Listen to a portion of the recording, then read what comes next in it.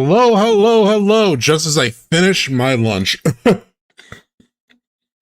Mid-chew of my final bite. What is going on, everybody? Oh my god, my mic looks fucking loud as shit.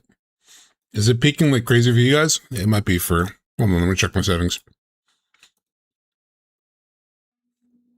I can't hear myself, but it looks... Oh my god, why is it so high?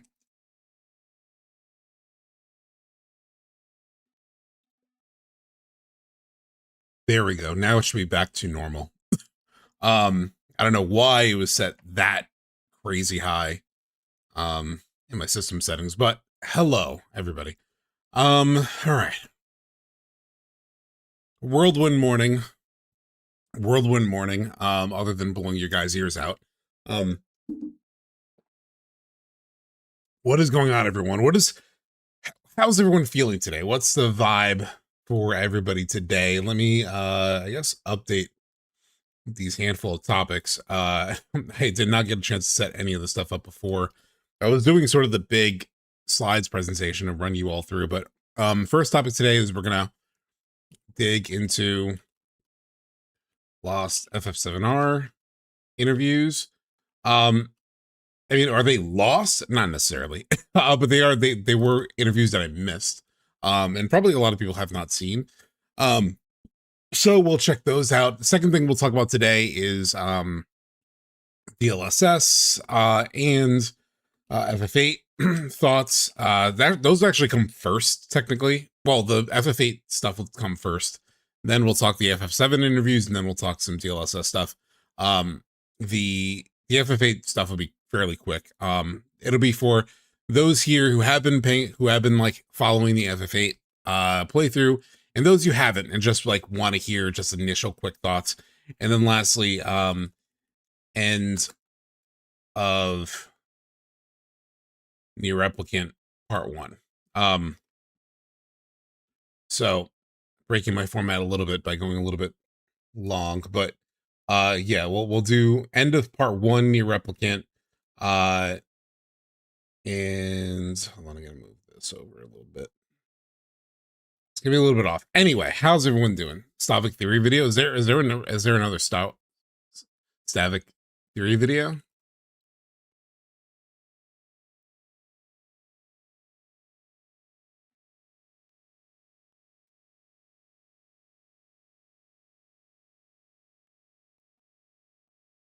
FF7's Hidden Future, Plain Sight, and Corel Prison.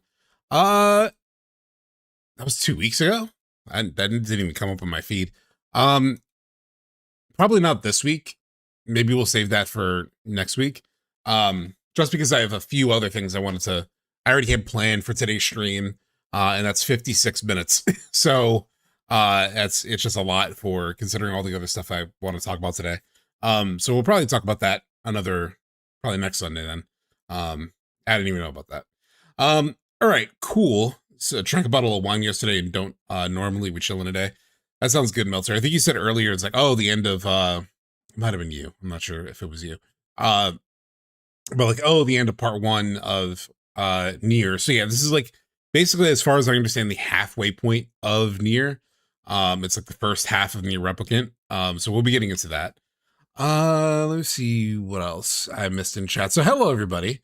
Cammy, Rayleigh Criterion, Nick, Damn, Rashana, AH. Oh, it was AH that mentioned it. AH only talking about wrapping up Part 1. Cammy, OST, Melter, Stefaroff, Mog the Moogle. If I missed anybody, sorry. But anyway, I'm glad you chose to tell the old lady the truth. Oh, that's right. That was in, last week's NieR. Yeah, it ended up being the best answer too, because we watched the other answer that was possible, and it was kind of terrible. Realizing I don't have any music in the background right now, and it is strange. So, hello everybody. We have a lot to talk about today, so let's jump into it. Let's get this all set up and going. Where's my browser?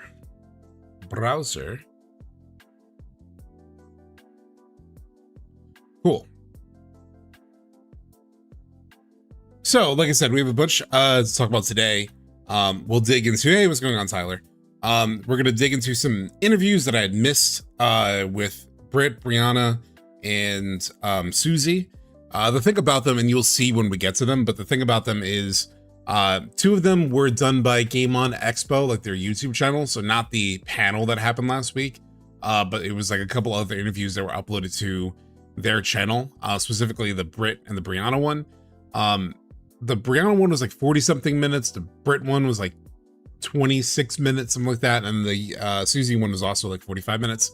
I ended up watching all of them yesterday at like 1.5x speed, just to sort of like potentially, because we've run into scenarios where the interviews that we watch are sort of like meandering or not really that good. It really depends on the moderator. And these two interviews in particular, the Britt and Briana ones, the interviewer was just kind of very much into acting and just like asking about like just real like technical questions, and a lot of it relating it through herself as the like moderator, as like the interviewer, where it's like, the thing I've noticed is blank, blah blah blah. What do you think about that? And then Britt and Briana would sort of like respond to that, but there wasn't too much about the actual characters of the game or all that stuff, and I just felt a lot of it was kind of not that interesting. So I did like a super cut of basically these 2 hours of interviews down to about 30 minutes that we'll watch, where the first 10 minutes will be the Britt and Briana stuff, and then the second 20 will be the Yuffie one, the Suzie one, which is more focused on Yuffie as a character. So it's just more to mine there. So that's sort of the game plan for the interviews. And then obviously we'll do NieR Replicant, the end of part 1 of that game. Hold on, let me just move this over. First though, let's do a little catch up. So, on Thursday we did the end of disc 1 of FF8, where we encountered Adia for the first time. I won't get into like any kind of heavy spoilers, just in case like you haven't played FF8 and you or haven't been following the playthrough. But I want to give you more like a high level, like, how am I feeling after the first disc of FF8. So what's interesting to me is like, it's an interesting world, but the escalation is a bit like sudden and the stakes are mildly unclear. So like one of the things that I've been feeling is, so I'm about 15 hours in, and so actually to reach the end of disc 1, I only had 4 streams, like 4 streams to clear all of disc 1, which is actually kind of nutty. Like it goes by pretty quickly. I mean, if you were to compare that to FF7, as you'll see, I'll be doing throughout this a little bit, just as like a reference point. That would be in my first playthrough of FF7. I'd probably take like 8 to 10 hours to get out of Midgar. And then, 5 hours after that, I'd probably be maybe past Junon, maybe like on the Junon ship. Maybe I reach Costa del Sol. But there's a decent chunk there. That's probably where I would be in about the same amount of time in like OG FF7. So we're already at the end of disc 1. So it hasn't been a tremendously long journey to reach the end of disc 1. And so it's not comparable to say the end of disc 1 in FF7. But because of that, so it's just like things that I just don't, the way that they've like told the story kind of has left some questions in terms of like, I know things are happening, but I don't know if I should feel like how to like feel about them in a weird way. So to give you a sense of this, right? It's like 15 hours into FF8, we reach, this encounter with Adia. And the things that I basically know up to this point in the story are, I generally know what Seed is, which is what I'm a part of, and like the Gardens. How often do I stream FF8? Once a week. So it's Thursday, 7:30 Eastern time, every night. And you finished it last night. Oh, wow. Yeah. So I'm only playing once a week. I'll do some stuff, like some slight, like side stuff off stream. Like, grinding draws, to get spells, to get my stock up. But other than that, I'm just doing a whole story with chat, once a week on Thursdays. So what I know so far, is shaped very differently. Yeah. That's what I'm noticing. So this is kind of what this points out, right? So at the end of disc 1, like I generally know what Seed is. I kind of understand Garden and the system of Gardens. but I don't understand them fully, right? Which is fine. I don't need to know them all. I don't need to know everything. But I know I'm in this like paramilitary organization where a bunch of teenagers basically are going on missions, doing things for, they're basically mercenaries. And so I know like the general setup kind of the world and my place in it. I know who Renoa is and her goals, so we've met her. Now it's for the end of this one, right at the very end, that last mission, you learn a little bit more about like her backstory. Just before that, you learn about her connection to Cypher with more specificity, because that was always hinted at, but not completely like confirmed until like pretty recently. And then you find out like who she is, who her father is, her goals, like what she's kind of aiming for, and what she's like hired Seed for, and your services for.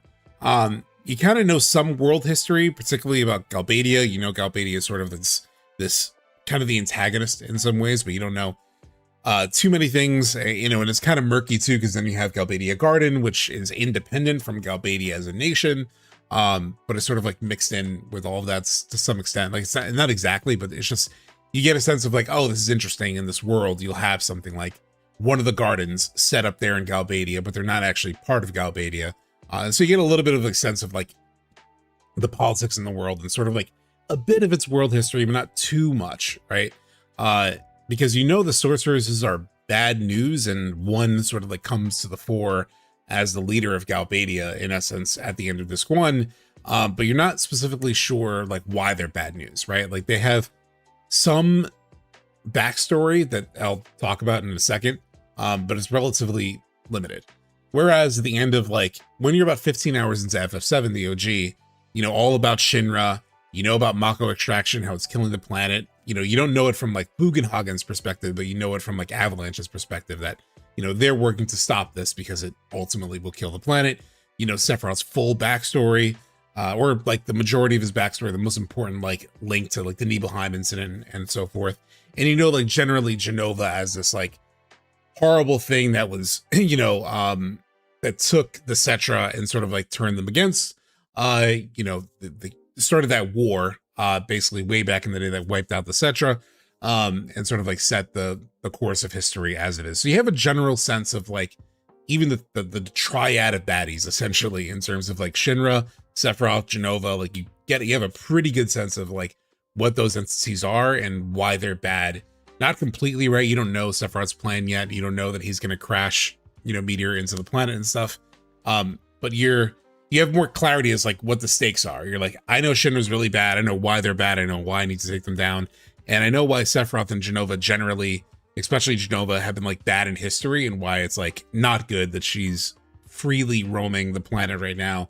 And we're chasing her, and we kind of know that Sephiroth is bad news because we've seen what happened with him in the past. So you have a lot more clarity on like things. And for comparison's sakes, like when you reach these parts, the feelings are a bit different, right? And so, for example, when I reach the end of this one, I'm like, this is kind of crazy, right? Like, especially the event that happens. I'm like, oh shit, that's kind of crazy. Like the big cliffhanger moment. It's like, oh shit.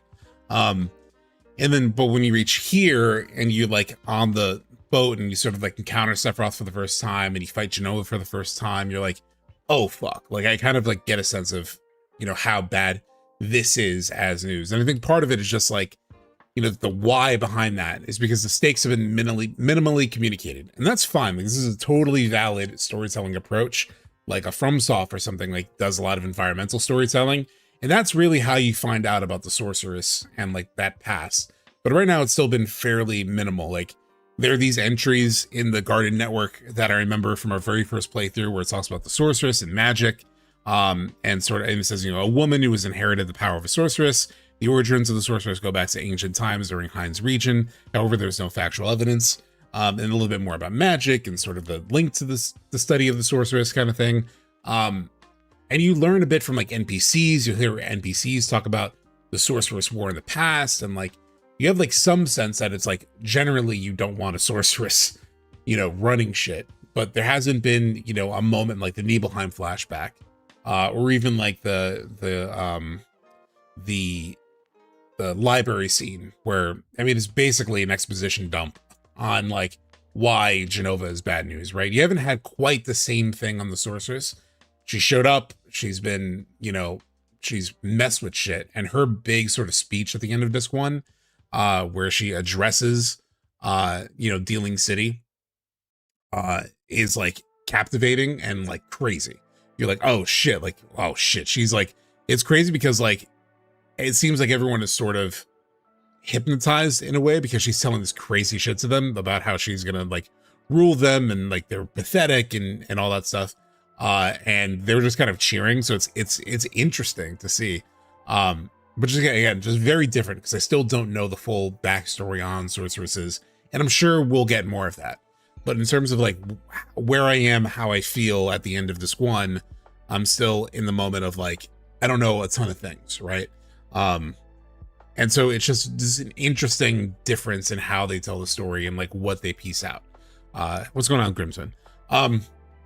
So, you know, there are positives to this approach, right? Like I still don't know. I still want to know more, and I'm expecting I'll learn it in time. I want to know what's going on with Cypher and his choices. And of course, like I want to know more about Seed and how the garden works and the truth about the gardens. And obviously want to know more about Adia and the sorceress and, you know, what the sorceress is going to do now that she's sort of taken over, where she's taken over. So there's like mysteries, but at the same time, it's not as if like other games like an FF7 are devoid of mystery, even though they give me a lot more exposition. So this is a very different approach to telling the story. And I can see why when I was a kid, I reached the end of disc 1 and I didn't feel probably like as engaged with the story because like, I don't, you know, especially as a kid, I probably just did not feel the sense of like the same amount of stakes. But there's like a lot of great stuff too. Did I mention it? Oh, did I? I didn't mention it here. I thought I had a list of like things I liked. But like one of the things I really liked, you know, for example, is the sense of who these characters are. I definitely had this slide somewhere. Did I not? Fuck. I had stuff written down. I mean, I must have like overwritten it.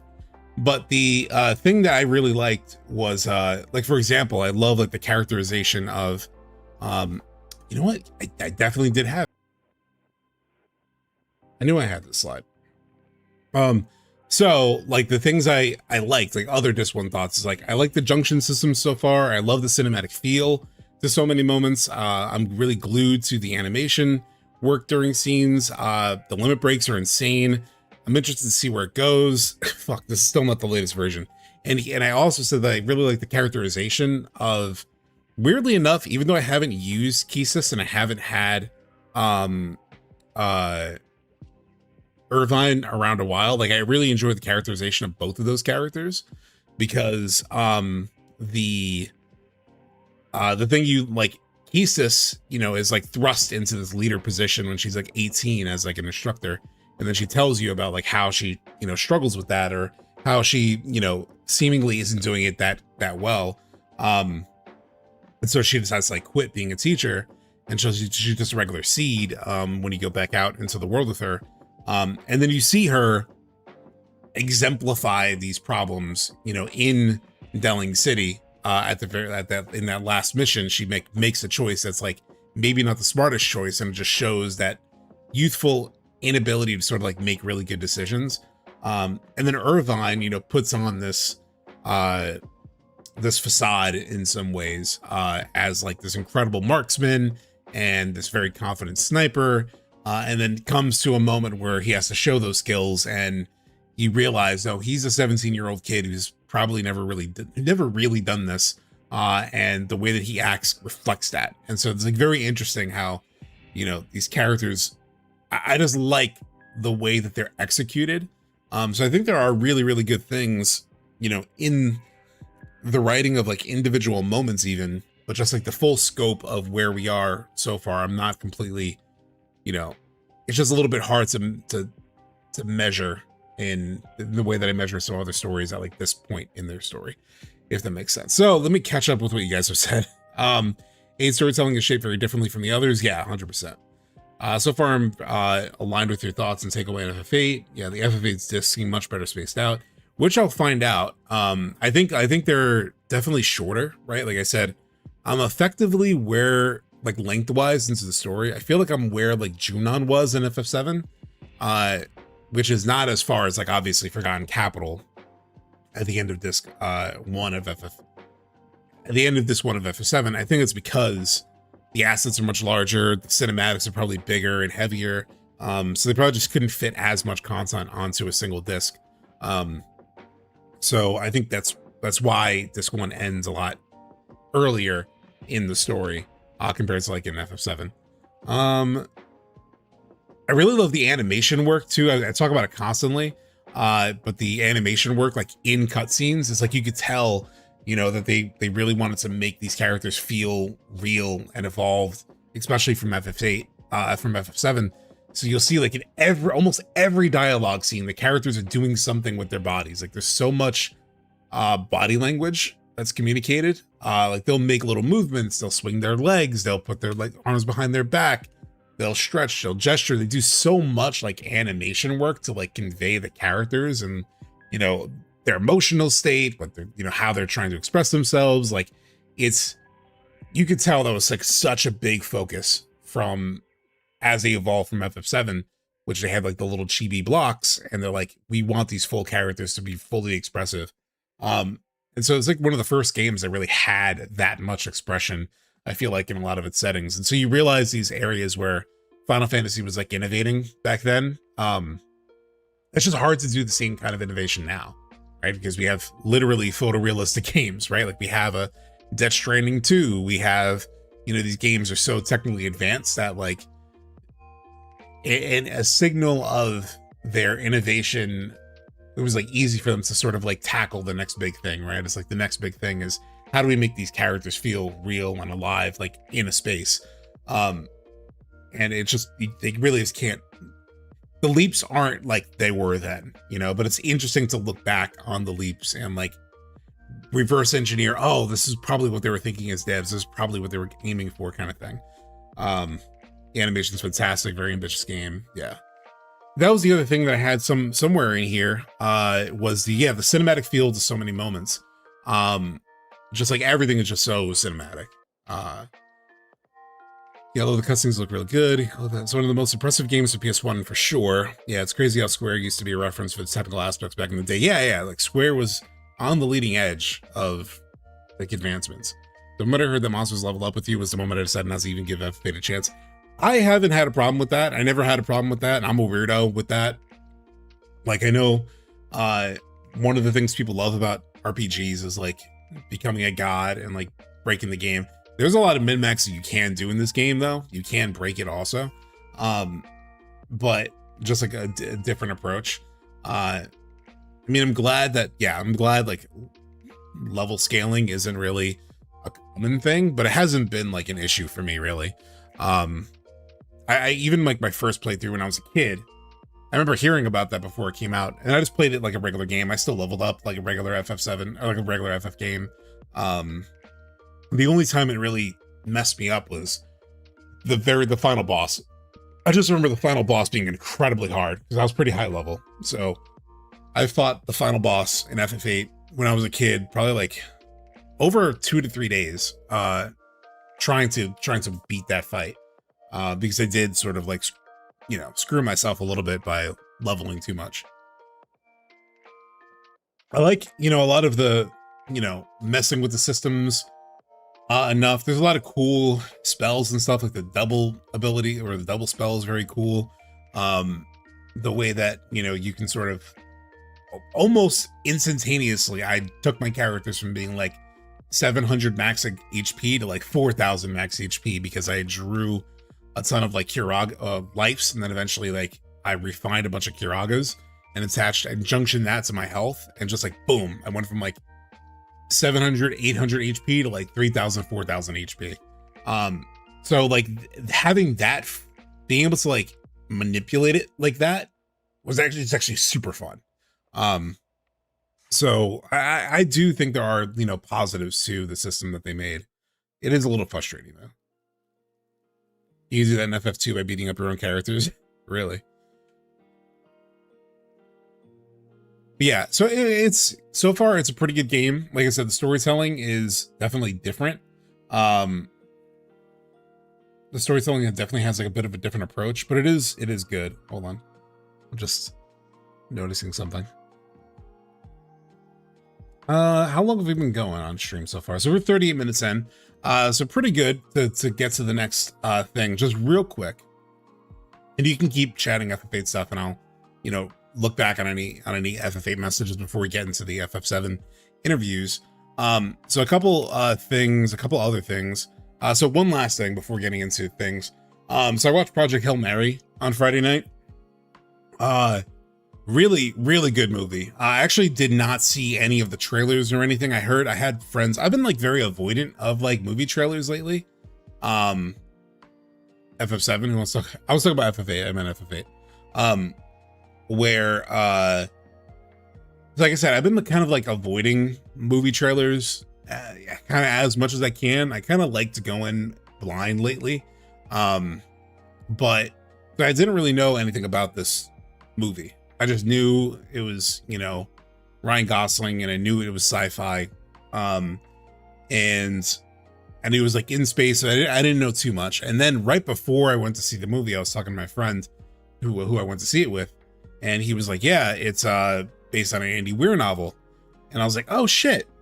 Because I read The Martian. You know, I read The Martian. I watched The Martian as a movie. So yes, the other two other big things by this author were The Martian book, and then eventually that became the movie with Matt Damon. I love the book. I read the book before I watched that movie. Love the book. Also really love the movie. Obviously the movie has to like trim some things down.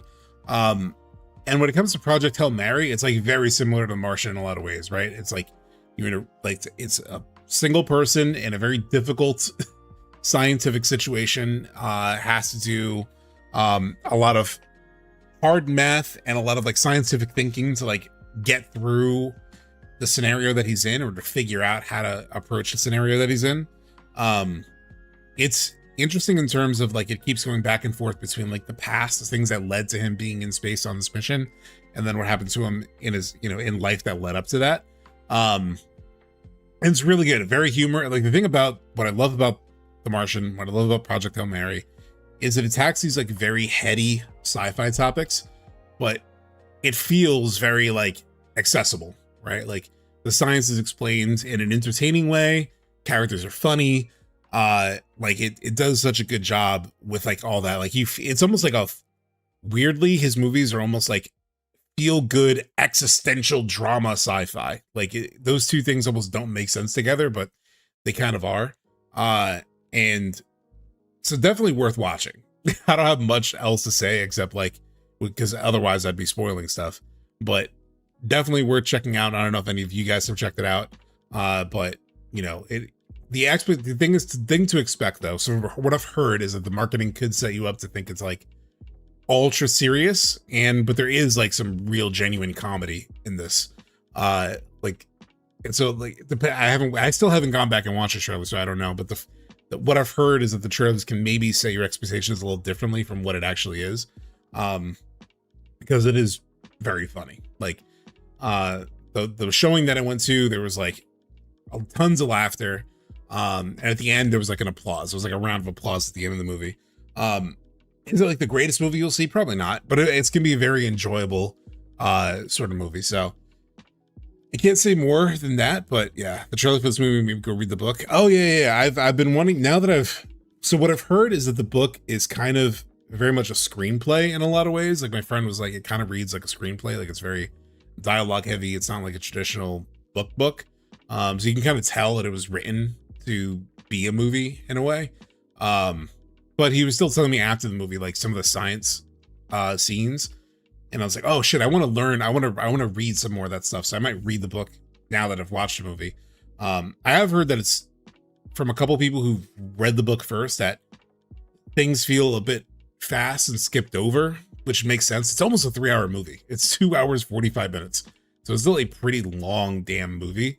You can't really like I understand why they trimmed some things back. I haven't read the things that were trimmed, but like I know my friend, and then I watched a review that said the same thing of like feeling like a little bit of the book things was like, I wish I was sort of there, or a little bit of that, more of that detail was there, but it's already almost a 3-hour movie, so I understand why that stuff wasn't there.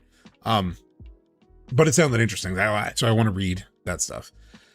So let's get into sort of the first big topic of today, which is these interviews. So I checked out these interviews, like I said, yesterday. Altogether, it's like probably 2 hours worth of interviews between Britt, Briana, and Suzie. But I trimmed it down for the sake of this to like a 30-ish minute cut for us to watch together. Where did I put it?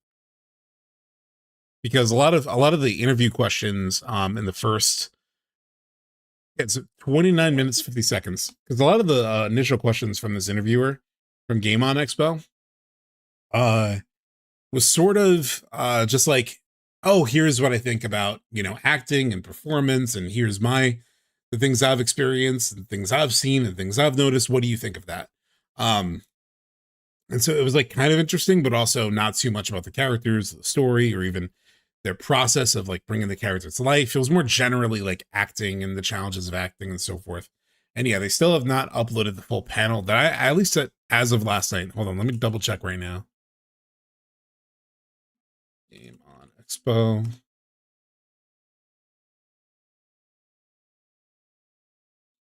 No, they still haven't. They still have not. Sometimes it does take a while. Yeah. She's the same one who hosts the panel. Yeah, she kind of like hinted at that at one point in these interviews. So I have about 5 minutes of Britt, about 5, maybe 6 minutes of Briana, and then the rest is Suzie. But some interesting stuff here. I sped through it yesterday. I watched it at like 1.5, maybe even 2x speed. I don't know. It's whatever the fast forward button in Premiere Pro is. So I downloaded the videos, sped through them, and when I reached something that sounded interesting, I went back, I clipped it, dropped it in. So I've seen or heard a lot of this before, but I wasn't taking like down thoughts and notes on like what to say. So it's not a blind react, but it's, you know, I haven't really like, I know that there are moments that I want to talk about, but I kind of don't remember what it is that I want to say about them. It's going to be different about the whole cast, or like more cast being there, because this is the biggest Final Fantasy reunion I think a convention has got together, with Tyler and Cody, obviously. And I know, sorry, Sephiroth. Yeah, this is back when they had planned for it to be Tyler and Cody on the panel. And unfortunately, that did not happen. Cody was there, but Tyler couldn't stick around for the actual panel. Bit of like a last minute change in the last like week or so. So that was unfortunate, because it would have been cool. Still a massive reunion of the FF7 remake cast. So how do you feel about that? I am so excited because we record, you know, individually. So the only time we really get to spend together is oftentimes at these conventions or just like small press things. And then real quick, like to note there that she mentioned, you know, again, reiterating what we've heard several times over the past few years of like, they record individually, you know, which is all the more reason like why it's kind of exciting, right? The fact that we've seen evidence that it really looks like Cody and Britt did like a shared session. That was really like how it looked. And so it was like, wow, they're bringing these two characters together for a recording session for the first time, which is really cool. Probably live stream sequence, I would assume. So yeah, like super intriguing to see what they do with, like, because they've made emotional moments without the actors being together, obviously, like in Gaga and all that. Like they've done this before without having them in the same physical space. So I'm very curious, like what it was that, you know, how different it'll be, even with like the characters being in the same space. Recording individual is crazy. It's very common though. Like recording individually is very common in animation. Like, especially video games. Like I know like animation, like animated film, you might have more shared sessions. Like I remember seeing behind the scenes things from like Disney movies back in the day where it would be like shared sessions. But especially in games, like it's pretty common, which is also why it's incredible just how natural conversations feel, right? Like it really feels like characters are bouncing off one another without bouncing off of one another. It's insane. So I personally am just really, really excited for the fan. And and Britt, to the point that you're just saying in terms of, hey, what's going on, Leanne? Like they're 100% in the process of recording right now. And I assume you're talking about the panel in terms of suggestive comments, but Britt also, there was another like Instagram story like yesterday, maybe Friday, of like she posted on Instagram like the recording, like sign of the booth that she was in. So yeah, they're deep in it right now. Because everyone asks me, when can I meet Cody? When can I meet Tyler? I'm like, I don't know. I guess the answer is now Game on Expo. But I'm just like thrilled that we all get to spend time together, which is it's just a treat. I mean, like in terms of conventions, you meet a 10 ton of people, all from different walks of life. How has that made you look at humanity, I guess, and humans differently? Because there's a lot of very different people at conventions coming together in this happy little space. It's interesting to see. I think it really, I mean, it brings me a ton of joy because we didn't have the opportunity to do that when the first game came out because it was the middle of COVID. So getting the opportunity to And I forgot about that too. I forgot it was the middle of COVID when this dropped. So it's like the experience of dropping this game then versus like in 2024 with Rebirth, when the world is back, out and alive. Yeah, it must have been very different in terms of like how you even process that. face to face have interactions and conversations with people and hearing what the game meant to them growing up or how they were introduced to it or how important everyone's individual story has been so moving. And you're right, I was in London this past year. Yeah, I know Dick. One I of my know first Nick. Yeah, conventions was in Scotland. I've been so fortunate to get to like that is, and honestly, Nick, that was like 90% of this interview, which is why I had to like cut these down a bit. meet people from all over, and people traveling and all different ages and genders and walks of life is very, it just, it feels like I'm a gift as not just an actor, but as a human being to get to do that. I mean, the reason why I think it is 90% of those interviews is because like this person, the interviewer here, describes the fact that she is like an actor and whatnot. And I think sometimes people who are doing these interviews, they feel like a need almost like relate to the person they're speaking to. And like they try to relate to them as like, oh, I'm, and try to, and try to make it seem like they're, not complete outsiders, and they're kind of like feigning a similar level of expertise or whatever to feel like an equal level to the person that they're interviewing. And I get I get why they feel like that's important, but they're doing it for themselves rather than for the sake of the interview, right? Like the interview itself, like what we want as an audience, we better served by probing less based on like your own experience as the interviewer and how you relate to your subject, and more on like, all right, what is it the audience would want to know, and what questions should I ask to get those answers. I think sometimes also it's trying to get to like a level of depth. Like I got the sense that like in some of the questions she was asking, I felt like she was trying to like get deep into process, but then it didn't really result in much. So it's unfortunate. It's also like very connection because I feel like otherwise you just see comments on Yeah, Twitter so and exactly. that's very not, it's like very disconnected. Yeah, I know what you mean. And like cold. Yeah. You mentioned being an A+ student. I was the same. I was told be a good girl, get good grades, do well, get a good job, that kind of thing. Not sure about the job thing. Sorry, mum and dad. Like it's a bit weird, but like the rest, I very much empathize with. But I've tried through the years to go easier on myself. Did you find that, are you still trying for that A+ when you're doing roles, when you're looking at characters, or do you let that guard down in terms of perfection, I guess? Ooh, well, I don't think it's gone away in terms of wanting to do a good job. That has not gone away. And I don't really want that part to go away. I definitely value hard work within myself, and I respect hard work from the people in my life. I think caring about what you do is cool. I think like the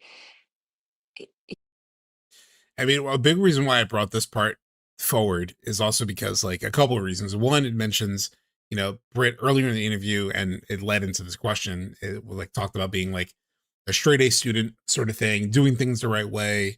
Um, and here you can talk about like caring about her work and all that stuff. And like Yuffie says it later, or not Yuffie, Suzie says it later about Yuffie's character.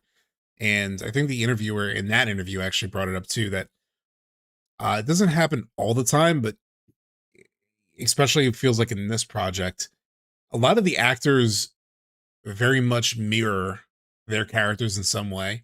Like I do get a little bit of that like caring vibe from Britt.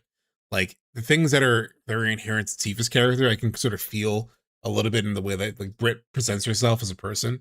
Um, and so it's just interesting, how like sometimes a lot of actors can obviously stretch beyond just who they are as a person in their roles, and I'm sure she does, and in other things.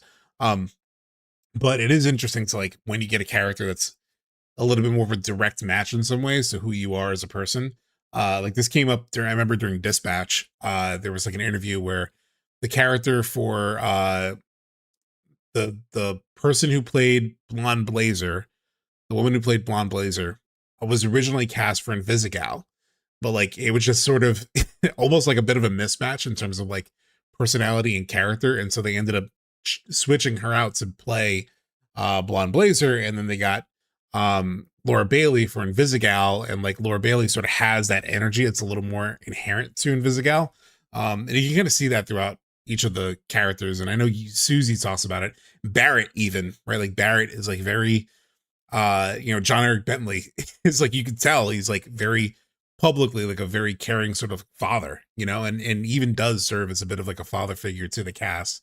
So not to like link the actors to their characters in like a parasocial way. It's not to like have you view them as like just their characters, because you do have to separate them, right? Because people, when they make the person and the character the same, that also has like very bad consequences where people then like sort of blame actors for their characters' actions, and it's like no, like that was written for them. Like what the fuck are you doing? Stop being crazy about it. But it is just interesting how there are such similarities in a lot of ways between the personality traits of these actors with like the characters that they play. yeah, I'm like pro being engaged and caring, Yeah, I but haven't seen Glow yet. Yeah, uh I think that obviously comes with, to a certain extent. Definitely as an actor, you don't want to be like exactly a right. Yeah, crazy perfectionist. I just mean like you do the work and then you leave it at home when you get to the job. That's kind of my philosophy. That's like what I think helped with acting school, especially, or even just mostly working professionally. Like you do the work in the rehearsal room, but then when it's time to put it on its feet, you let it all go and just trust that the training and the prep is there. Which is hard with video games because you don't really get a ton of and that's prep. that's crazy too, because they've explained that in several interviews how they don't have a lot of they don't really know what's coming up on the pages that they're recording like even that day. Like they are kind of reading the scenes for the first time like as they're performing them, because they've talked about that in other interviews. And that's kind of crazy. So like it's really based on, and I think Suzie talks about it even more, but like you get some information from the director, and you're really just relying on like the director. Sometimes the Japanese version of the game actually isn't done. Suzie talks about at one point, so you don't have the animations to riff off of, you don't have some of those things to riff off. Sometimes they do, right? Because they have talked in the past about having to match Japanese sort of like animations and like timing. But it's just like how quickly they need to sort of like do it versus like traditional acting where you might have table reads and like other uh rehearsals, other things where you kind of like prep that stuff, the scene, your character, even your arc. And when it comes to recording these games, they don't have a lot of that. So that's why the director especially is incredibly important And the director they keep referencing for FF7R, Kirk, has been a godsend. I feel like he's done a very good job. Like, you always feel like the performances match the characters as you know them in the moments that they're performing, and that's just takes a really deft directing hand. Are you a performer that judges themselves harshly? I mean, I think as creative people, we all kind of judge ourselves. You know, that's the industry or the vibe you find yourself in. Yeah. Sephiroth saying, especially knowing the emotional scenes in this game and not knowing what day you're going to do those scenes must be crazy. Do you still do that? Do you try not to do that? How do you feel? We all kind of judge. I missed this question again. Are you a performer that judges themselves harshly? I mean, I think as creative people, we all kind of judge ourselves. You know, that's the industry or the vibe you find yourself in. But do you still do that? Do you try not to do that? How do you feel? I am extremely self-aware. And I think that I have, over time, managed to turn that into self-aware from self-critical. I think that they are really two sides of the same coin, and this happened a lot when I was streaming Final Fantasy VII Remake. I would notice that, oh, my voice was really clogged there, like I really had a sinus issue that day, or oh, my throat was really scratchy, I just come back from a con, and so I was like, my voice was almost shot, and I can hear that clear as day. And not only hear it, but also point it out to other people when I hear it in the game, having forgotten that that's what that day was like. And they all say, no, I don't hear it. Yeah, I would never have guessed like anything going on in the backgrounds of the characters. Like I'd never noticed Aerith sounding clogged, you know, or you know, having a strained voice. I never felt any of that, but it's interesting to see it from her perspective, where she's saying like she felt that. There's actually a really funny thing. Did you guys see this the other day? It was like a little while back. Oh shit.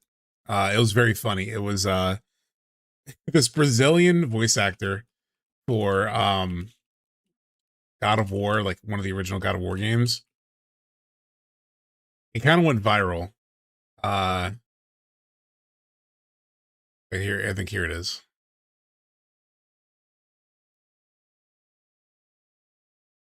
So this kind of went viral. Hold on.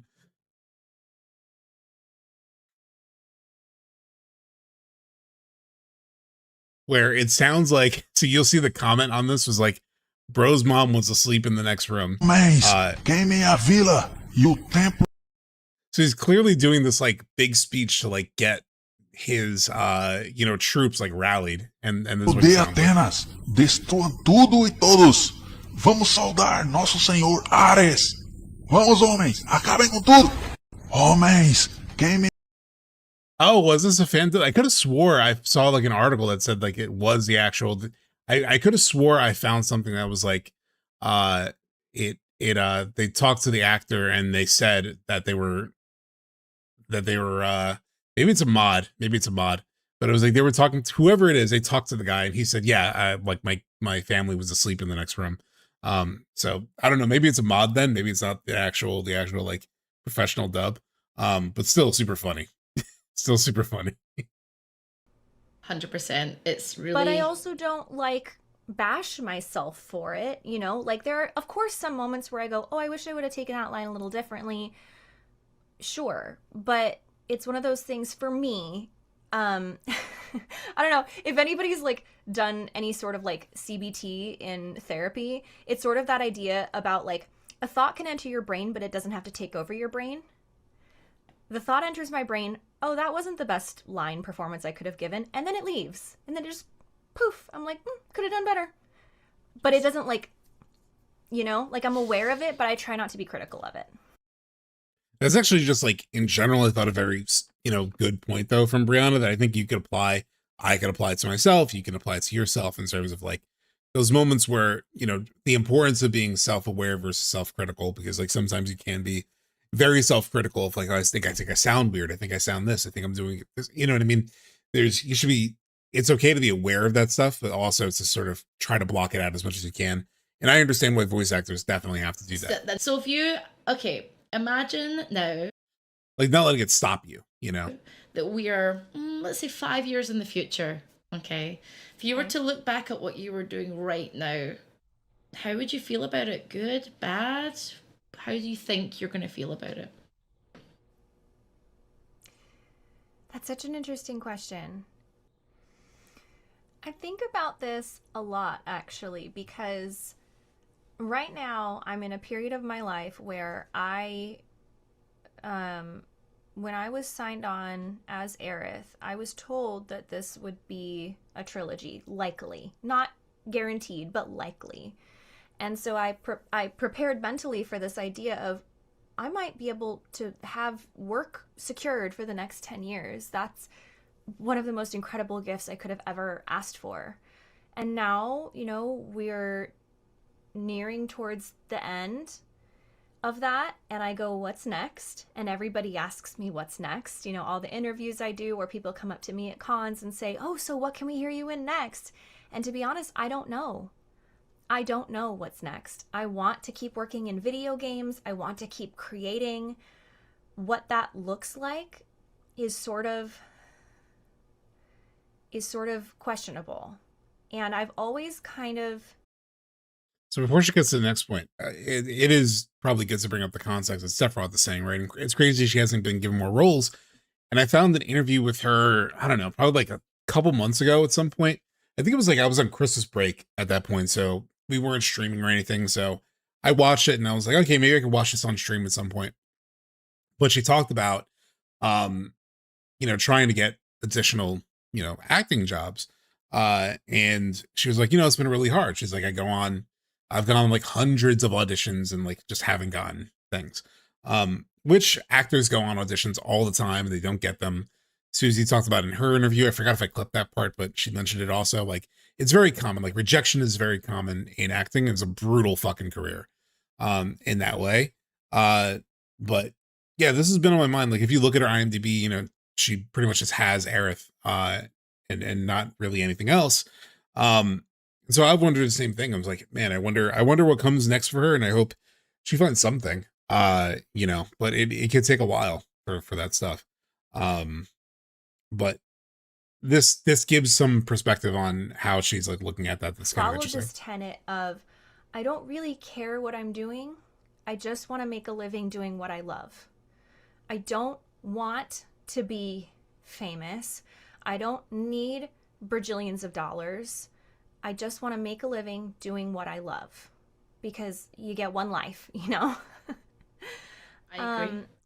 And I look back 5 or 6 years ago, I walked into a regular streaming hosting gig that I had. I did a game show every single Monday, and I walked in one day towards the holidays, and they said, okay, today's your last day. And I said, what? What a way to find out. Crazy. What do you mean today's my last day? And they were like, we're canceling the show. So bye-bye. You'll not be getting a paycheck next week. Holy crap. Okay. Right. So I panicked, you know, like at that point I said, what's next? And I got the audition for Aerith like the next month and actually booked it. And so I think about the fear that I feel right now, not knowing what's going to happen. And then I think about how I felt in the past, not knowing what's going to happen. And to be honest, if I follow that North Star of I just want to make a living doing what I love, and I don't really care about the how or the details or any of the little stuff, I think it's going to be okay. But I would say that, you know, like that was just sort of like interesting perspective on, because, you know, it's a very just real human stuff, right? But like I remember getting laid off at one point a couple years ago, and it was like, oh shit, you know. And thankfully I had like a little bit of money saved. There was a severance. So like I had some, you know, I could get by for a little bit. And, you know, about a month later, I ended up reconnecting with an old boss who had a new position. And so like I got a new job. It took maybe a couple months to find. It was like maybe like a month and a half. I was very lucky. I've had other friends who've been much, you know, laid off much longer. But yeah, like, there is that perspective of like, I do think back on times where it's like, oh shit, what do I do now? And generally, you know, knock on wood, it's kind of worked out similar. So, you know, good luck to her too on that. And I think it's like a good reminder, like things can look really bleak, but you just got to keep sort of pushing, keep like she was going on auditions. And, you know, I was trying to work my kind of contacts and ended up finding something. So, it's, yeah, it doesn't always work out that way, like as smoothly at least, but you know, it is interesting perspective. I can understand that for sure. Yeah, there's like you know what it reminds me of? It reminds me of, and people like this in people, but people like it in characters too. When Aerith, you meet her, she's this sweet flower seller with this. Oh, and the context for this, so I jumped to this part of the interview, but like for the few minutes leading up to this, the interviewer was talking kind of vaguely about this concept of like subverting what people expect from you, like given your voice or your look or whatever. And it led to like this story, which I found interesting. Reminds me of, and people like this in people, but people like it in characters too. When Aerith, you meet her, she's this sweet flower. Yeah, she mentioned that story, by the way. Suzie mentioned that story about like, yeah, her job switch around the time where she got Yuffie, and I forgot about that, but yeah, you know what it reminds me of? It reminds me of, and people like this in people, but people like it in characters too. When Aerith, you meet her, she's this sweet flower seller with this, you know, angelic face. You meet her in a church, you know, she's a gardener. And then she's walking across the rooftop, she slips and she says, shit. People come up to me at cons all the time still, even though that game came out 6 years ago. People come up to me all the time and say that is my favorite part. Because that is that subversion. That is that, oh, this person has depth. Oh, this person isn't all that they look on the surface. And I think people really like that. I think it adds a little bit of... It's like, it's what made Aerith interesting in the OG, and then they sort of didn't have that as much in like Advent Children and stuff. She kind of became a little bit more of, and like I've heard in Kingdom Hearts also, she's kind of more the stereotype. But you know, the sort of like street girl slash, you know, nice flower peddler, like the sort of juxtaposition of those different sides of her are what make her interesting. Same thing with like a lot of the other characters. Barrett being like this gruff, you know, like leader of a terrorist organization and a very caring dad. Tifa being this like very strong fighter, and then also this like incredibly, you know, caring, like caretaker kind of, you know, she's mentioned it before, Britt has mentioned it before, this fact that like Tifa has this dynamic of like being very courageous when it comes to like combat, but then not as courageous when like confronting difficult feelings or like expressing herself and her emotions. Like all those, like having those dualities are very, very important. I'm going to say connection. Because I think we all feel that way. We all feel misunderstood, that there's more to us than meets the eye. And so when we see that there's more to somebody else than meets the eye, we go, we're the same. Yeah. They're like me. And I think that's really beautiful. I love that. Because all we do all day long is wear masks on different levels, you know? So to be able to see that everyone's doing that, you're right, it's so obvious. It's just funny that her saying it kind of gives most famous scene is the shit, maybe but I it makes sense that people do that or drop that mask. And in that moment Aerith dropped that mask, you know, and so that's interesting as well. I like that that's the moment that people connect. Yeah, that's funny. I loved when she said shit. I really like one word gives away so much, so many layers. That's what I love about good characters, though. That's good writing. Exactly. How did you get here? How did you get here? I flew on a plane. So we have more of Suzie. We have about 20 minutes of Suzie, 19 minutes exactly, just because her interview was long and it was more based on her character. This was a very good interview. I'll have the links to all the interviews in the description on YouTube, but this one's very long. You know, okay. Well, like to here in your career, what brought you here? What was your journey? Oh gosh, it's kind of a long story, but I mean, I grew up loving video games and like cartoons and animation as an only child. So I really didn't have anything to do and like no friends to talk to. So really video games were my outlet, you know. One of us. My family didn't really approve of me continuing on that path. So I kind of had to do the regular normal person thing, which was go to college, graduate, get a job, get promoted. So I did all that. In the middle of that, when I was working at my job, I was contacted by a friend I knew from a long time ago because we had talked about like games and like animation and stuff. He's like, hey, like we haven't talked in a long time. Would you like to audition for this little anime that I'm helping to run? Ooh. So they were like doing a project in Dallas, and he just happened to help out a studio at the time. So I was like, yeah, like I've never, imagined that I could do something like this. So let me try it out. I auditioned. I booked the role miraculously. Amazing. Yeah, and then I had to like take a lot of time off and fly back and forth between Dallas to record it. And so when I came back to Boston, where I was working, I actually got a phone call from the company head being like, hey, we're kind of like dissolving departments and yours was one of them. So you're being, let go. I was like, oh, okay. So yeah, speaking of exactly that stuff, Roth, to your point, it's like, yeah, she got laid off in that time where she was like in the middle of like exploring this other thing of voice acting. And in the middle of that, like got fired from her or got laid off from her sort of real job, and that opened the path. It's a sign. Yeah, it was a sign because like I wasn't really like feeling my, job at the time. I had been there for a while, but it wasn't something that I was super passionate about.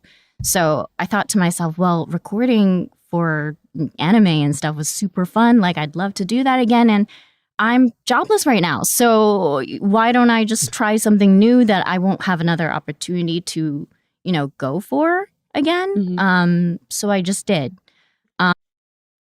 Reminds me of an incredible tweet that I saw the other day, which was like, the job market is so bad, I'm actually pursuing my dreams. It's like fuck, both depressing, but also sort of hopeful. So I decided to move to Dallas for a bit to try it out.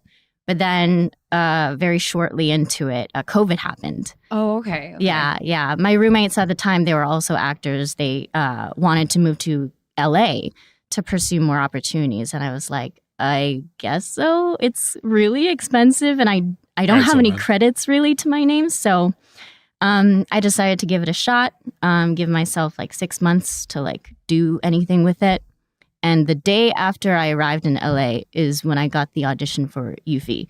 Shut up, really? Yes. Crazy. Very serendipitous. Yes. And I was like, this is actually crazy. Like the day after I moved to LA is when I got this audition. That's like wild. So that's why I'm here. That is wild. So because your IMDb is crazy. Yeah. Suzie has been going crazy. She's in so many things. But your audition for Yuffie was like right at the beginning of that. Yeah. I mean, I didn't hear back for a while, but it was definitely the thing that kept me here. Because without that, I don't think I would have had the courage or confidence. Makima, Silent Hill F. I think she's in Marvel Rivals as a character. She's in tons to keep going. Yeah, with this career. So I know that most people listening to this are probably, again, like you're Yuffie. But for you, like, what is your favorite archetype to play that you've done so far? Yuffie is definitely up there. I love spunky, sassy characters so much because I think it's funny to troll people. So like to be able to channel that in a character, like energetic characters like Ranma and Yuffie are similar in that way. And I just love playing those types because I get to go crazy. But essentially when I went to audition for it, I was like, I read the copy and I was like, I think I know what I want to do with this. I think because I know who Yuffie is, I know kind of the points of her personality. So I'm just gonna give it my own spin. I'm not gonna copy whatever was in the past, but I'll certainly like take her personality into account. Yeah. And I think she clarifies later. I think she really knew Yuffie more through like Kingdom Hearts and Advent Children, because she referenced both of those versus like the OG FF7. But very cool is just also to have somebody who knows. Like Barrett is also in a similar position where John Eric Bentley, had played the game in the past and sort of like knew the character. So definitely seems to help both of them. I feel like with landing their characters or like really nailing it. Though at the same time, you have somebody like Britt, who I don't even think plays video games, who crushes it as Tifa. So it's not like a prerequisite or anything, but definitely like helped at least get us, specifically these actors in terms of like Suzie and John, especially because like they knew the character already, so they kind of knew how to bring something to it. And so when I did it, I kind of just went with my gut instincts and just did 2 takes because she just felt so natural to me. Like, I just felt like, wow, like really into it. And I just felt like, yeah, I can't really do anything more than this. Like, if they like it, they like it. If they don't, then I don't know what else to give them because this is coming from me and what I think Yuffie would sound like. So, yeah, it was really. Yeah, and Nick, I think she mentioned it either here or later, but like, she may have just mentioned it, but I kind of zoned out for a second because I was thinking about something. But she mentions at one point, like, she knew that these were remakes, and so they were expanding the character anyway. So she didn't have to base it on like a leap of faith there. But I felt good about it. Yeah. But I was also so nervous in between that time waiting. I was like, oh crap, maybe I should have spent more time on it, but at the end of the day, it's like they either like it or they don't. So when they gave it to you, you knew it was Yuffie. They told you, like, this is what it is. Yeah, if I can remember correctly, her name was there. So I was like, I know who this is. And I can't remember if there was an image attached to it, but it was very clearly, like, I already knew the property. I knew the character from Kingdom Hearts and Advent Children. I was like, this is the girl. This is the baby, like the baby. Yeah. So I was super excited and yeah, just a little shit with a heart of gold, espresso. Yeah, I find that usually, when I just go with my gut instinct, I get the role. Like the same thing happened with Makima. I didn't spend much time on Makima. I just did it, without thinking too much on it. So I think. Which is crazy. She landed 2 massive roles with, just going with not over prepping in a really, I guess, trusting her instincts. And apparently her instincts are incredibly good because that's how she landed both Yuffie and Makima, which is, like I said, 2 massive roles. Yeah. So yeah, I really didn't do too much in-depth research because I just felt like I should just go for it on this one. Yeah, because like I knew that this was for the remake, and I knew that this was the characters would be expanded upon, and that Yuffie didn't really have too much in the beginning. So like this would be a fresh take and like more in depth take on Yuffie. Yeah, I got to interview Briana a couple months ago, and we talked a little bit about the baggage that came with Aerith, like the intense baggage. Oh, yes.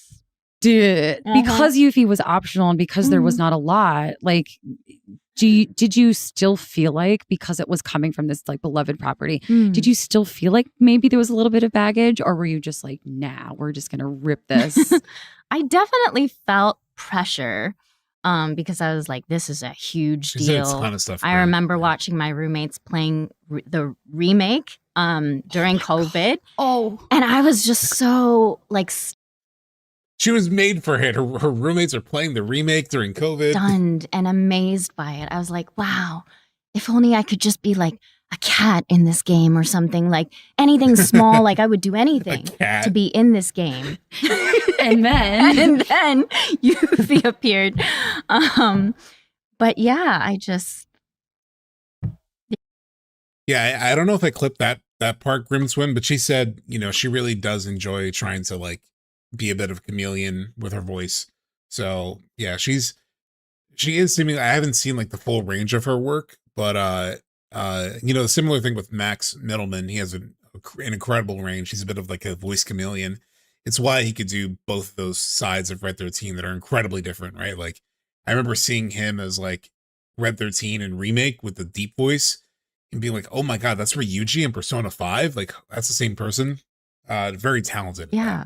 So you got the audition. You got the audition for Yuffie after Remake had come out. Yes. So I already knew Remake. Susie's voice of Yuffie is so fun loving. Was a thing. So I know that the initial cast, like Cody, Briana, and Britt, they didn't really know. It was like under code name, and it was very like on lock and super secret. I do remember that. I do remember like stories from Cody and Britt and Briana talking about that exact thing. So I was also surprised hearing this interview where Suzie was like, oh yeah, I said Yuffie on the page, but she explains it. But then this one was just like, it's Yuffie. So it's like Remake is already out. It's not a secret that they're making more games. So I think I had the advantage there of knowing who it was and what it was. You have described in a previous interview, you've described Yuffie as a huge goober. Yes. Can you elaborate on who your Yuffie is? Yuffie is just, she thinks she's cool, but she's really not sometimes.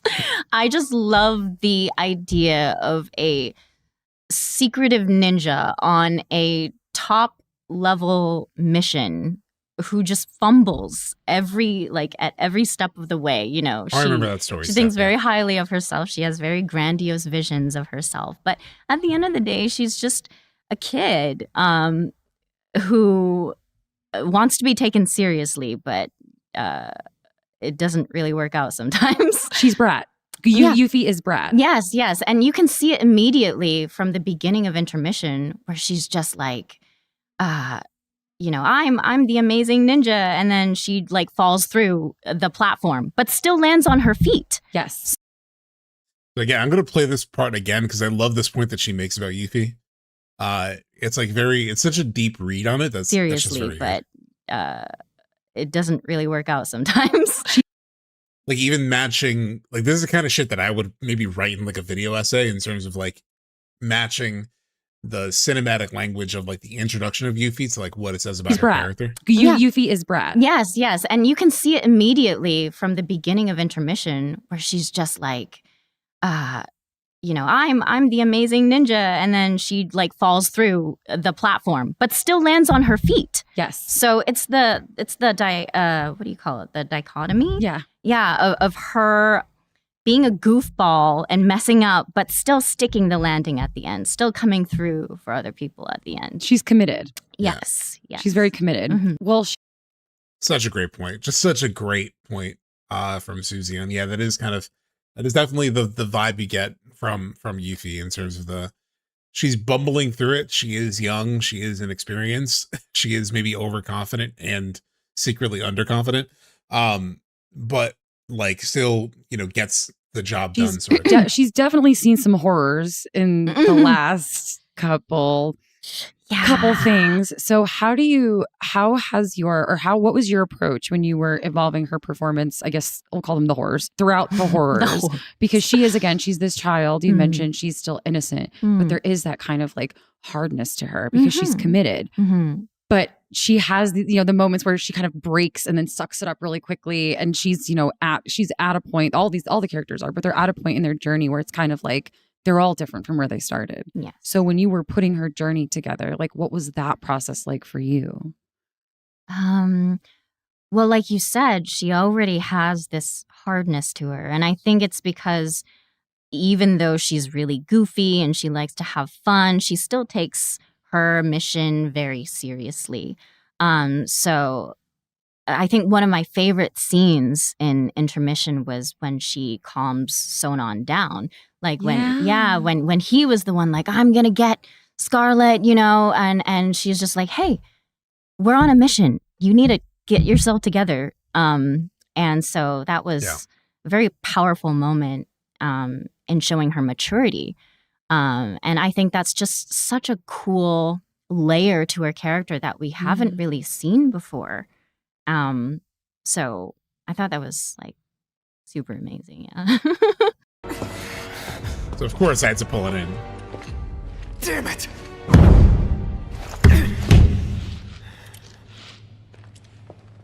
I'll never get a better chance.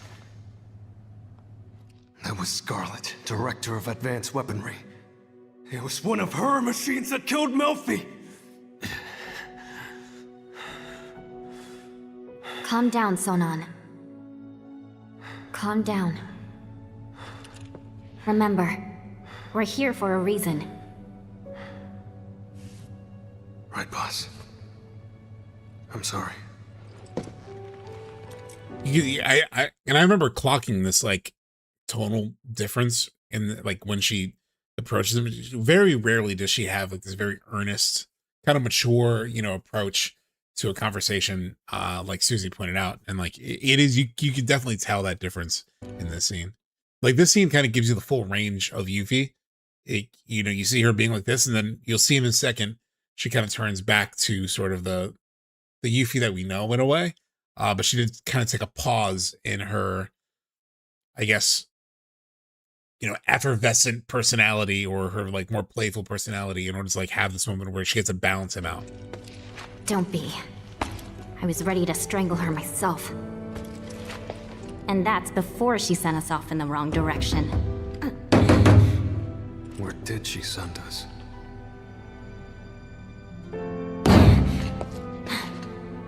Only one way to find out.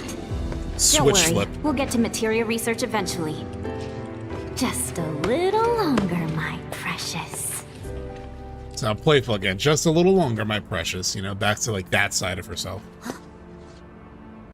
And then I wanted to play this because I also just personally really like this scene with Suzie. They're ninjas from Mutai. It's sort of another similar moment, but from Rebirth, where it's like, she's kind of this, she's always sort of like in her zone as a character. But just like with the Sonon moment, this is a moment where she confronts something where she has to sort of like, where she kind of snaps out of it a little bit, and she's really genuinely like in the moment, taking in what's happening. Which means we're at war? But what about my mission? Did Command call it off? Why didn't anyone tell me?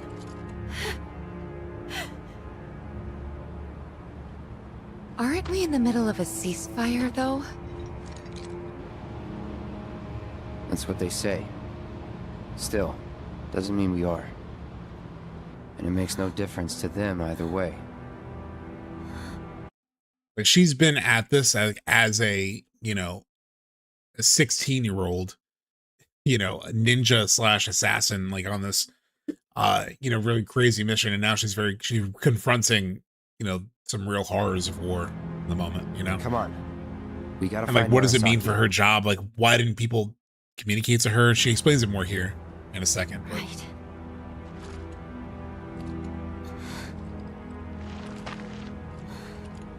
This is it. There's no turning back. Like after this scene ends, it goes into gameplay, and then the conversation between Tifa and Yuffie is interesting. Yeah, she actually did. Yeah, you're right, Crimson. She was very close to killing Rufus. If it wasn't for Barrett, interestingly enough. Why'd they do this? No one told you anything? No, nothing! I had no idea they were planning an operation. I should have been here. Should have done something for them. You've done tons for us. Remember that. Whatever. I love that like delivery of like the whatever. Just so good. How do you prepare for that? Did you get any opportunity to like talk to the other actors before or during recording?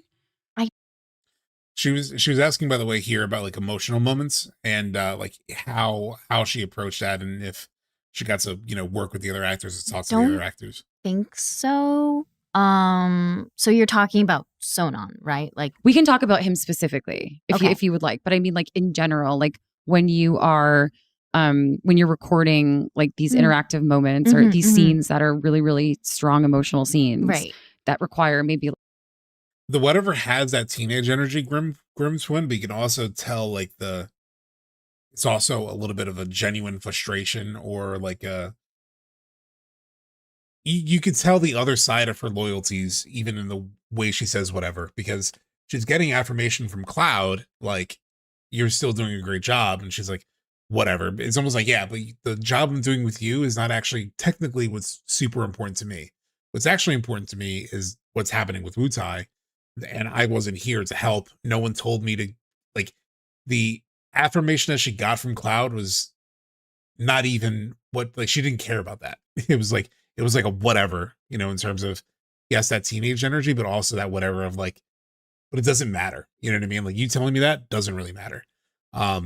She doesn't want to hear it at that moment. Yeah. And you could, like, so the fact that you can hear that in like one word, it's so like good. The whole party is speaking to each other, Yeah. but you're not all together. Right. So did you get any opportunity to kind of interact with them? I'm assuming they played back some of what the other characters, like what the other people are saying for you. Like, what is that process like? Because you're alone. Yeah. It's so I don't recall them playing back anything to me, but I think my director definitely read me in. So he would read the preceding lines just so I can Oh, so know this goes into like how to do the emotional moments. And she talks about, like, this is what we were talking about earlier, of they're not in the same room together.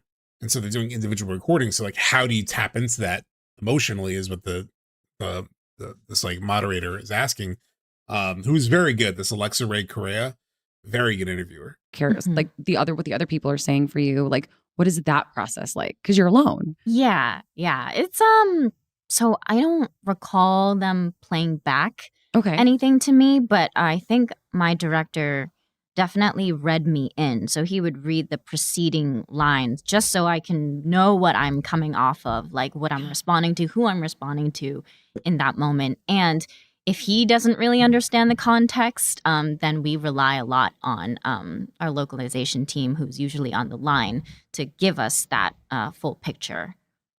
I find it so crazy that you delivered such an amazing performance and you were like not in the room with the person you're like having the argument with or like being sad over. That takes a lot, doesn't it? Yeah. I mean, I give major props to our whole team for that. Like my director, Kirk Thornton, and our localization team, we work together to figure out what's going on. Because sometimes even on their side, they're like, I don't know, like they haven't finished writing or they haven't finished like animating this. So I don't know what it looks like. So we'll just have to spitball this. Really? Yeah. Because sometimes we have to guess what the animations will be because they're not finished. Right. And like, with Yuffie, she can be very animated, very big with her movements. Yes. So, you know, even though for the remake project, we try to be relatively grounded in our performances, we don't want to get too cartoony or else it'll like stick out too much. But with Yuffie, it's really hard to sort of balance that, right? Because she's doing like this and I have to get a read that's like not crazy. So it's definitely a balancing act there. Sleep Easy, the lurker. But yeah, you're bringing up the good point where we'll just play this again. We'll play this interaction again, and I'll read Sleep Easy's comment. Why'd they do this? No one told you anything? No, nothing. I had no idea they were planning an operation. I should have been here. Should have done something for them. You've done tons for us. Remember that. Whatever. It's like building on that whatever, you know, Sleep Easy says she's conveying the importance of Wutai to her, regret, and maybe even a little hatred. Cloud's association to Soldier even might be causing that type of response because he still technically represents Shinra in some ways, right? Like, even though he's not a part of Shinra, he was a part of Shinra, especially as far as she knows. So, you know, that's also playing into the reaction. So yeah, it's a very good point. I wonder if there are times when they go back to the VA work and think that sounds great, let's animate around the voice acting. The thing is, it would have to be really around the Japanese version because it's really the Japanese voice direction that drives the animation, and you can really tell that in a lot of the moments. The one that really stands out to me is like the Barrett in the elevator in Remake. at the very beginning. He's like very just like, very gesturing like heavily. And you could tell that was all that just comes from the Japanese. I mean, they literally do mocap it too in Japan, so it's even mocaps out there. So it all comes from there, and I don't think the English version like ends up affecting the final what we see in the game. I think it all comes from the Japanese performance. Man, I want to go to the FF7 Rebirth Platinum soon with the PSSR 2 upgrades. I heard the PC version is a bit busted. I went back and I checked out the PS5 Pro footage that I had, and I noticed that like the hair actually, even though I use the DLSS 4, and I have a pretty good computer. I have like a 4070 Ti and a 9800 X3D like CPU. Like the hair, like the dithering, the aliasing around the Cloud's hair in one scene was like really noticeable on my PC, but it looks super smooth on my PS5 Pro. So I was kind of shocked. Animating this, so I don't know what it looks like. So we'll just have to spitball this. Really? Yeah. Because she would say the song is one of them. Right so she's around doing here. like this, and I have to get a where we left read off. that's like. She's also the newest to the group. She's partly dismissing them, that they are not as important to her home and her mission at this point anyway. To your point again, all in one word, and the interaction very well done. Yeah, so good. Like not. Yeah, and what's interesting is that she is so mad at Kate Sith for betraying the party, so it'll be interesting to see her do the same thing. Oh, good point. Yeah, about when she goes to Wu Tai, and yeah. There is a bit of a mimic there. I don't know, Sleepy. Crazy. So it's definitely a balancing act there. What was the most challenging or like difficult for you scene to perform across any of? But the PSSR 2 thing does like reconfirm that I think my first playthrough of Part 3, like even if it's released on both PlayStation and PC day one, like even if it is, I'm gonna play the PS5 Pro version because it's just so damn smooth, no stutters, no nothing, and the cutscenes still look incredible. So that's what I'm gonna be playing. Any of her stuff. So again, the most difficult scene that she's had to have done as Yuffie. What was like, oh gosh, She's had to do this takes all of my power. I would say the song is one of them. Really? Because I'm not really a singer. And so, and they don't tell you ahead of time if you're going to sing or not. I didn't get any like lyrics or. So as a reminder, what she's talking about is this. Is this. Yeah. Or anything ahead of time. So when I went in that day, they're like, oh, by the way, she sings a song. And by the way, her voice actually is good. So I was like super nervous. The infamous song. Mm-hmm. Yeah, the I'm so bored song. So I was like really nervous. I didn't have a lot of breath support at the time. But luckily, I knew of her tune. I knew the melody already because like I love Final Fantasy music. Yeah. Yes. Yeah, so it was already in my head. I was like, easy. Like, not easy, but like I know that the melody, so I can at least like, we don't have to spend time listening to it and then rehearsing it and things like that. So I would say that's a standout. That's crazy because I know that I guess at conventions people ask you to sing it all the time. I read somewhere. Yeah. Did you ever think that small piece was going to be like the thing that gets memed to death? No, not at all. It's just such a like small jingle, and like props to the localization team for making those cute little lyrics that go with it. But I really didn't expect it to blow up so much. Like people are just crazy about it. Are people crazy about it? I couldn't tell that people were crazy about it. I genuinely, if you would have told me this before, that this is a very beloved part of the game, I would have no idea. I would have no idea that was, how this scene was viewed by people. Who would possibly, take this scene and turn it into a transition slide, or a transition scene in their OBS, it's just, again, just surprising, really surprising.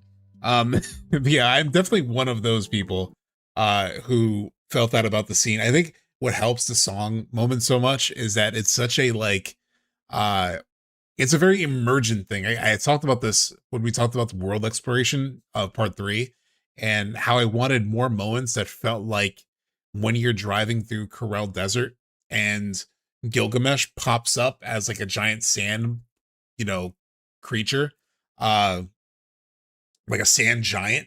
And it was like, I wasn't expecting it at all. It just like happened. And I was like, oh shit. Yes, it was just Gilgamesh again. And we'd already like run into him a couple times through the other proto relic quests, but he just pops out of the sand in that moment out of nowhere.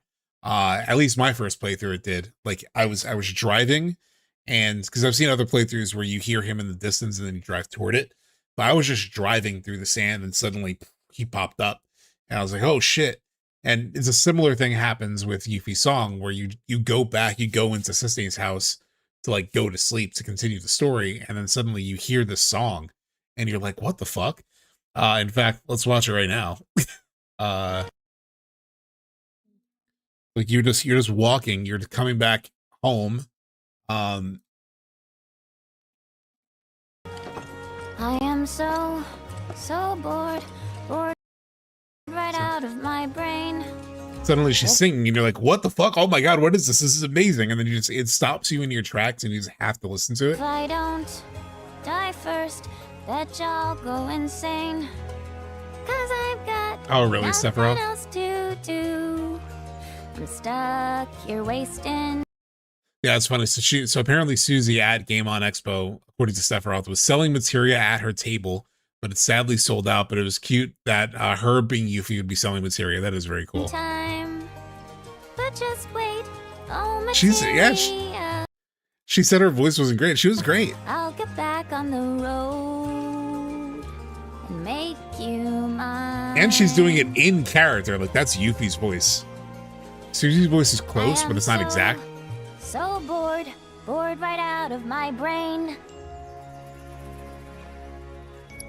Do the nice song funny too. So what did you pick, chat? What did you pick on your first playthrough? Did you pick Encore or did you say funny?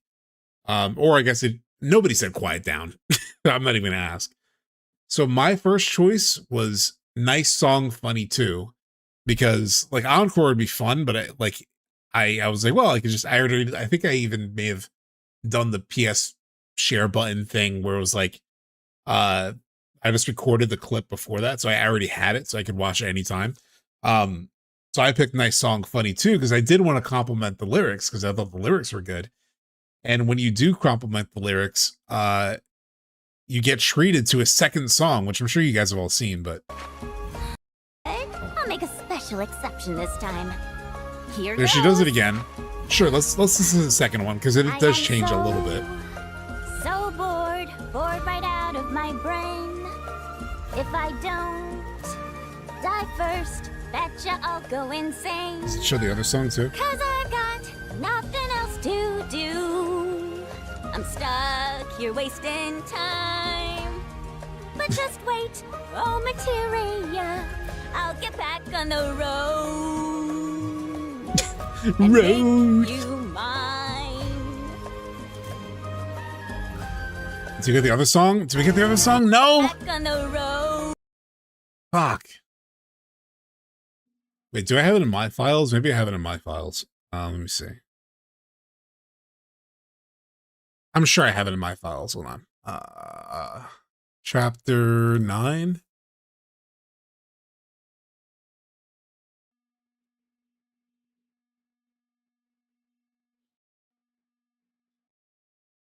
Shit, I have to have it. Do I have it in like miscellaneous?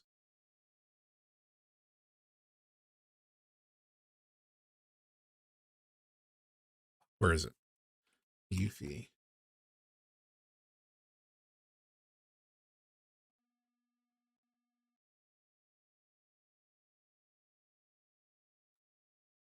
Oh, wait, really? Do I not?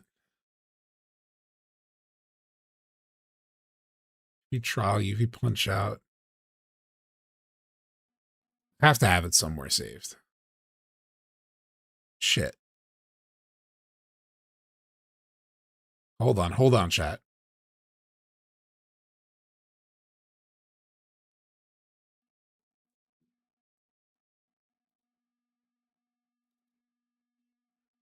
Oh, that's not it.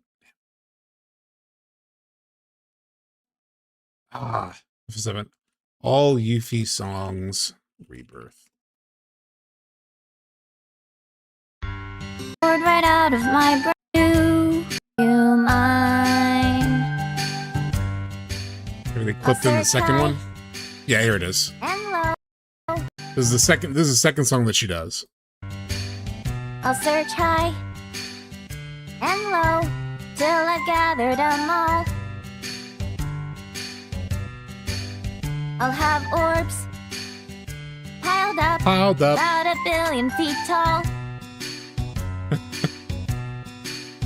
I'll have so much materia, I won't know what to do.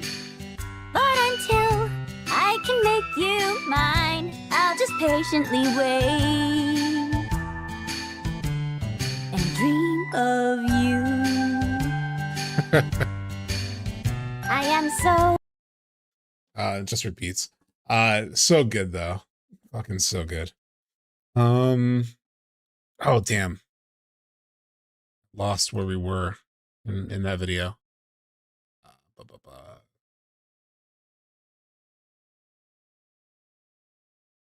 What do you think's going to be different? Song. So I was like really nervous. I didn't have a lot of breath support at the time, but luckily I knew of her tune. I knew the melody already because like I love Final Fantasy music. Yeah. Yes. Yeah. So it was already in my head. I was like easy, like not easy, but like I know that the melody, so I can at least like we don't have to spend time listening to it and then rehearsing it and things like that. So I would say that's a standout. That's crazy because I know that I guess at conventions people ask you to sing it all the time. I read some we just heard this, any parts of her that really, really resonate with you. That are there any parts of Yuffie that really resonate with you that you feel like we talked about? You know, she's a kid, kind of cosplaying as an adult. Any parts of her that really, really resonate with you that like you're like she's mine? Oh, I don't know. I just think the playfulness. When I get really comfortable with people, like I really like to poke fun at them, and that's just kind of her jam. Like she just loves like sticking it to the man and like just poking fun at people she cares about because it's fun, and she feels like they need to lighten up, which they do. So I do resonate with that, and yeah, just God, I'm blanking, but everything about her I feel I connect to very strongly. Yeah. So, yeah, that's a quick just run through of all that trolling is Yuffie's love language. Yeah, exactly. Like teasing Cloud over making Tifa clones. Yeah. Or needling him during, her date with him on the gold saucer. Yeah. So, that leaves us with the next little bit of the conversation, but real quick, I do need to run to the bathroom, so I'll be right back. But you can hang out appropriately enough with Yuffie.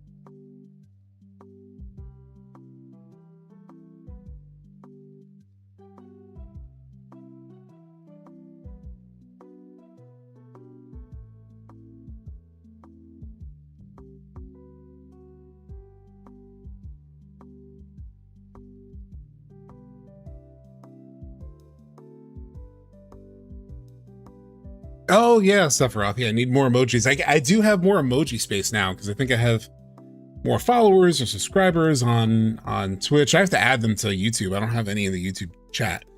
But good reminder, I need to do that. So, real quick, before we get to NieR, so that'll be the next thing that we jump to. But before we get to that, and I'm not going to talk about this too much. I talked about it a bit already on Thursday. I've tweeted about it like nonstop this past week. I've mentioned it in the Discord. I've talked about this DLSS 5 thing a lot and all the reasons that it annoys me. But, you know, I'm sure you've heard it from everywhere, including me on Twitter and Discord and yada yada. So I don't need to like belabor the main points that much. I'm gonna bring just two things that I want to highlight. One was a clip that I did share on Twitter that I just want to play through real quick because I think it's very important. And then the other thing that I want to play is like the other knock-on effect that this could have like long-term when it comes to games. And so there's been a lot of conversation, a lot of opinions on this already. You guys know where I stand. I think this shit sucks. I think it changes the character and like fundamentally what the scene is communicating about the character. And that'll be in the first video that I play. But we'll talk about it. I mean, the one thing that I will say before getting to that is because I don't touch on it much, at least in what I have planned. But, you know, NVIDIA has said a bunch of shit about like how, oh, it doesn't change this, doesn't change that. It doesn't really change. It's like, it doesn't, it's supposedly, they talked about how like supposedly it takes into account, you know, like what's actually there in the model and like the actual like materials and stuff like that. But then there was this guy named Daniel Owen who released a video about it that where he got a direct response from somebody at NVIDIA, and the guy at NVIDIA was like, no, it doesn't really know the materials. It's kind of guessing it based on the snapshot it takes, and then sort of like interprets it, you know, through the generative AI, you know, tool. So it is sort of doing what people assumed it was doing, which is like looking at this image and trying to find the match in its database and then recreating that in the final resolved image. And so it leads to things that are just complete changes in the character. Despite the controversy, DLSS 5 looks greater than it's off. So here's the problem too, because like the one place that I would say like it actually looks decent, just because the baseline is so bad, are the Starfield examples, where like if you just see it as a just still screenshot, the still screenshot of the Starfield character versus the DLSS 5 is kind of fine. Like it's not awful. I still hate the generative AI side, but it still breaks. It still doesn't work, because when you see it in actual motion, then the character's animations are the same robotic animations from Starfield that you know. So it just doesn't match. And so it makes it feel super uncanny. So let me bring up the Starfield example real quick. Starfield DLSS 5.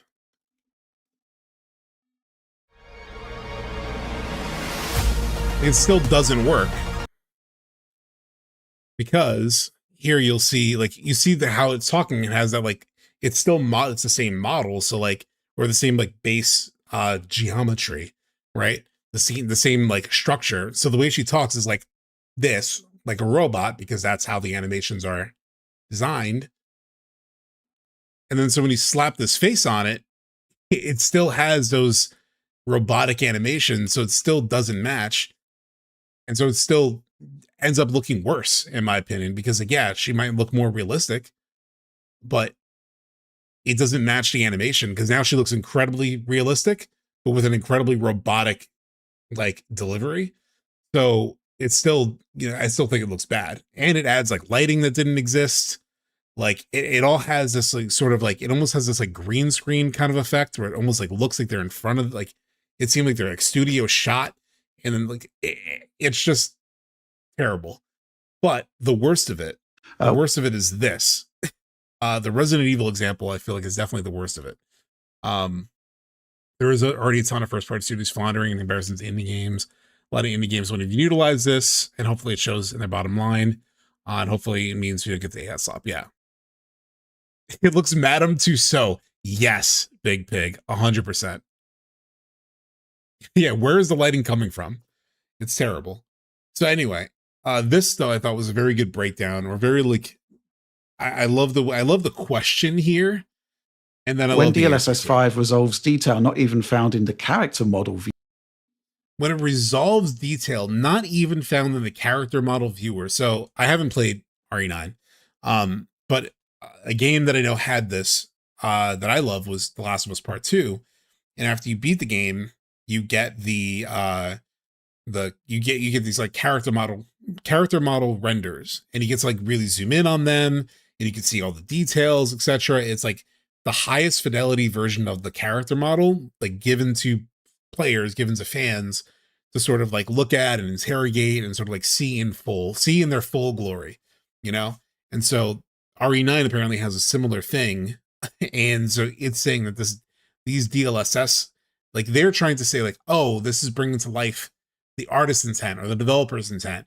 And then it's like, well, it's bringing things into the character model that you don't find even when you look at that character model at its highest quality, at its like fullest fidelity. And it's bringing in things that didn't exist then. So 5 resolves detail not even found in the character model view of Resident Evil 9. At what point do we consider this technology damaging to the intent? If these details were quote unquote desired, wouldn't they at least be present there? Yes. Yeah. And that was my largest technical issue with the demo. Like, so before even talking about artist integrity and vision, which I think is the key impetus behind this specific part of this video.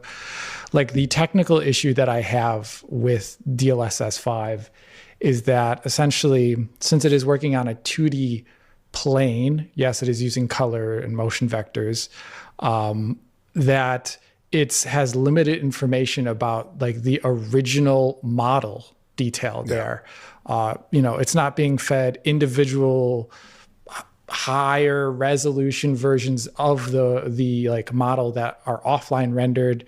It doesn't have the facial scans of the exact actor necessarily built into it, and trying to approach that like, asymptotic curve, trying to get there with that. Rather, it appears, based upon the kind of way it's fudging with some of the faces at times, it appears to be using a different data set, maybe a much larger data set, hence why it has the requirement of 2x 5090s to run in real time due to VRAM constraints.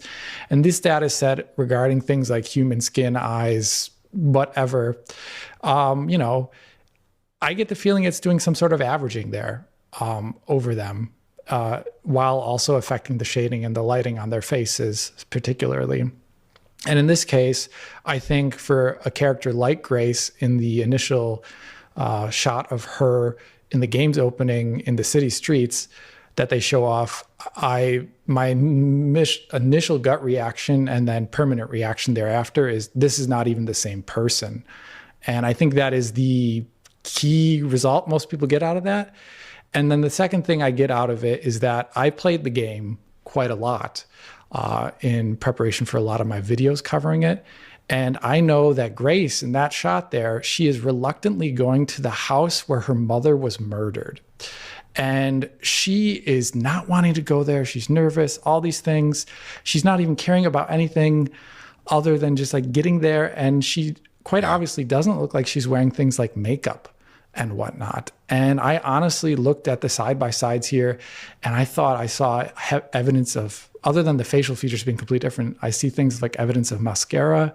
I see evidence of like what appears to be like pursed, lipsticked lips. And, like they even have like the, like one thing you do with lipstick is you like put it up here to make this like kind of devil's horns, like things that her original model did not have at all.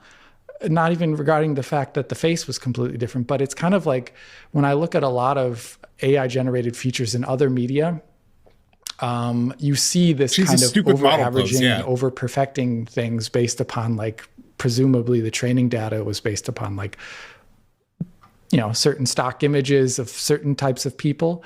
And so I kind of got that out of that, where the unique character model of Grace was completely gone.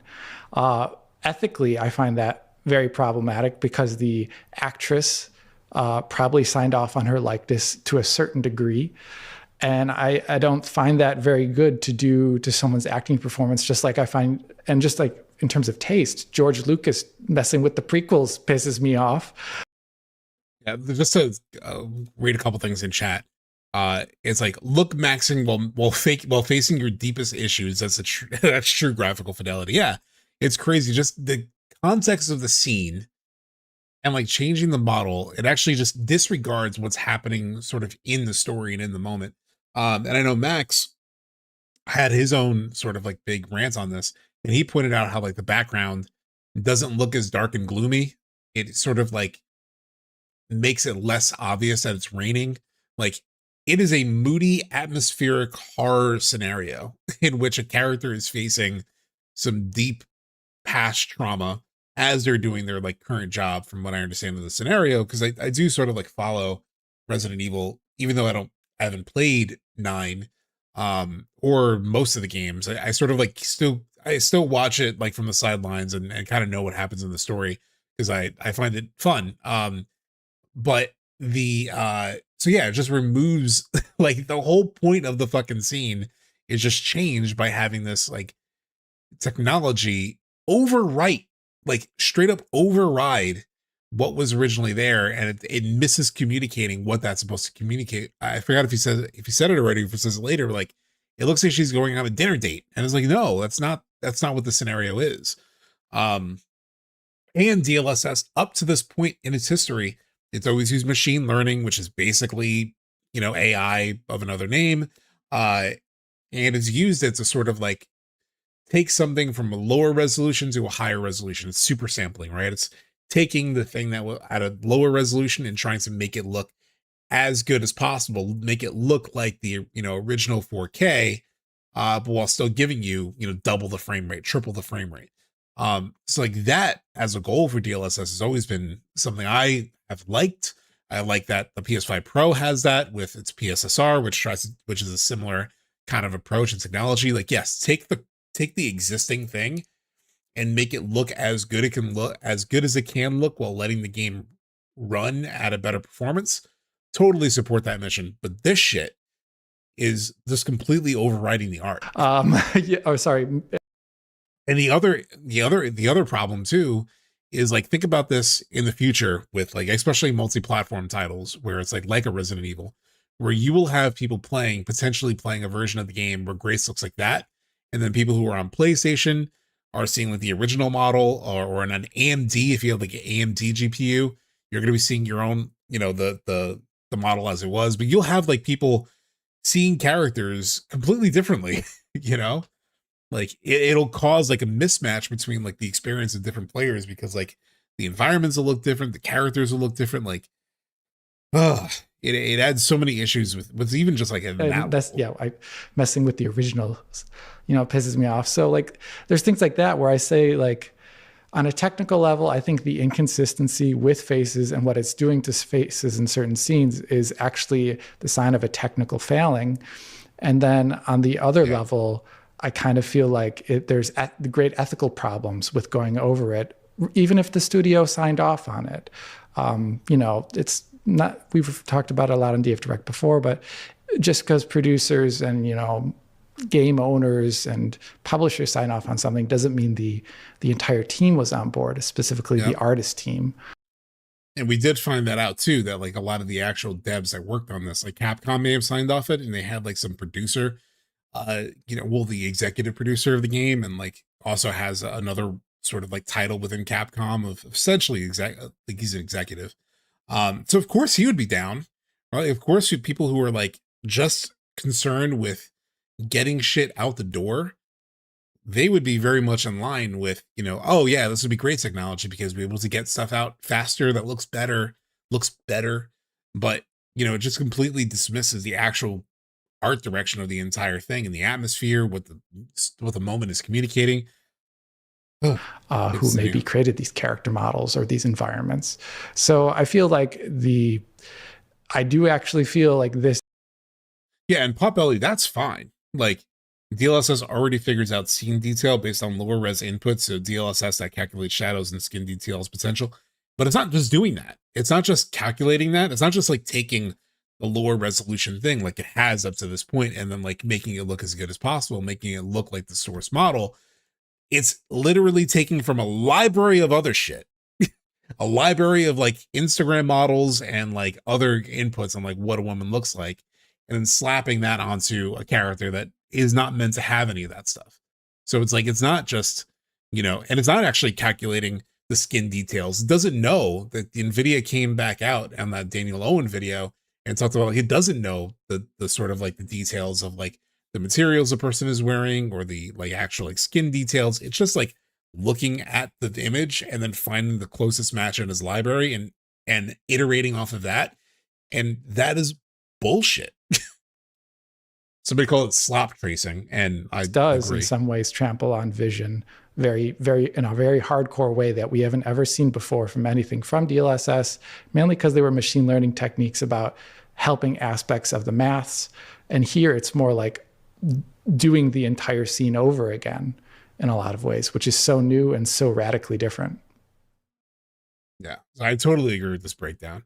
And then the other thing that I wanted to talk about related to this. So again, we've talked a lot about a lot of these things, but so let's talk about if FF7 had this technology, right? This is one of my favorite examples of, I was just like laughing at this. It's very funny. But the other thing that it made me think of was, like I said, OG FF7 and say like modding it, right? Because we're talking about the original artistic intent, right? Like what is it that is trying to be communicated? What is the art direction of the entire game? Like how do you make it so it works, right? And so like mods sometimes do break that thing, right? So like personally, I'm not a fan of these mods for FF7 where it's a much more like realistic sort of model. It's more proportional to like what the character looks like. To me, it just feels very out of place. It just feels out of place with like the other chibi characters, the actual environments, like what the environment's like. It just doesn't feel like it matches. So like I've never liked these mods personally. What I do like are the chibi mods, right?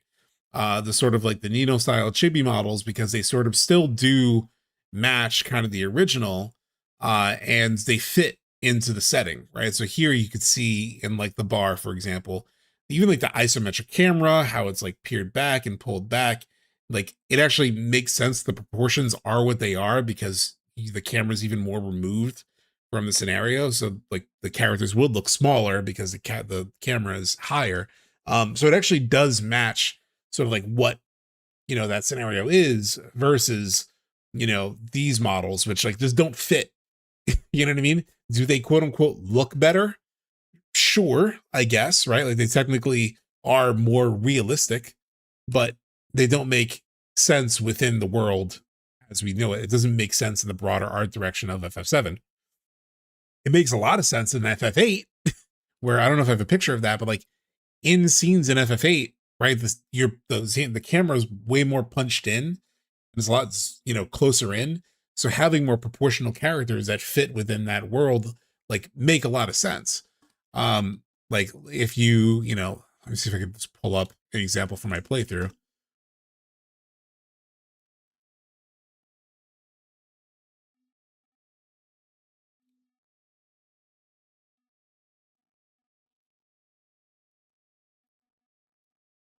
It's like these characters in like a much more punched in scene like this, it makes a lot more sense, right? Like it fits, you know, this fits, you know what I mean? Like it's proportional. Everything is like these characters fit within sort of the world that was built for FF8. It makes a lot of sense within like these kind of maps. Everything sort of matches, right? The environment is scaled appropriately. Yeah, exactly, Espresso B.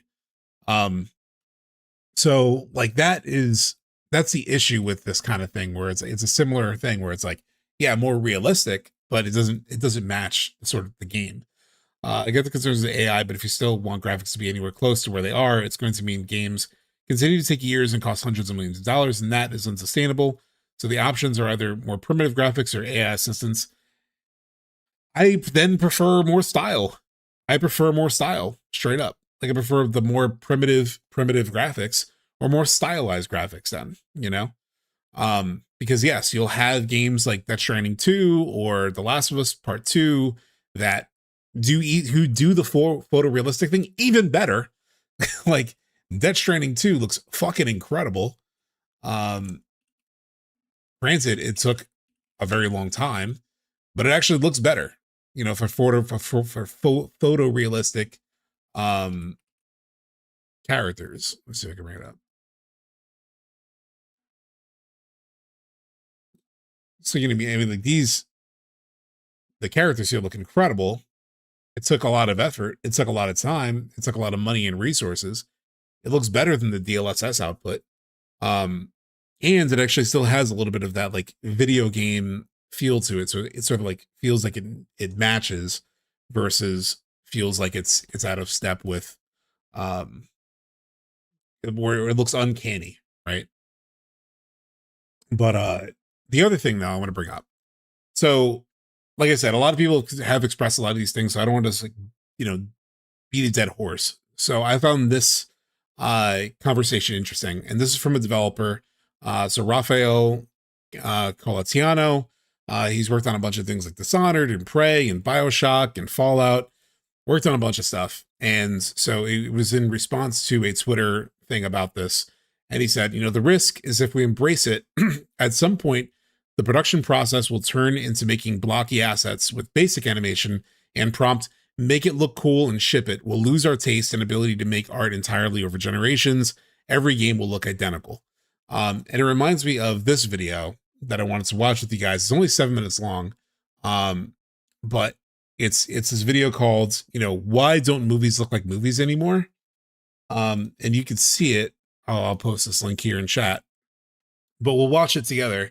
And you can see sort of like a similar thing that has happened in movies and film, and how I could see DLSS creating a similar thing because of exactly what that developer brought up in terms of like making all the games look identical, because it's like pulling from, you know, a library that just homogenizes the look of shit. Let's go back in time to 1998 and look at one of the best shot movies of the 90s, The Parent Trap. What are you fucking nuts? Yes, the family comedy starring Lindsay Lohan, directed by Nancy Meyers, That Parent Trap. And this movie looks good. This film was shot by Dean Cundey, the guy that shot The Thing, the same person that shot Halloween, Jurassic Park, and Apollo 13. And one of the reasons I chose this film in particular is because this is the type of movie that comes out now and looks entirely forgettable. Now look, there's a lot of generalizations being made about modern cinematography lately. We had that big blowout with Wicked. And it is a big mess. But here's the thing, it's not a mistake. Every choice in that movie was a deliberate decision by very talented people that made that movie. And it's also ridiculous to say that all modern cinematography looks bad. We've had Dune 2, The Substance, Smile 2, Nosferatu, and The Brutalist, which I think is one of the best looking films of the decade. But it's clear that this was the movie that the audiences really went out and said, why don't movies look like movies anymore? Why do they look like sludge? Why do they look dull? Why do they look flat? This looks bad. Really disgusting. It's funny though, because like look. him using the Parent Trap remake is sort of purposeful, right? Because it's saying like a movie like this, a kind of like remake, you know, not a great movie, like just 90s sort of whatever. It's a kind of a whatever movie, but it still has like the cinematic touch to it. And like he's saying, like a movie like this today would look just like that sterile sort of like flat thing. How rich and inky these shadows are. How bold all the colors are. Some of these exterior shots look like oil paintings. I can already feel you typing this comment and thinking it inside your brain, so hold on. I get it. Yes, Dean Cundey is a master cinematographer that's worked with John Carpenter and Steven Spielberg and a plethora of other amazing directors. And yes, he also shot on 35mm film, but I do not think digital cameras are the reason why things look so boring now. But there is an element to digital cameras that I think is contributing to this gray, sludgy aesthetic. And it's 3 little words: high dynamic range. Take a seat. When digital cameras were first starting to get used for bigger cinema productions, they were lower dynamic range, which means the highlights clipped a lot easier. I gotta rewatch and Ted. the I haven't shadows seen were that. usually Rewatched that in a noisy, long time. and you couldn't see anything. This led to people calling digital. Oh, it's the TV video series. look. I haven't seen Nobody liked the video look. Look it up. And so the industry responded, and it's been responding every year since those first digital cinema cameras. They're getting better. Collateral was beautiful, though. I mean, I love the look of Collateral personally. And better. They can see more. The dynamic range keeps getting higher and higher. And that makes actually it fit the easier aesthetic of than that movie. ever to film things, because you can essentially see everything now with these cameras. But just because you can see everything doesn't mean you should. You're Gray. I am. When we watch these old movies, even though they're shot on film, which has great dynamic range, there is contrast. The shadows are rich and dark. The highlights are bright and punchy. We clipped out windows all the time. Spielberg still clips his windows. And it creates such dynamic, interesting, and bold cinematography. Remember this movie from 2007? Just a little high school teen comedy called Superbad. I swear to you, for the longest time, up until like this year, Fucking I was Superbad. entirely convinced this movie was shot on film. It wasn't. I was wrong. This It's like movie a was teen shot on the comedy, but yeah, it Panavision does look Genesis good. HD. This is a camera that had less dynamic range than an iPhone. Not only does Superbad have great contrast, but look at the production design and wardrobe, the intentionality. The fact that this car is red was a choice. The fact that these interiors have rich 70s mahogany and wood and brown carpet, these are all intentional choices, and it's why the image looks so great. It's not because it was shot on a digital camera. It's not because it was shot on film.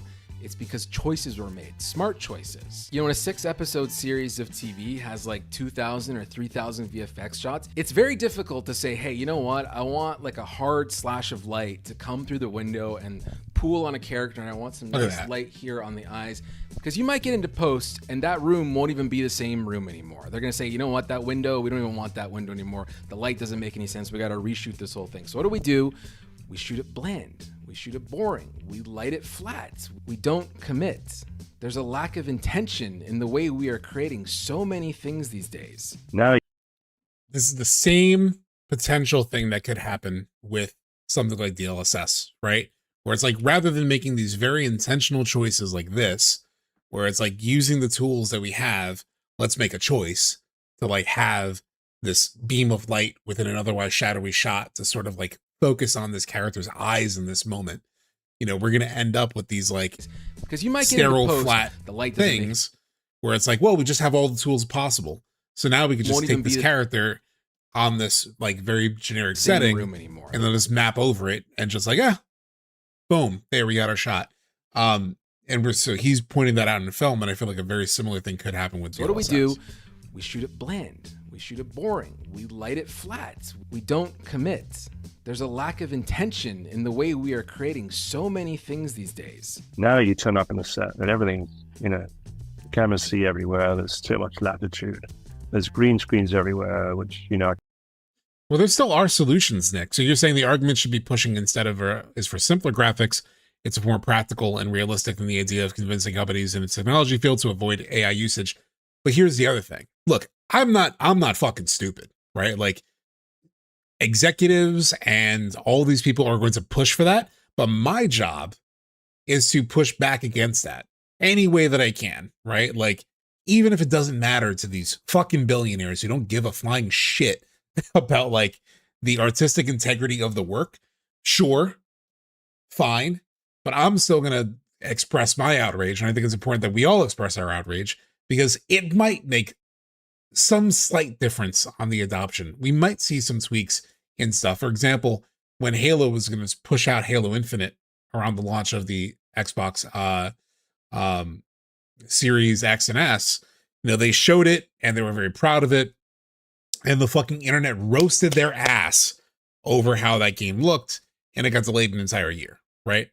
So it doesn't always work, but we can still push back. The other thing is, there is still other good technology, right? Like an indie dev, like why am I blanking on their name? But the Expedition 33 developers, you know, they used another piece of technology that was very good. It was the Unreal sort of like meta-human thing. And they, you know, they had iPhones attached to their actors doing what used to be a very expensive process of like mocapping and like capturing a performance. And they did it with like iPhones and some additional technology from Epic. And it made, and those characters look great. They looked realistic, actually, you know? And so they got a realistic look at a very cost-effective price point. Like that entire game cost apparently less than $10 million. So it doesn't even have to just be simpler or more primitive, like you said earlier, or like cartoonish. You know, you could actually have technology that gets a realistic finish onto your game at a reasonable cost. So, you know, I'm just pushing against like this homogenization of everything by relying on generative AI. It's a fucking different job. Any idiot to light a green screen for 20 minutes. I don't know. Like I said, like these things will probably happen, right? Like this is happening in film, like it's happening in movies right now, where it's like it is becoming homogenized and shit. So maybe this is an inevitable death walk, but I'm still gonna point it out. Why so many filmmakers like this raw, nearly log-looking image? I can make this look like Deadpool and Wolverine, but why would I do that? Oh yeah, the pushback on the Sonic movie. Yeah, the Sonic movie is a great example. I want contrast. I want this to be dark. I don't want to see everything here. This is what makes the image feel cinematic. It's this contrast between the bright parts and the dark parts. If you just go on YouTube and watch some camera reviews, look at the comments, and don't do this because that's a scene you really don't want to be a part of these days, but go watch some camera reviews and look at the comments, and you will always see people saying, oh, the highlights look very digital. They're clipping a little too soon. I don't have enough detail in my shadows. Why do we need to see all of this? I also think we're legitimately losing the talent to do this stuff and the taste. I've joked about this before, but David Fincher's 7 is an example of a movie that I just don't think we know how to make anymore. I don't think there's crews out there or people, cinematographers, the directors. I don't even think David Fincher knows how to make this movie ever again, which is ironic because David Fincher is a pioneer at digital cinematography, and Zodiac is one of the best examples of what you can do with a digital camera. It was one of the first mainstream big budget movies shot on digital, and it stood the test of time. It still looks better than 80 to 90% of the stuff coming out Great today. Fucking movie. But even David Fincher is not immune to the criticism of things looking clinical and sterile. And even the 7 remaster, we're seeing more detail. They're bringing up the shadows. You're seeing more in the image than we originally did. We're losing a little bit of that contrast. I want you to go back to like 2014 and just throw on any digital movie, because I can almost guarantee they all look good. Go watch James Mangold's The Wolverine or Drive. These are shot on Arri's first digital cinema camera, and come on, look at this. And the technology has only gotten better and easier and more accessible, but for some reason, with all of these advancements, we've never been less creative. It's fine. I'll be fine. Really disgusting. So look, I'm not expecting everyone to shoot exactly like Dean Cundey. I just want us to aspire to that greatness. And also, I sympathize with modern filmmakers. I get it. I want cameras to keep getting better because it makes it more flexible for us to make those decisions later, but we shouldn't be relying on it as a crutch. We need to make intentional decisions as we're filming things, and we shouldn't use low budgets or streaming platforms as an excuse to be dull and boring, and nor should we use realism as an excuse, because that's a defense for this flat look, because we want it to be real. Real life is full of color and contrast. It's beautiful. I know that. Yeah, I mean, he talks about that too. Messy. I know. I think you just joined. A million moving parts. It's a volatile. It's just the end of the video. Taste, talent, money, sacrifice, and a whole lot of luck. But ultimately, it's a medium for audiences, and the audience has the final say. And it's pretty clear we want movies to look like movies. So just a pretty good video. It reminds me also, I was like going back to the beginning of this stream when I talked about Project Hail Mary. I was watching this review and he brought up a similar point about like how the movie looks. You know, he's got to bring it, but also the dynamic, the friendship that forms between him. No shit. He talked about, yeah, like how like the lighting here, for example, right? Like it keeps that really good lighting of, you know, like it's a modern movie, but it has like the deep shadows and like all that stuff. It's incredibly well shot. So again, just like a very worthwhile conversation at least to have, an important one. I just wanted to like vent on, you know. I want video games to look like video games. Yeah, Yeah. There was somebody literally said that in response to the DLSS 5 thing, where they said like, because they were pushing back on the whole conversation about like, oh, this is more realistic. And there was just like a tweet that just very simply was like, I want video games to look like video games, you know? Easy A was a really good movie, actually. Yeah, I did like Easy A a lot. You will lose the challenge of finding solutions to problems, referring back to the older video you showed, and potentially miss out on greater artistic choices. Yeah. This was actually super bad. This I'm pretty sure this, like, he brought up Superbad as an example in his video. And I forgot, yeah, Superbad is actually a very well shot movie. Like, for as like much of like a teen movie as it is, like it's actually really well shot. But yeah. So, I think that's pretty much it that, you know, in terms of this conversation before jumping into NieR. So we're reaching the end of NieR Replicant Part 1. We may even start Part 2 tonight. Oh shit, I don't want to close that. So let me get into it. Let me start the game. I also noticed I want to move myself down. I was watching a little bit of the VOD the other day, and I realized that I'm kind of blocking a little bit of Grimoire's I'm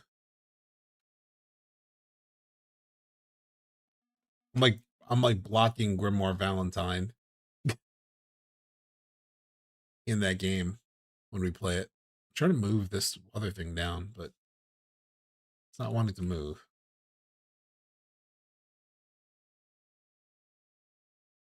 There we go. Okay.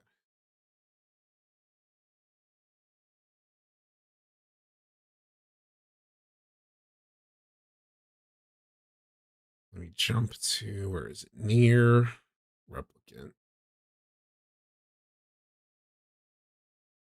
Yeah, you're just in time for NieR. Yeah. As an artist, I saw DLSS 5 and immediately got furious how it just overridden the art direction and intent of the artist that made the game. Yes, Sid.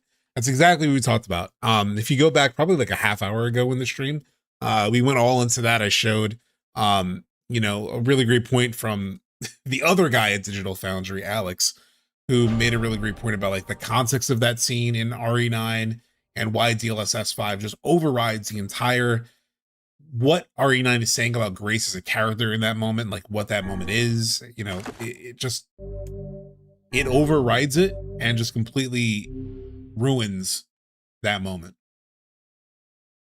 All to chase photorealism. I did some fishing yesterday. I did some fishing last night, so that's why I'm here in the beach town. I was doing like some extra fishing, and then I was really obsessed with the fishing, and I went down to the fishing guy, and I was like, you know what, I might do most of the fishing quests, you know, most of the fishing side stuff. And so I kept going. I got all the way up to level 5 of the fishing quests, and then so I talked to the guy again. Here we are, a stone's throw from the ocean, and not a single man in town knows how to fish properly. That's it. There's no more side quests with him until like I think the second part of the game, because I do know the fisherman's quests like continue in part 2 supposedly. But I just maxed out what I could do in part 1 of the game. I have some other side quests, but I'm probably just gonna like skip them. I think we did the ones that were said like most important. Yeah, so I have these other ones, but I think we're just gonna continue. But yeah, you've officially done more fishing in NieR than I have. Congrats. Thank you. I take a lot of pride in it. So, the next thing to do in the story is to meet the person who sent Yona a letter. And so I believe that that is in the mansion, which is right outside of here. So we'll just continue. By the way, how is my voice sync and all that? Is it good? Because I noticed in one of the streams the other day it was out of whack, but hopefully it's my lip sync is still good.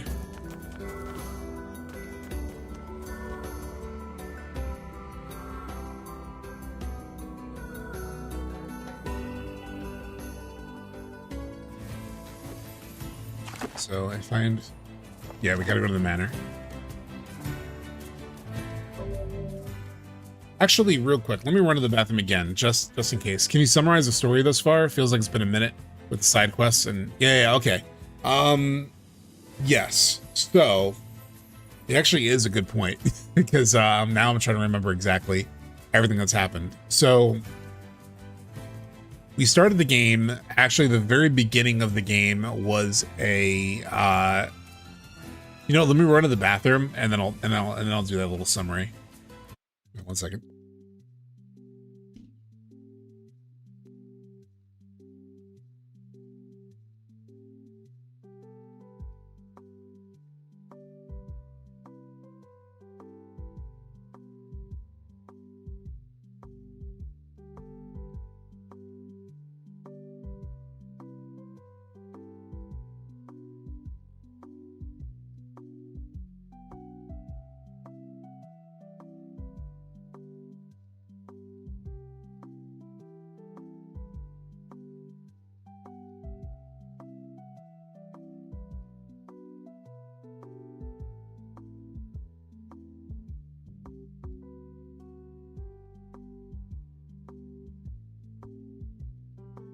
All right.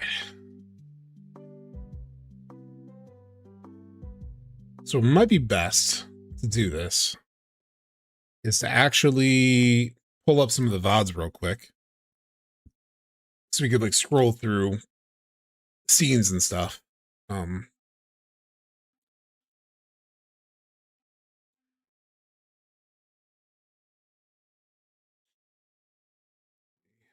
my channel live. Bring this up for you guys.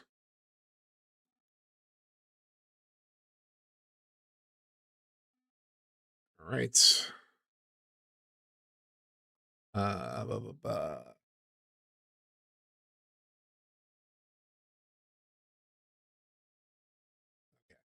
So totally with first NieR stream.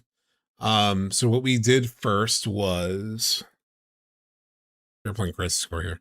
So started NieR. So we started in this like post-apocalyptic sort of setting. And this is like where the tutorial happens. Summer 2053. So we're in here with kids. Happy birthday, NieR time. Thank you. I'm getting like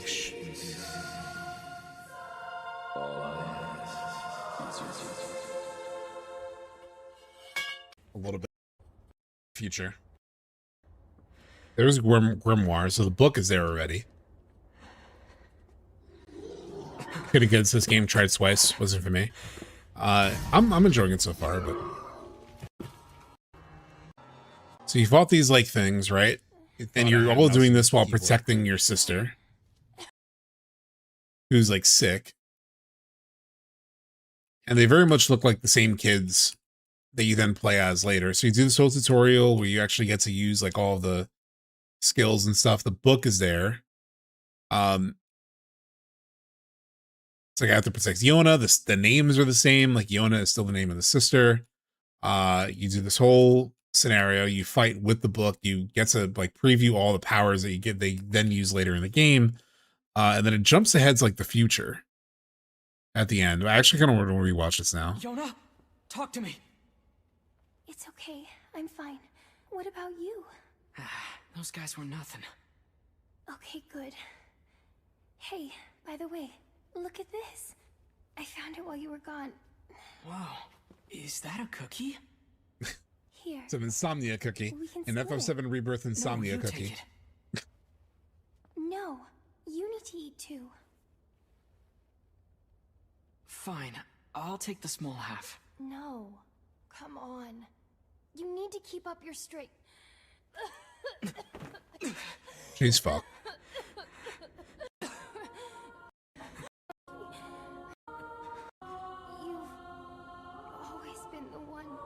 She touched it. Oh, she had touched the book. That's why, yeah. She wasn't supposed to touch the book. What a... And then... credit Combat is 1,412 years later. Like, holy fuck. 1,400 years later? Oh, let me update the Twitch. What game is listed? Oh my god, it's currently listed as FF8. I forgot to update that at the beginning of stream. Nobody gave me a heads up that my category on Switch was Final Fantasy VIII. It should have been just chatting. Don't touch books. I never have, and it's gotten me this far in life. So then you end up here, 1,400 years later, and you're the kids again. It's also Yona, and also the kid. She's sick. She has this thing called the Black Scrawl, and you're looking to like make her feel better. So you're looking to cure her. And so most of the first half of the game is like trying to find a cure. I know at some point you then go to the Aerie. It's not the Aerie. No, it's not the Aerie. At some point you go to the Aerie and then you meet Kaine, which I think might have been streamed too. Yeah, because I'm going back to Crisis Core. Let me see. That was this one. There was like a couple times where we didn't actually play NieR. Something means I'm going straight Crisis Core. Yeah, then we're back in NieR. Oh, so yeah, this is where we went to the Aerie. We eventually met Kaine. Like He's kind of been living on the outskirts. Mostly, yes, since you're asking Autobot, and the Lunar Tears is like technically what was needed to like cure your sister, I think. In her underwear? Okay. We have great. So you basically learn more about Kaine. You eventually go to. It's been very like relatively story light. Let me see if I could find like a summary of the first half of.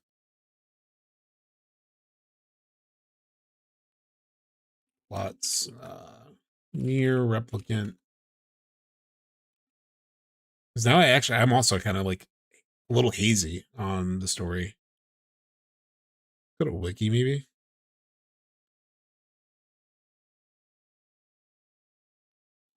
Act 1. So 1,400 years later, okay, let's just read this. So the plot. Oh, let me move this so you can read it.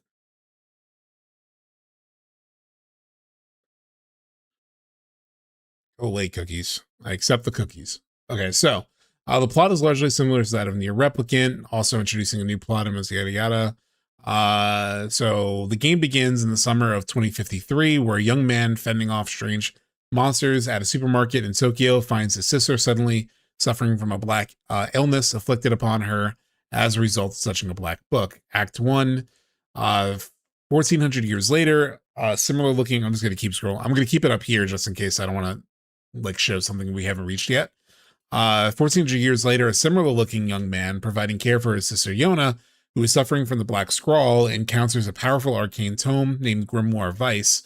After presenting the white book to Devila and Popola, he learns that Vice might be able to cure the Black Scroll and sets off on a quest to retrieve the sealed verses, which they believe will help cure Yona. The protagonist travels to the Aerie, where he meets a scantily clad and foul-mouthed swordswoman, Kaine. Together they defeat the Shade Hook, and Kaine agrees to join him as in his quest. The party continue searching for the sealed verses in such places as the Forest of the Myth, the Junk Heap, and even to far-flung places as the Barren Temple. Beckoned by a letter later on, the protagonist travels to a manor in the Southern Plains. So that's where we've left off. We've just been searching for the cure. It has led us to our sister has gotten some letter, I think it may be promising a cure. And so that's what we're doing right now. That was actually helpful for me too.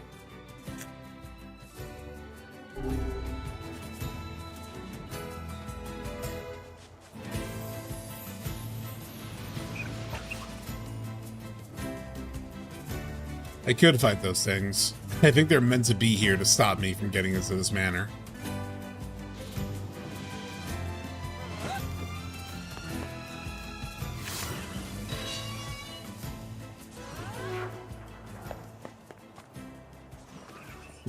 That's one way to do it. We have been waiting for you, sirs. Please, right this way.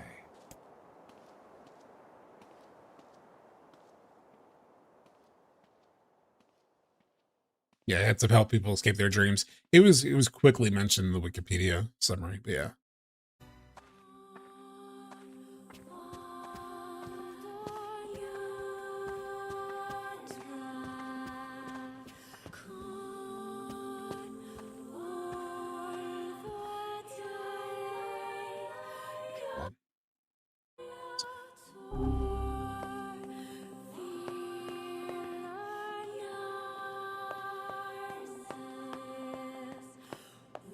Kind of like an interesting framing to this, like the sort of like edges of the screen are kind of weird. Oh.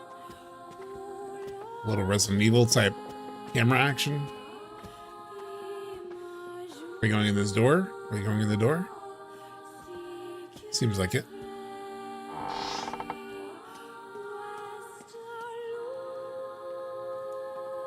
Please, wait here.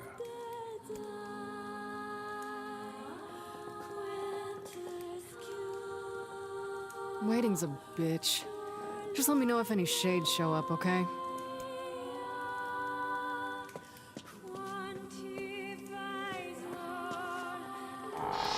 I could go back out. I did kind of want to run down here.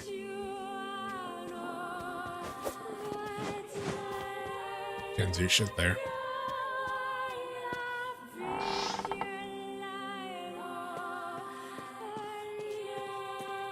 Oh, you watched him be RE0 last night?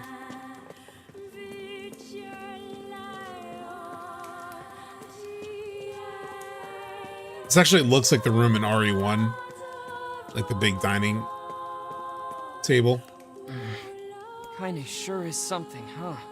She must have nerves of pure steel. Kaine. She must have... So she's just big chillin'.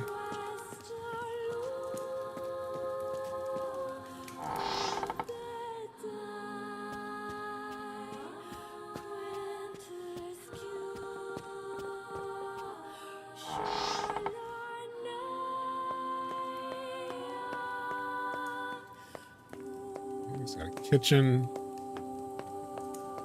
Clickable.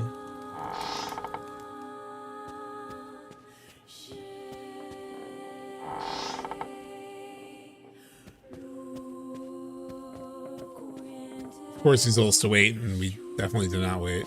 I do not like this one bit. What's the matter, Vice? Scared?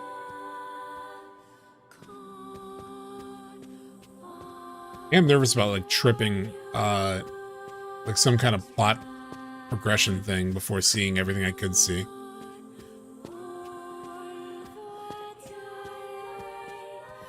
Perhaps we should head back, yes?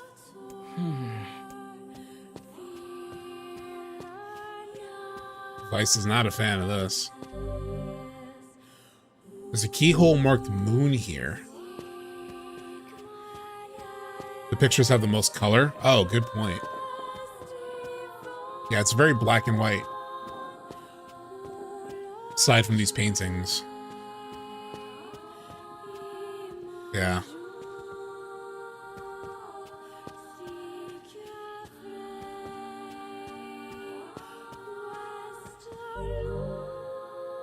Keyhole marked darkness. So Grimoire Vice is a little freaked out.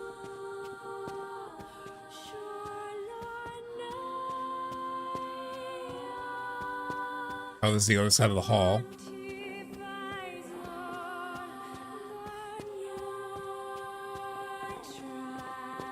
I feel like we're gonna go back and Kaine's not gonna be there. Hey, Fucking knew it! I called it. I knew this was a terrible idea. Haunted manors and the like. Oh, why does no one ever listen to me? Fucking called it.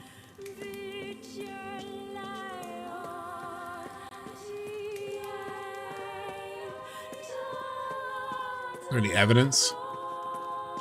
No.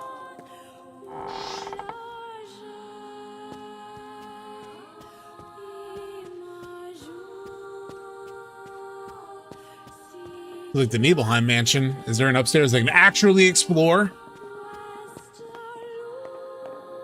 Now the stairs are blocked here too.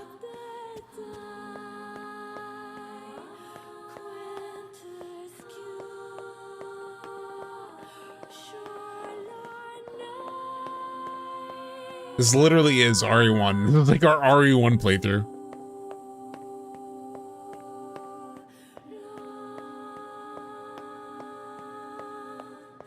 Like it even looks at like the entrance to that mansion in RE1.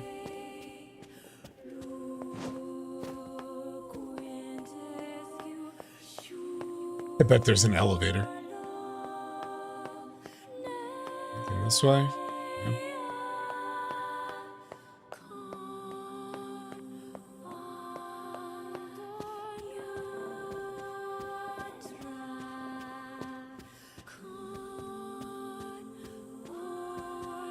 It's interacting with everything. See if anything comes up.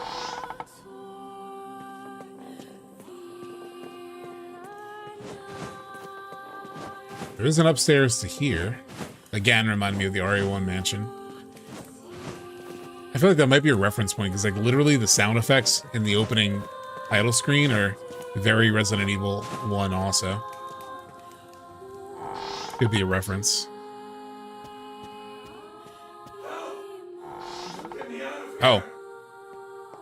Wait, what?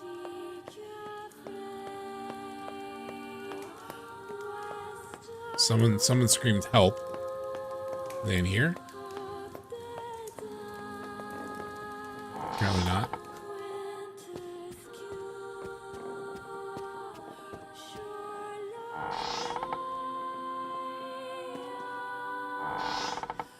Where did that help come from?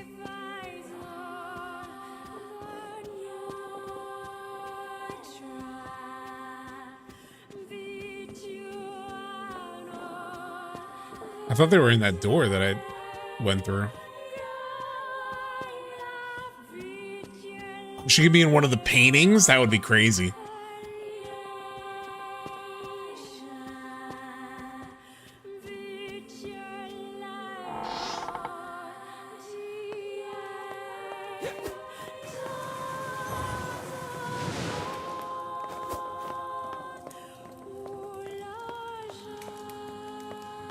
Nothing here. But it somehow light something on fire because I hear fire crackling, which I didn't hear before.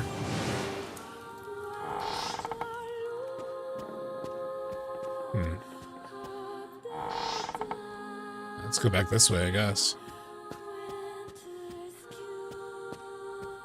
What's this? The picture has changed. You're onto something, Steph. Yeah, these pictures all changed.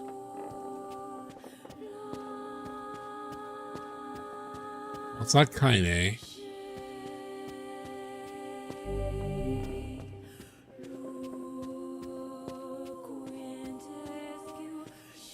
Well, this door we couldn't go in earlier. Now we can. Okay, now we're outside. It looks like it's in pain. It's kind of scary. Yes, come now. Brave faces. I've never seen Grimoire Vice. I've never seen Grimoire Vice like so shook up. Yes.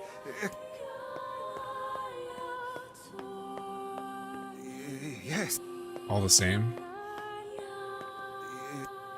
Yeah.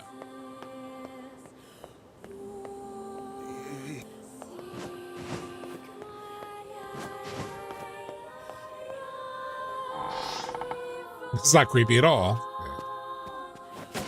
Yeah. Hidden items tutorial.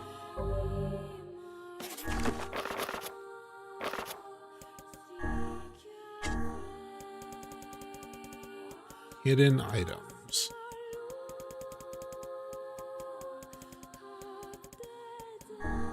Hidden items. Some required items may be hidden in the field. Search for sparkling points or break wooden boxes. We've been doing that for like 20 hours already.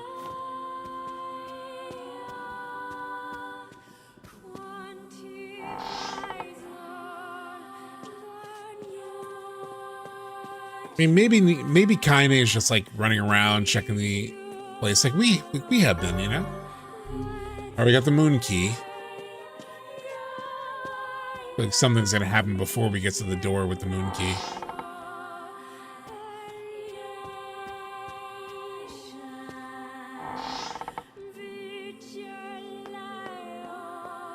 These things are gonna come to life and fight me.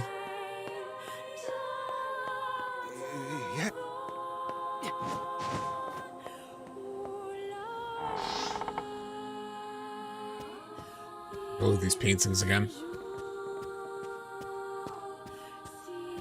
Still that guy. Still that guy.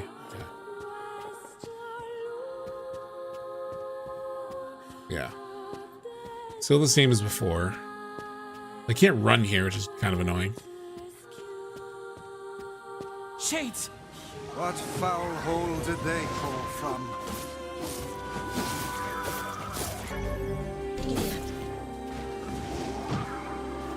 Ah, fucker.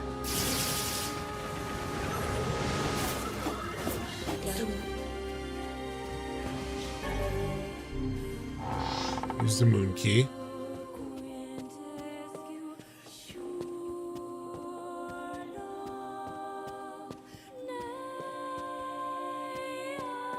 Which way to go first?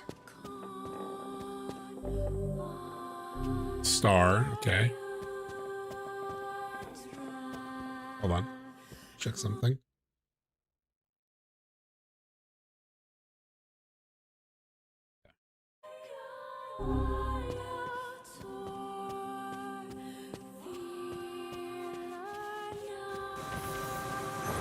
Oh, damn these things. They're hard to fight. I couldn't even beat them earlier. I'm gonna run around it like a Resident Evil thing. You're a male. Young. Not even 20. Yeah? As maybe you are too?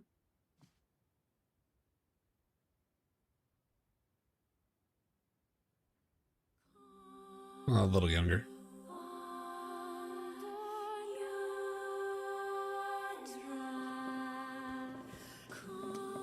You figured that out from my footsteps? It's not hard once you know how. I love the look of this like black and white setting and then the characters being the only thing that are color. And I suppose I should tell you about my friend Vice. I only heard one set of footsteps. Grimoire Vice does not strut about like a common land mammal. Wait, what did he say? But enough of this introductory chatter. Let us hear your tale. My name is Emil. I'm the master of this manor. Who's the other guy? You're the one who sent the letters? Letters? What are you talking about? Of course you don't know. Such a thing would be far too simple. No! Stay back! Huh? Just talk to me, bro. I'm sorry. It's my eyes. Anything I look at gets turned to stone. Oh shit, hence the courtyard. That's why I live with this blindfold. What a remarkable skill. I've never heard of such a thing. Anyway, I suppose my butler might know more about the letters you received. Butler, yeah. This key here can unlock any door in the manor. So if you'd like my assistance... No, please. Hell yeah. Don't trouble yourself. We can get around on our own. Damn, I said to myself, is he blind? And that's, yeah, this is much worse. Right. Sure. Well, here's the key then. The butler's quarters are at the far end of the manor. Let me at least give you a map. It's a big place, and I don't want you to get God, lost. yeah, please. Oh, my back. Oh. Ah, little stretch.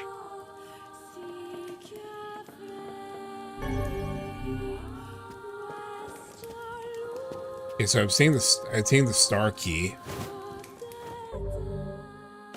Is that like the just one thing was a star key.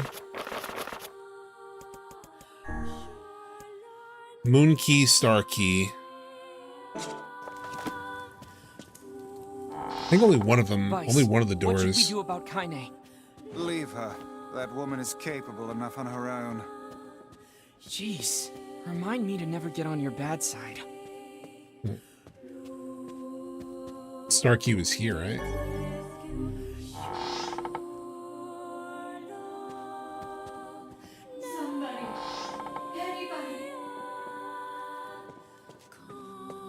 Another, like, plead for help. What's going on, CBC? CBC, have you played this game?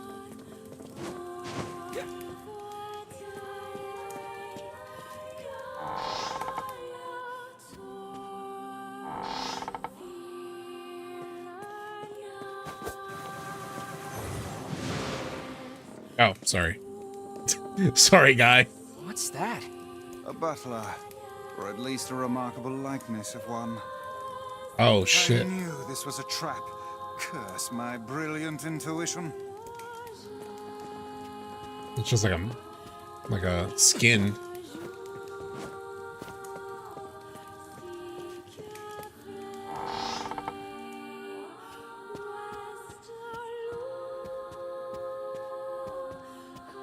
So many doors.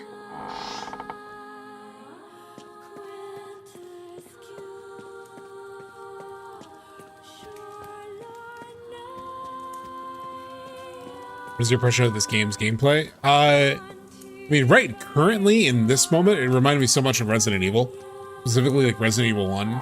It was like reminding me everything about like the manor, how it looks in the upfront. Reminds me of that. I mean, in terms of the game overall, that'd be a different story. But nope. Shades!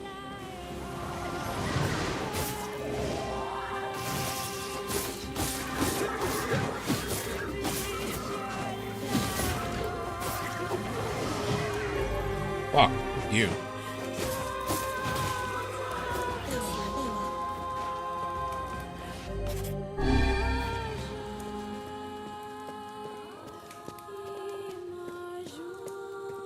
Even the camera angle reminds me of Resident Evil.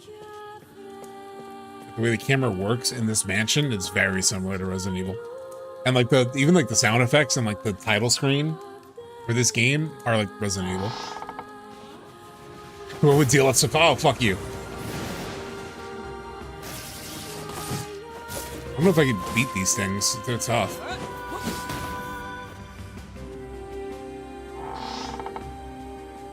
Pretty sure it's intentional? Yeah. Light key. Fuck you.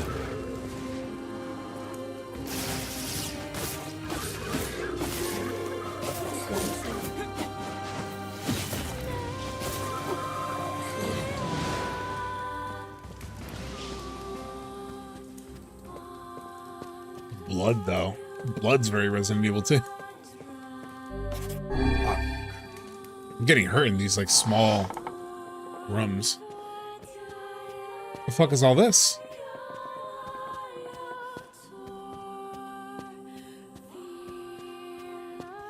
Looks like it might lead into this room.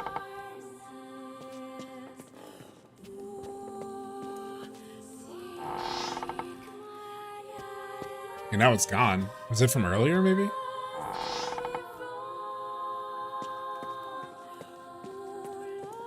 I played this game a couple years ago now. Excited to see what you think of it. Oh, okay.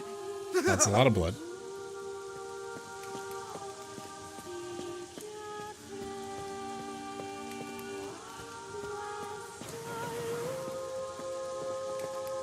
Okay. One here already. Use the light key. Okay. Whoa. This is another likeness. Another one? Oh no. Oh shit. Fucking Liza P. It moves. What's going on here? Sir? What is this? Oh, this is my butler. He helps me out around the manor. He's a good man at heart, but a bit inflexible. Almost like a statue. Yes, and I do apologize for that, Master Emil. I doubt he's even human. Is the border around the screen stone? Oh, good point. I'm not yeah, it's hard to tell. We're here because my sister received some letters from this manor. Yes, I wrote those letters. Please forgive my impertinence. Why was he like temporarily like zoinked out though? As you may know, Master Emil, deeply pained by his eyes, has shut himself away from the world. He suffers greatly behind that blindfold, and I feel it is my duty to help however I can. What does that have to do with the letter you sent us? Exploits of an emerging hero, and so I sent a letter to you under Master Emil's name. But I received a response from one Miss Yona instead. Our sister? Bro sounds like a phantom thief. Wait, so Yona's pen pal is you? It is, sir. My letters merely requested that you come to the manor. I meant no ill intent. Are you sure? I believe Yona saw the exchange somewhat differently. Yeah, sounds like she misunderstood the situation. Regardless, I am quite pleased to see you here. Long have I dreamed of the day we might be able to do something about Master Emil's eyes. I see. What about my sister's black scrawl, well, dude? I am afraid we, or at least this lad beside me, is neither hero nor physician, so if you'll excuse us. It needs to add some parental controls onto Yona's Yona's apps. Please, we're so close. The cure for Master Emil's condition is located in this very manor. Then why don't you just go get it?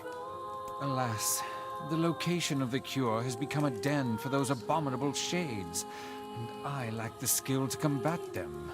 I beg of you, defeat the shades and restore Master Emil's sight. Can you restore my sister's like health? You know this is an impossible task. Why would you ask it of our guests? Well, we've no more time to waste. Yona spent 1,000 gold on gacha. It's okay. We'll do it. Of course See we'll do here, it. lad. This is no time to play the hero. That's what we've been doing the entire game, People need to Vice. look out for each other, Vice. Plus, we have to find Kaine anyway.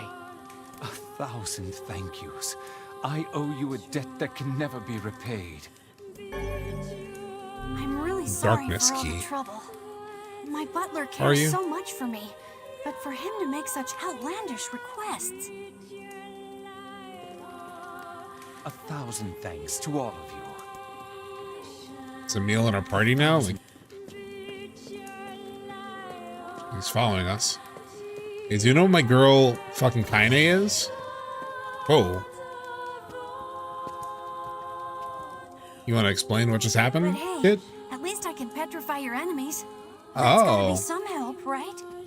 Yeah, just don't petrify me. Can't let you Well, do this on we'll be your good. own. So I'll be right here if you need me. I don't know if I trust Maybe you, bro. my eyes can be useful for once. Let me keep it 100. I don't think I trust you. 1,000 thanks.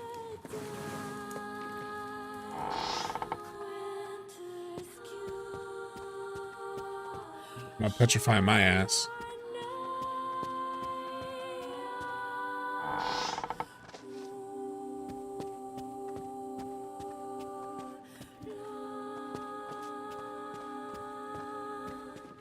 Where was the other door that I needed?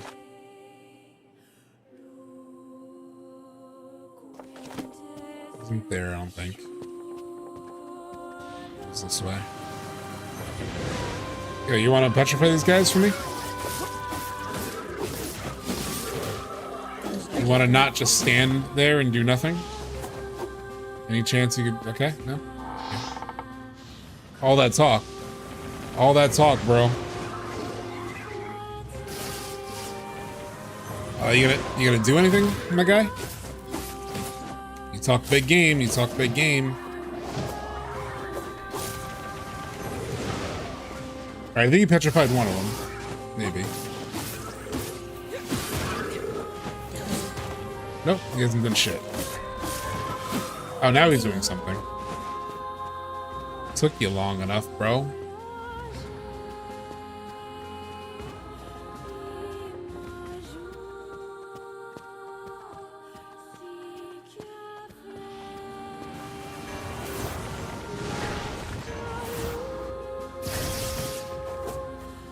Okay, there you go.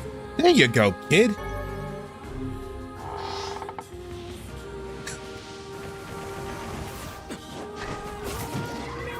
I'm not being hard on him. I'm just holding him accountable to what he said he was going to do. He said he was going to petrify guys and help me. There you go. Good job, kid. Good job, kid.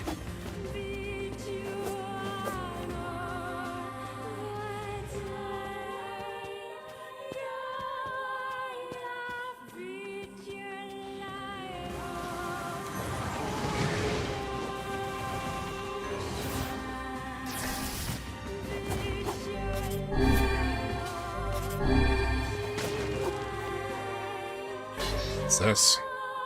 One-handed sword, blade of treachery.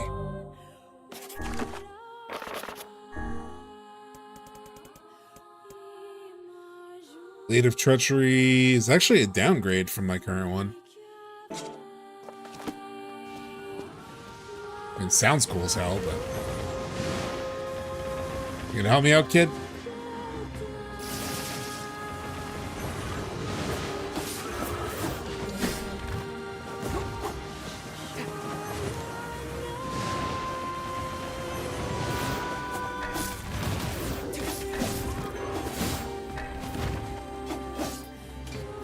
Guess he's done. Oh, it's save point.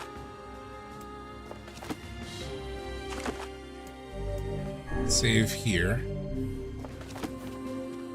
Before we go to that door, because that seems like the main door, let's go back to this other door. I hate having an inability to run here. There's definitely gonna be shades here. Maybe not. It seemed like a perfect room for a fight. So can anybody tell me where the fuck Kaine is? Hey kid, can you, I know you explained some things, but can you explain where Kaine is at? Oh, fuck, it's locked? See, there we go. See, I knew it looked like a fight room.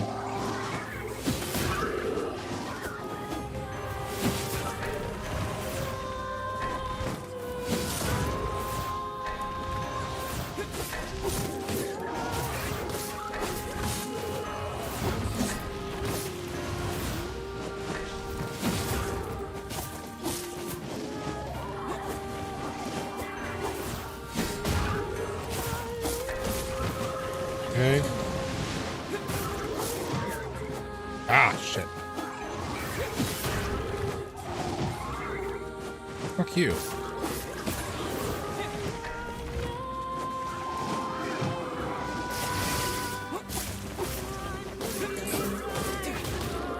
He could do more. This kid could do more. Alright. So we can exit now? Yeah.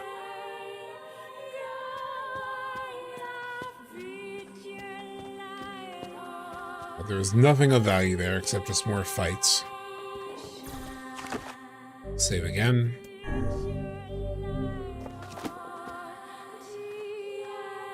Okay. I write Larkin letters every single day. He always worries about me, but I feel fine. This is it. We should find the cure somewhere nearby. Bah, I do not like anything about this place. What's happening here? Is this kid about to get attacked?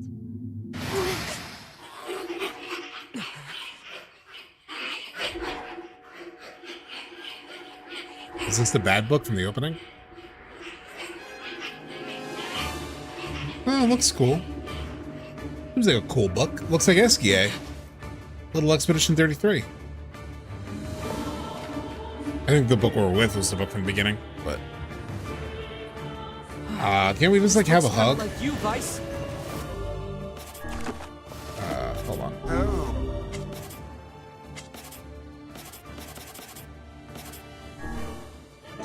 Weren't we clever? As if any mere tome could compare to the wonderment that is Grimoire Vice. Our physical's doing way more damage, it feels like. Power indeed.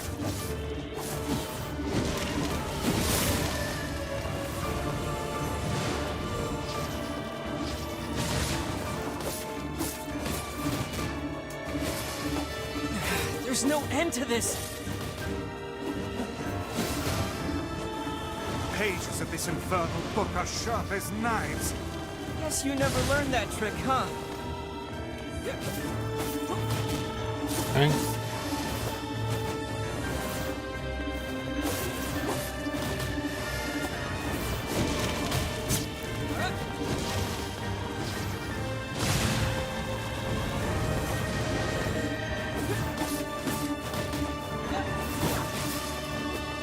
Yeah, that was cool.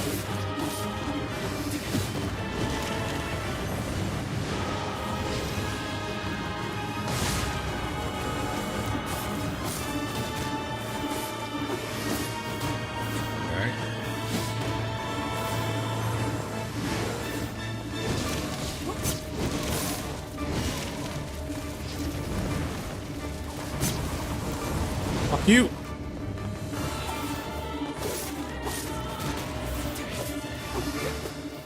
Fighting a goddamn book. This is like, it's like we're in the movie The Page Master. Do you guys remember that? Old Macaulay Culkin joint.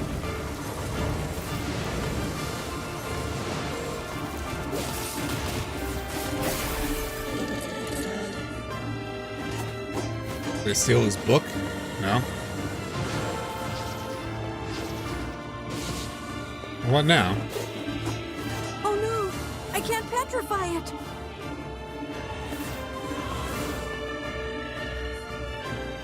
You're literally thinking that? Yeah. Kaine, there we go. Loved that movie as a kid. Yeah, that was a good one. Kaine! And where have you been? Oh shit! Fuck you. Where have you been? Getting stomped by this thing. Help! This foe's strength is beyond measure. What do we do? I am an arcane text, not some manual of combat. You are supposed to deal with such matters. You guys run! I'll hold it off while you escape! Who's this kid? What? That's Emil. He's the one who runs this. Fuck, this book is a real asshole! She's not even listening. This book is a real asshole. Vomiting filth disguised as language. Ow! Fuck you. You guys go! This is my fight! I can't ask you to die for me! Aye, aren't we the bold one? And yet There's nowhere to go. Where do you want us to go, kid? Course of action at this juncture. Yeah, I can't go anywhere. And besides, we'd never let you do that.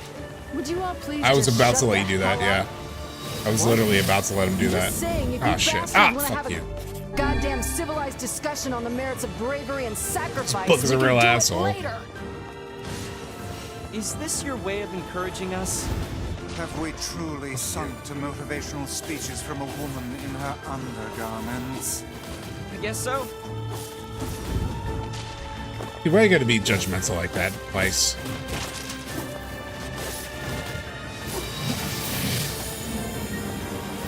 Alright, so we just need to break this barrier. And then we can do damage to it. You can kind of see the barrier fall apart a little bit. There we go.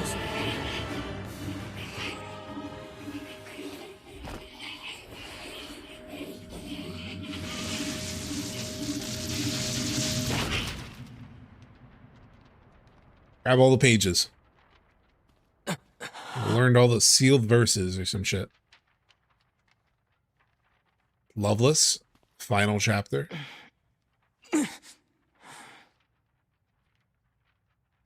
Vice, this is it. Research report on petrification. Well, well. Yeah, that might help with the kid, yeah. Obtained a sealed verse. Obtained dark whirlwind magic. Oh, it's kind of what he was doing, what the book was doing, right? You killed that book good. Attack with magical rotating blades. Charge to increase number of blades. Fuck, yeah, that's cool. Oh no! Triggering. This passage is written in some kind of code. Because of Loveless, Sleep Easy? Is that what was triggering?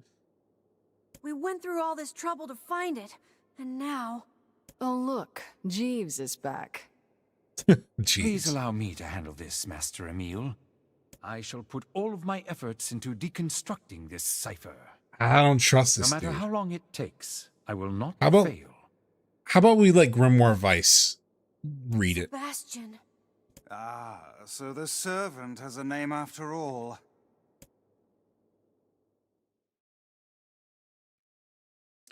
I don't trust that clanker.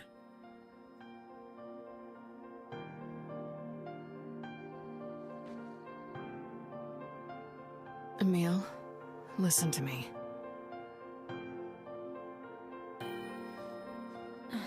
What is it, Kaine?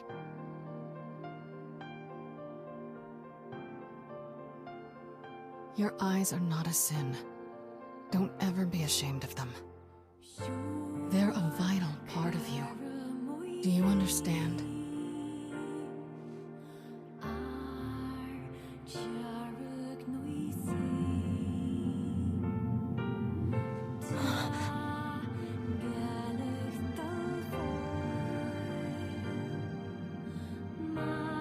What's this? A shade? How did you... She's a shade, yeah. This arm is an accursed weapon. I thought I would only need it until I had earned my revenge. Once that At least she has some kind of shade property. Yeah. I figured it was all over. But there's a reason I'm alive. That my arm is alive. And there's a reason for your eyes, too. Kaine. The musical's a little overpowering. But listen. If this shade should ever... Thank God for the subtitles.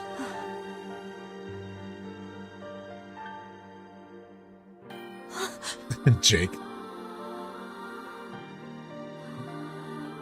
Yeah, he can't judge her the way Vice does. No! Okay, she told him something not good. Kaine. I promise I'll never give up, Kaine. But you can't give up either. Well, What'd we're off. you tell him? All right. Hey, so Yona's sick, and she doesn't get out much. Do you think you might be able to send her more letters when you have the time? I would be delighted, sir. Goodbye, everyone. Thanks for everything. Take care, Emil. I hope your eyes get better soon. Okay, not exactly the like. I remember, you know, talking about this Manor thing as this big moment that bridges to part 2. Doesn't feel quite that way, so I have a sense something might happen on the way back home, maybe. I saw you exchange some words with that Emil lad earlier. Hopefully it was nothing inappropriate for a young man of his age. Already Vice bringing it up. Speak the truth, Ozzy. God damn it, Vice. Shut up. Agreed. Yeah, calm down, Vice. Yeah, Got our Vice. hands on all the sealed verses now. All that remains is to find this grimoire noir. Then we can finally save Yona.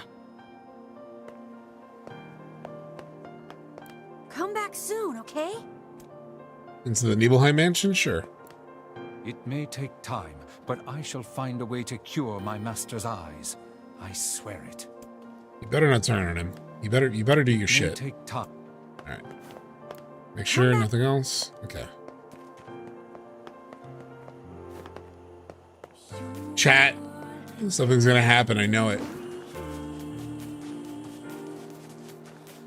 Jake uses zipper emoji. I mean, something's definitely gonna happen.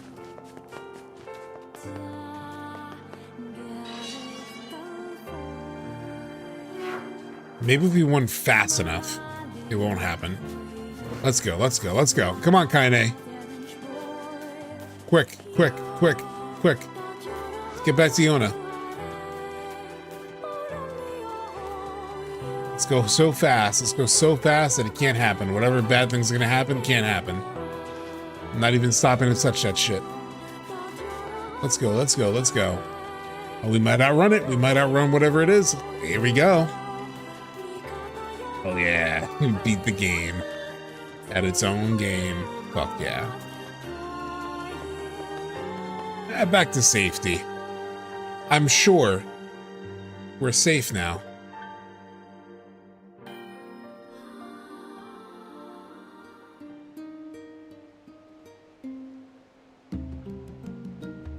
Okay, things look normal. I don't know why it needs this establishing shot, though. This establishing shot is not reassuring. It's trying to be reassuring, but it's not.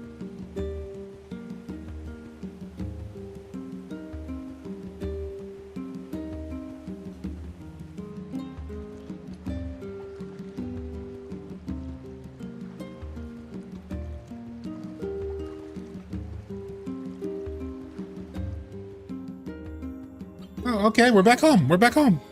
Yona, you need to lie down. I know.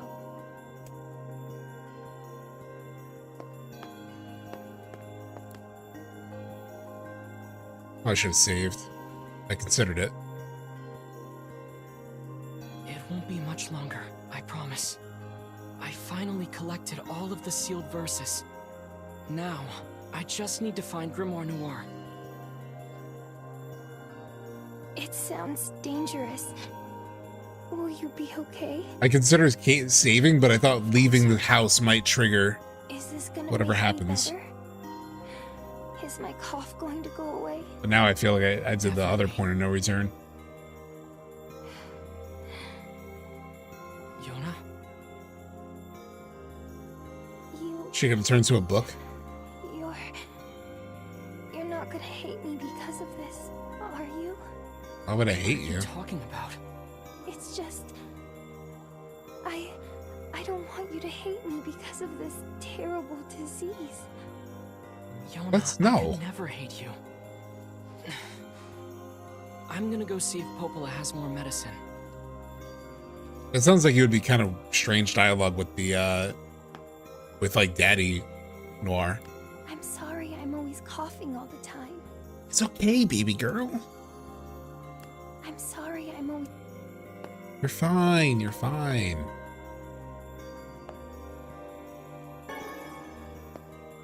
Okay, I've been drinking a lot of stuff throughout this stream.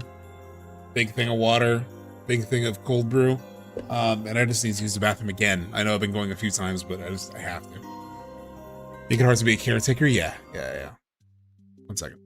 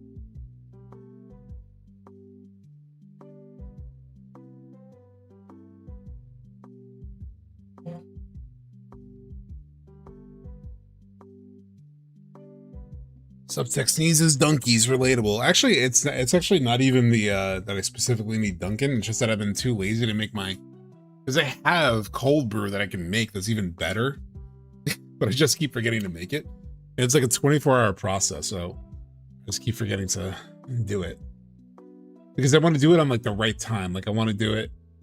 I either want to do it in the morning so it's ready the next morning, or like midday the next day so at least it's like ready. Like maybe a midday, like, you know, jolt. But I keep forgetting it. I keep forgetting to set it.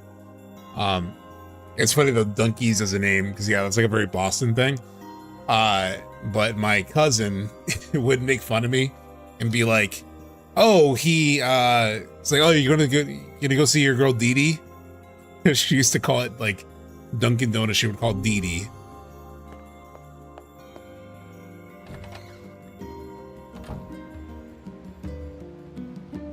Yeah, it's a lot better to like make the cold brew. Like, hold on, let me show you real quick.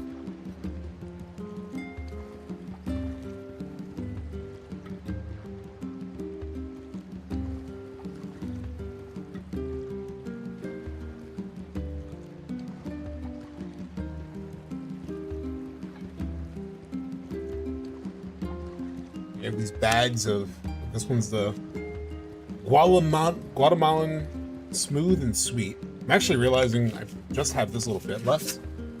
I only have that little bit. So I actually need to buy some more. I didn't realize I was so low. Let's just double these. So it was lined up. Yeah, perfect. Yona's looking weaker and weaker every day.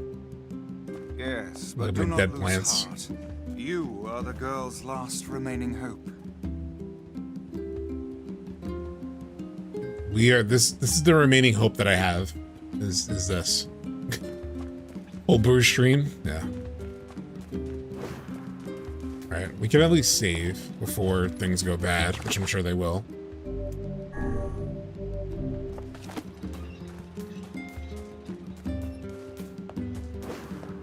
It's funny because they make it seem like once you go in the manor, it's a point of no return. It jumps straight to part 2. I could probably do side quests right now. Like, they're available. I could probably do them. I'm not going to, but I probably could do them.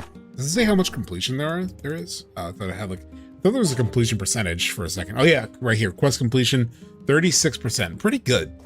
I don't have to do a lot of this stuff, but I've been doing it.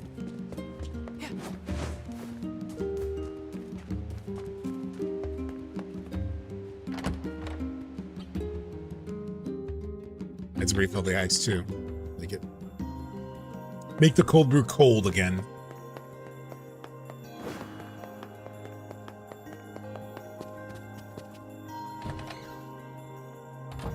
What's my best guess on what's going to happen? I really have no idea. I mean, I do know because the guide told us that there's a time jump. So I know there's a time jump. I don't know what triggers the time jump. I thought something like crazy would happen. Like, you know, the shades come out and they destroy the village or something, or I don't know. Popola, Yona's cough is getting worse. Oh, that's not good. Any chance you could give me some more medicine? Please? The thing is, I actually just ran out. I hate to ask this, but can you get me some vapor moss? You'll find it growing near the southern gate. All right, so something bad's gonna happen near the southern gate. You don't do wine during your streams no more? I mean, I had only ever done that on like, you know, weeknights really, or like, I do it, I try to save it for like special occasions. Like when we did the State of Play reaction, I had wine that day. I just try not to drink that often. I mean, it's nice. It's more if I'm in that mood, you know? I'll be right back. Like, that's why I would usually do it on the weeknights, because it was like after work, and it's like, okay, this is my kind of relaxation time. You'll find vapor moss growing near the southern gate.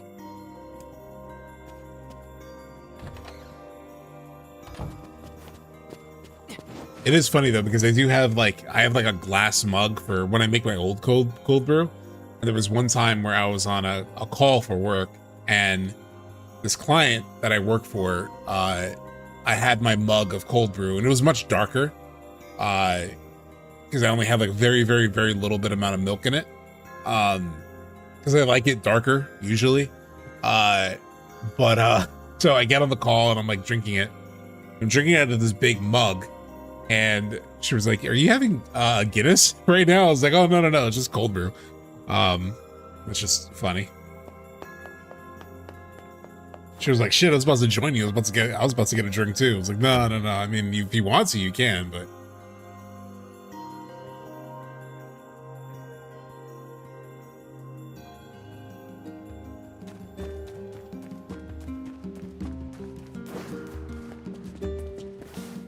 Am I going Southern Gate?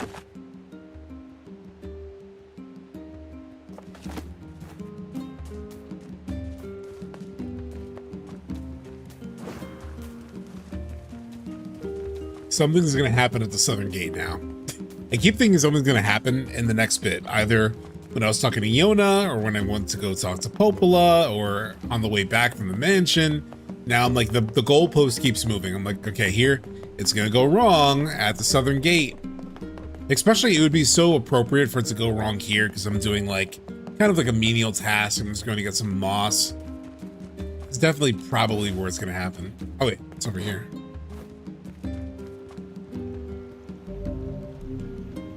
I got vapor moss. Emil?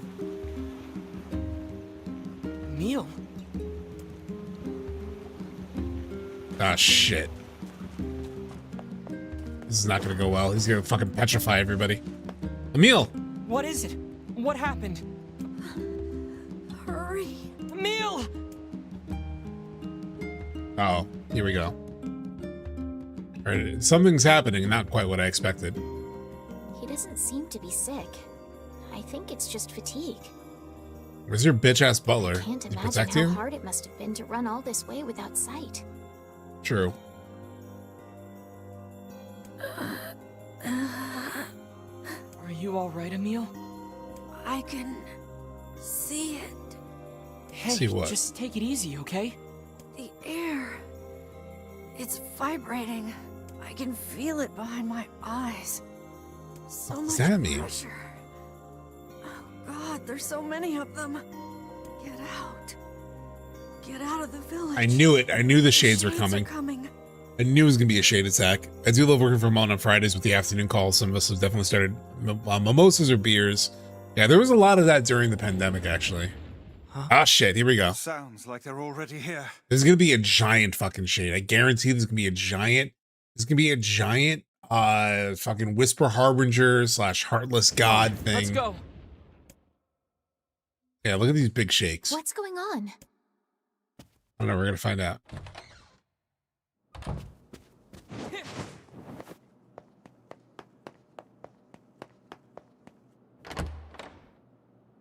Here we go. Oh, whoa, what? Mutations found in subcutaneous cell structure. Ooh, I gotta go back to that. It was like a 2004 thing, too. Damn it! It's not gonna hold! Yep, they look big.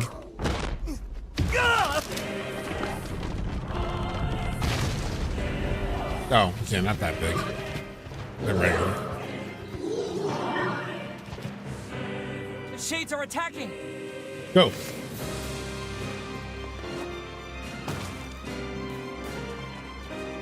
Go, kid, go, kid, go, go, go, go, go. Where's Kaine?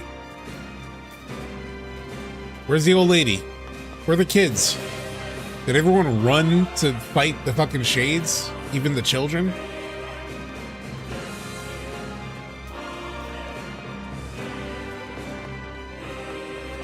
The hell's going on? No time. Get everyone into the library. Please, make sure Yona's safe. Don't worry. I'll grab him. Just don't get yourself killed, all right? I won't. Now go, Devila. Hurry! These people gotta run. Look at this shopkeeper. We Run. have to stop them before Run. they destroy the village. Dispatch these smaller ones as fast as you can. Shades! I'll kill every last one of you! You whelps are hardly worthy of our steel. Come on, bring everything you got! Pathetic. Even in death, they disgust me. I won't let any of you pass me!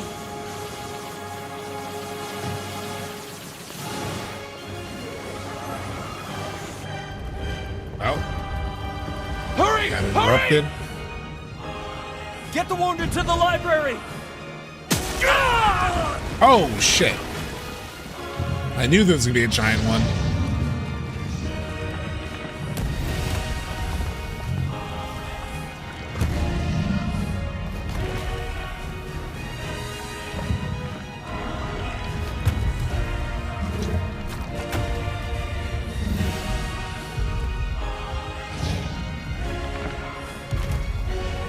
Do I actually need to fight this thing, or?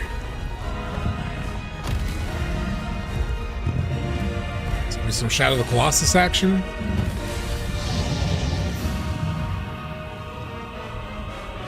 Dear God, Looks what like it. is that Yep. boat? I don't know, but we gotta take it down.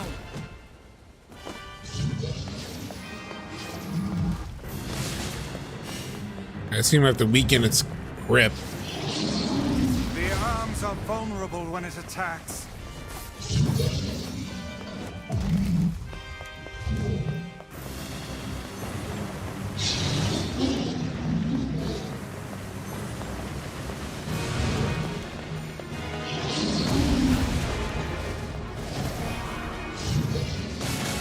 Is something behind me? Motherfucker.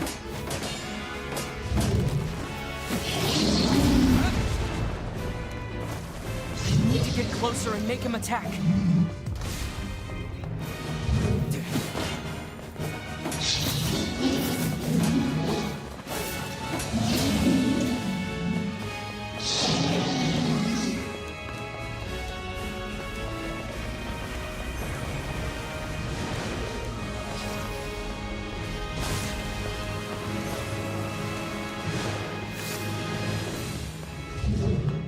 Little shit's behind me again? No.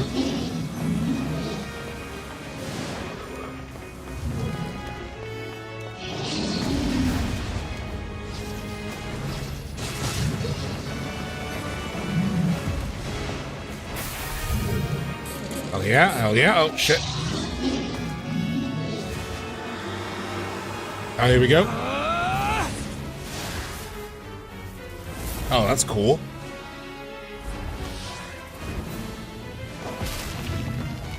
Oh shit.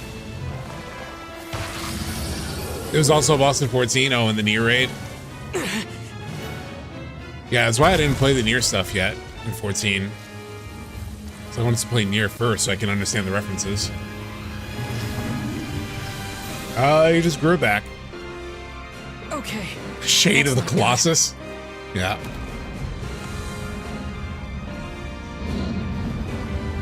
Kaine, you want to show up? By any chance? The generating shade. How will we even know if our attacks are working? We'll just have to keep hitting it until we find out.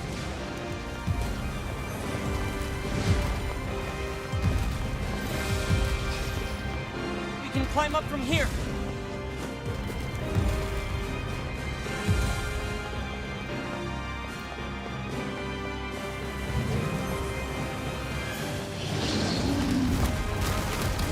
Ah, shit! Balls.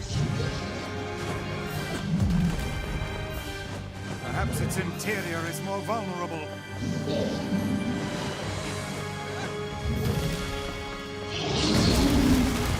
Ow. Whoops. Okay. Whoops. Whoopsie. Whoopsie. 5,000 people believe dead. Request for reinforcement streaming notifications. I thought maybe I could,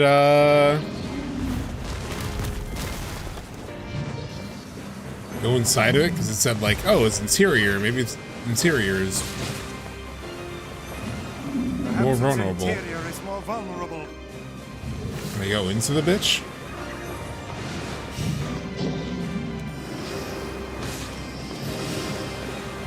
Oh shit. I can't, I've seen a word. So then fire some magic into its mouth. Oh shit. Oh, that's what they meant.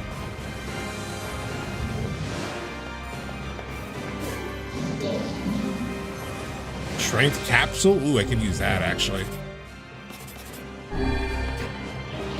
Those arms have proven to be quite the bother.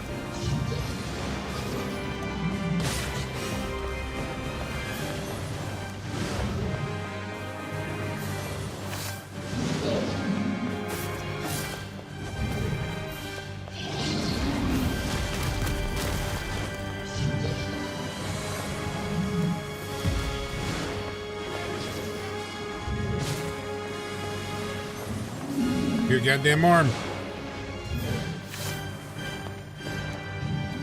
Get inside of its mouth.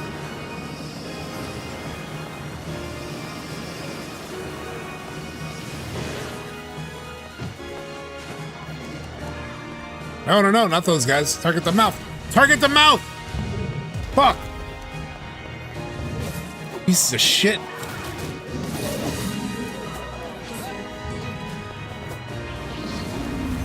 Why is that little guy running away?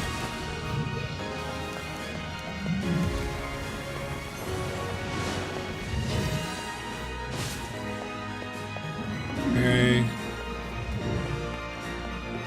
Regenerate magic.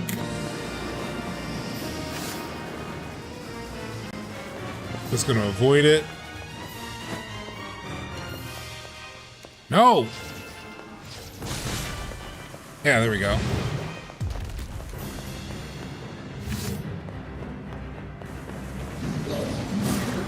tired of these little pieces of shit.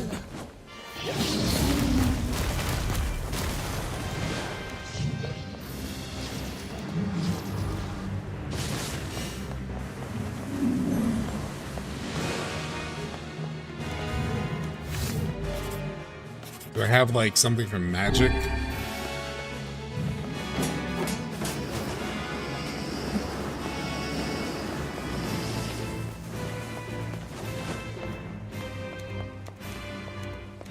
Come on. Damn it.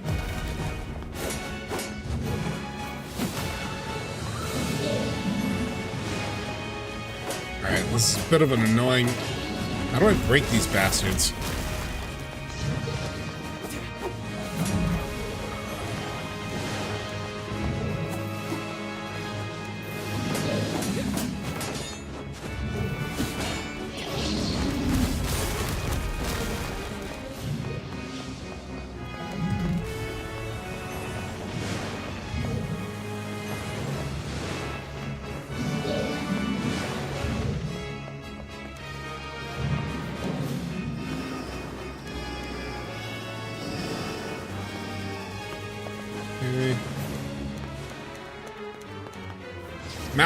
Mouth. These stupid enemies from the ground are pissing me off because they just waste my space. They like mess up my targeting.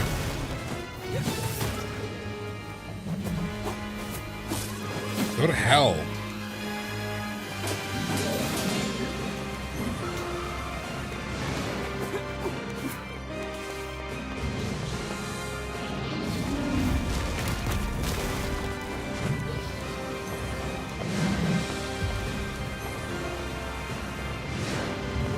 The imprecise targeting is really annoying, and like it never lets me target the damn mouth.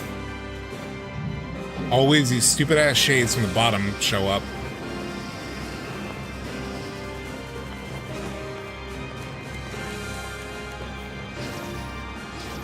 Dude.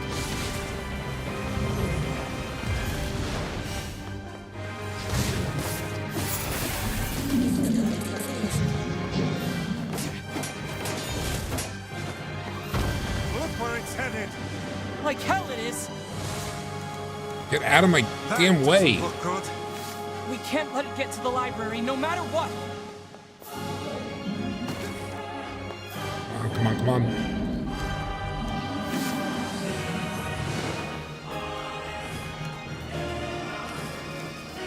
Oh, shit.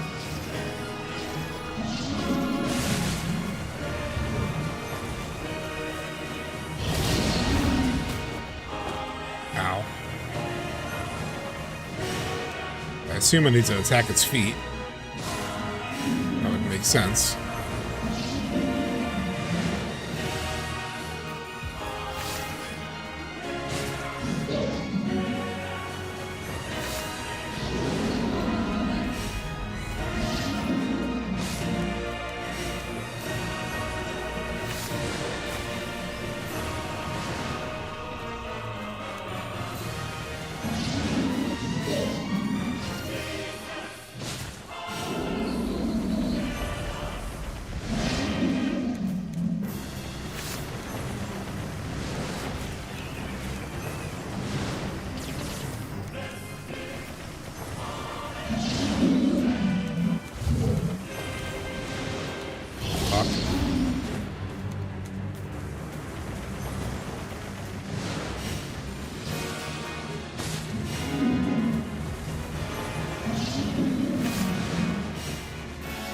He's stooping.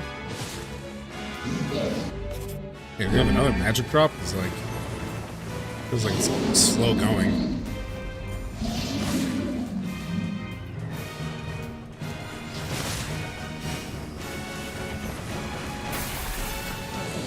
Right, got his foot. Wants me to be here. Okay. You can use physical attacks? Yeah, I probably should have. I was just afraid of getting close and getting hit, like with the hand earlier.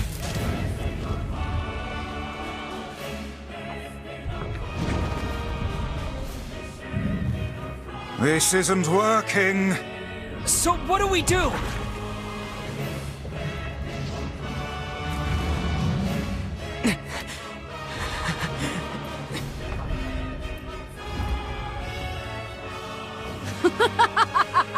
Kaine.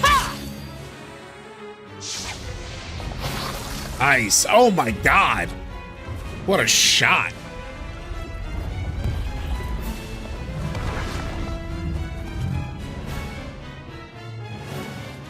You guys having a good time? Huh? Kaine! Oh. That's fine. It's Laura Bailey. Should be fine.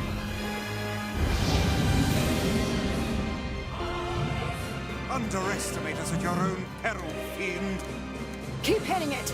At some point, it's got to start working. Oh, shit. Is she trying to raise our morale, or is she honestly that insane? Either one works for me. Let's go!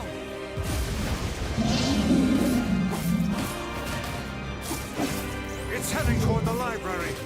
No, that's where Yona is. Actually, let me try this Dark Whirlwind.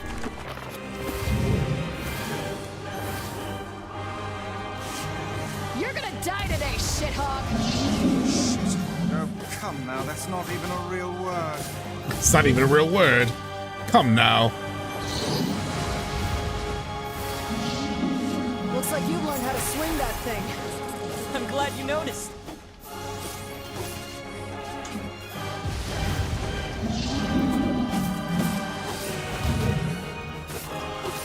You really know how to put up a fight, Kaine. You're almost there. Keep pushing. Ow, damn it. No, no, no, no, no. Come on, keep pushing it.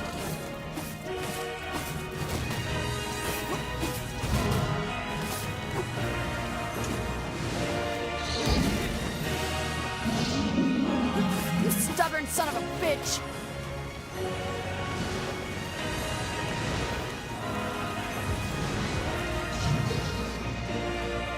Ain't no way. Ain't no way. Come on. Did you leave your strength in your other There we pair go. of undergarments? Shut up, asshat. About damn time, woman. Damn, this is a cool shot. Oh, yeah. Split him in half.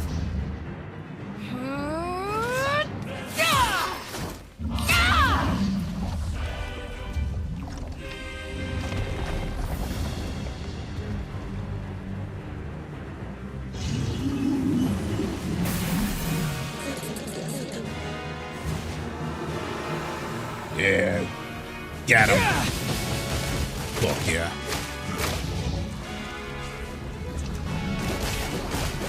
Kill it with words.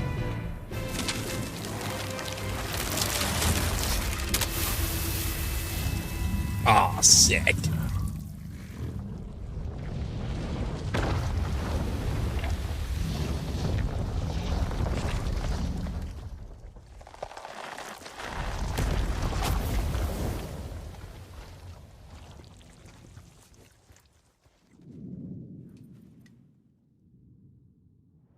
Shut up, asshat. Oh. Oh no. Shades The in other library. shades? Yona! Yeah.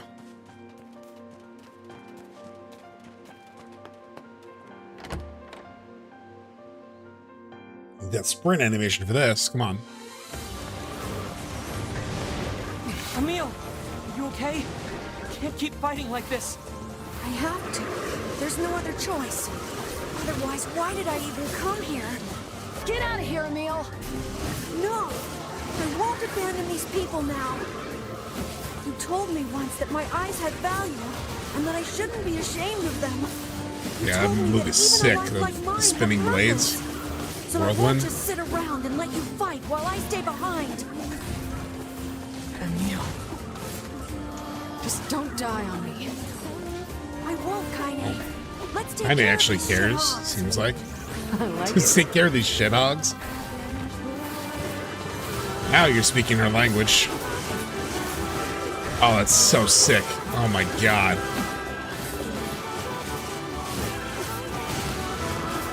Yeah, this whirlwind shit is crazy. Can't let any more shades in here.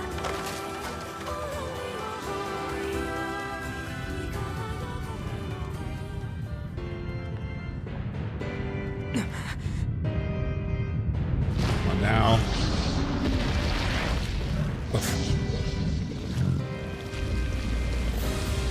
It's like a remnant. No, no, no, no, no, no, no, no, not Emil, not Emil, not Emil.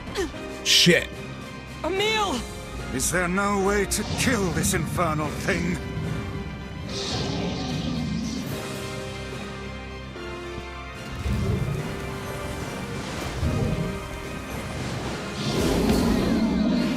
Fuck off.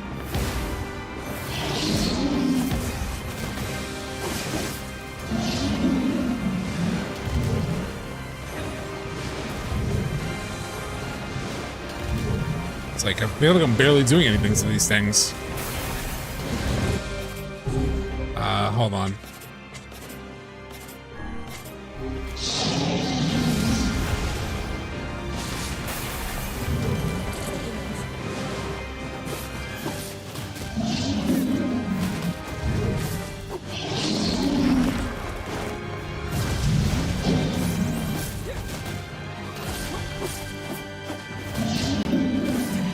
Fucking lock in.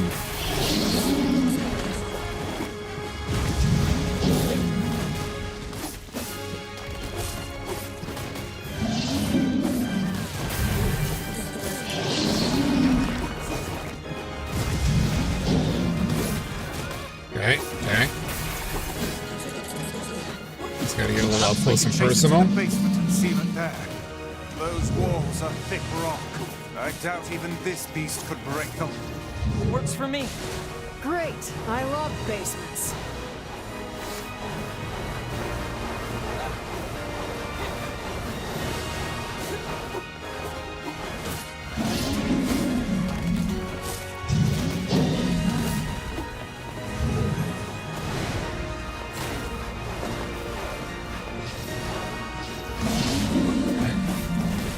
Come on. All right. Do it. Knock it down the basement. Shit! It's healing too Fuck. quickly. Please tell me you have an idea.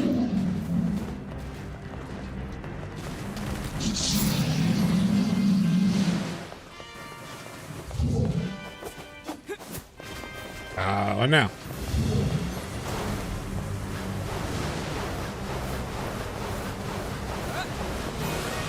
Hell out of my way.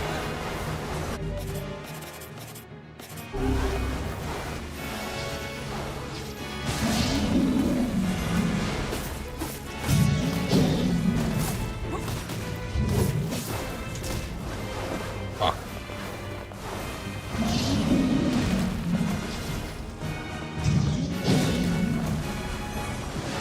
Hang on.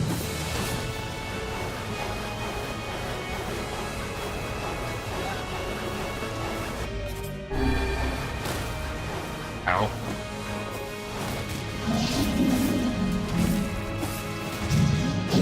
Come on, come on.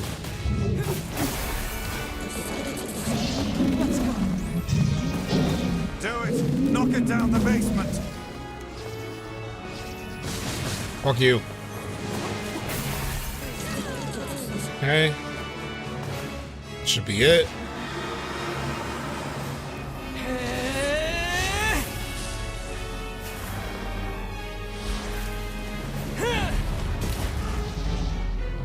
I don't know if I just want to store the thing in the basement, though. Is that like...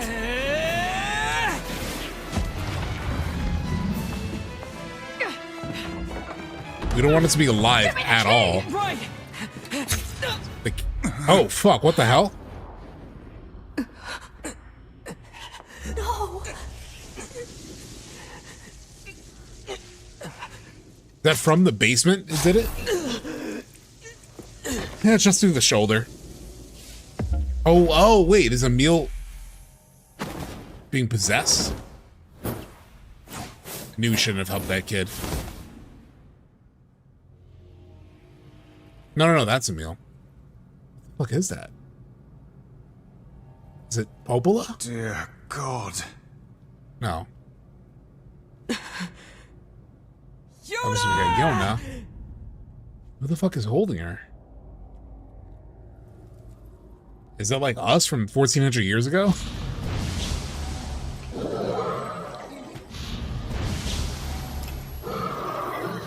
Don't answer that. These are all, like, what's the word? Not hypothetical questions. The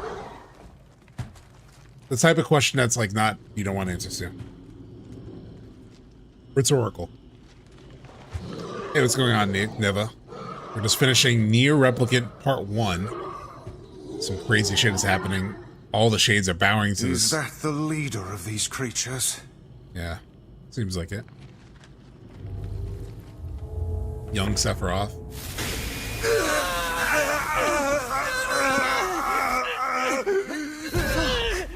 Stay back, Kaine! Seal the door! She needs the key, apparently. Her book is getting zapped.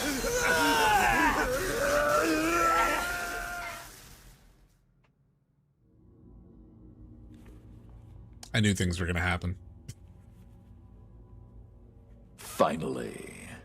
Where am I? It's Thank you so been a much for long subscribing. time, Grimoire Weiss. Who are you? What is this place? Can't see the name. Jamie, thank you so much. Grimoire Noir. Grimoire Noir. Oh. What? All right, a little bit of lore. Do you not remember, Grimoire Weiss? We too serve a higher purpose. Enough lies. Stay back.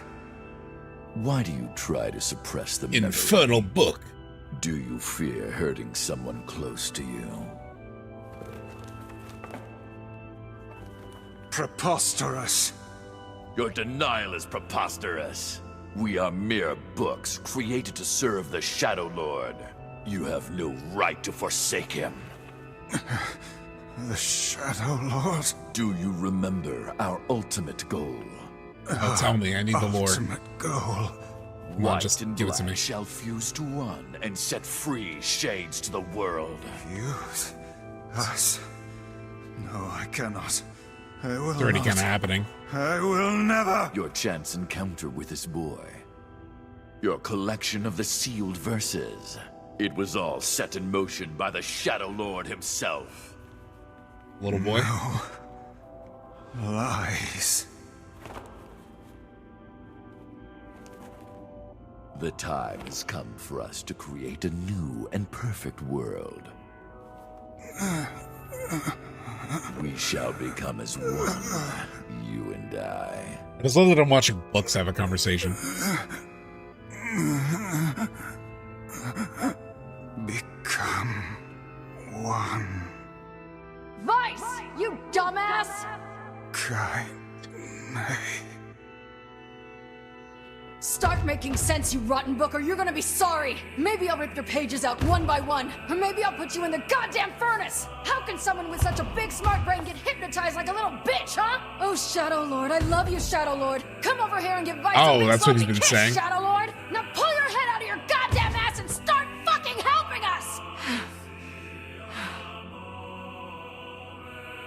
I am one with the shadow. Huh? Bitch.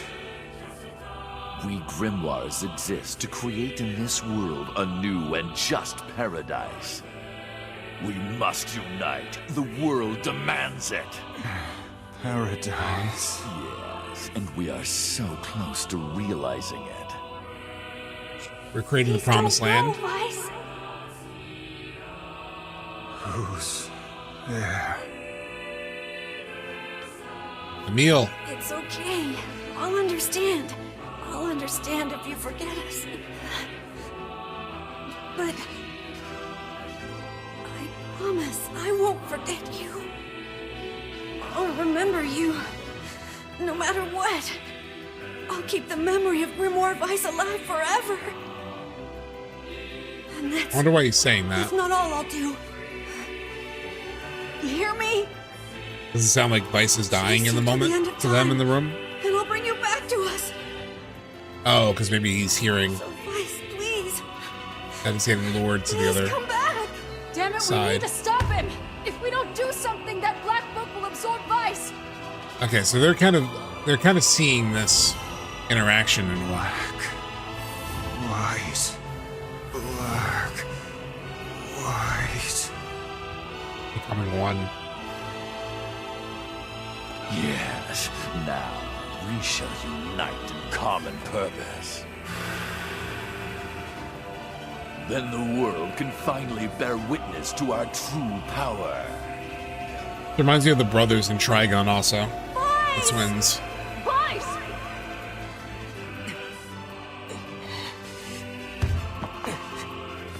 Right.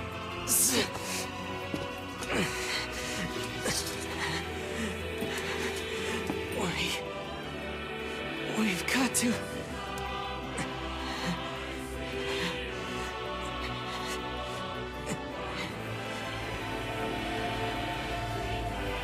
Guys, don't listen to Sephiroth. Don't listen to Genova. Oh, shit.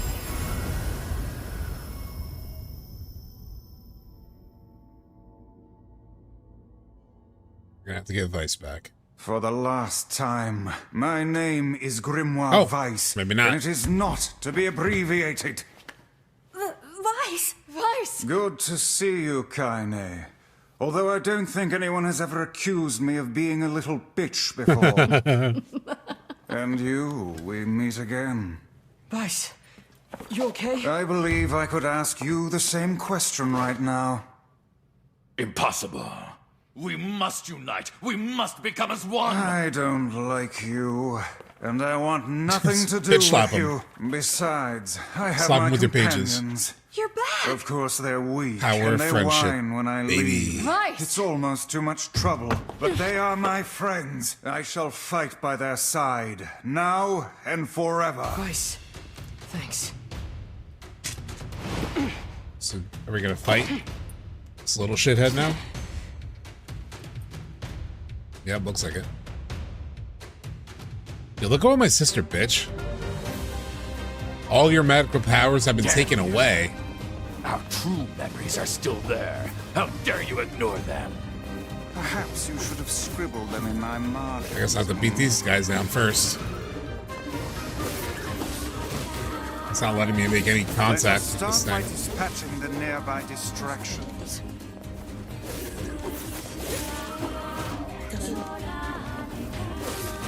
I can't use my magic.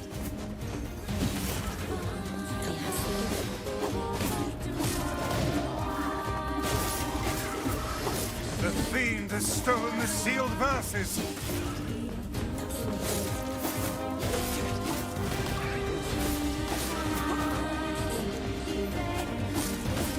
Yeah, it is. It's so weird to do combat without the magic now. I'm so used to it. I'll get them back, Vice.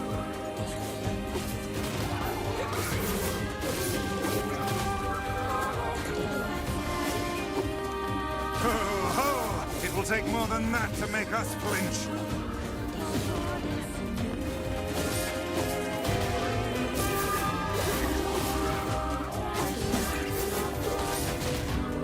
Come on. You are the last one left, Noir. Address me by my proper name, fool!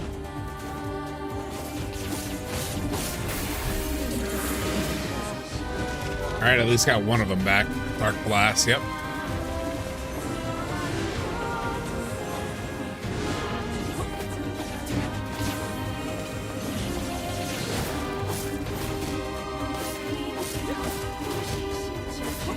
You're fighting a book.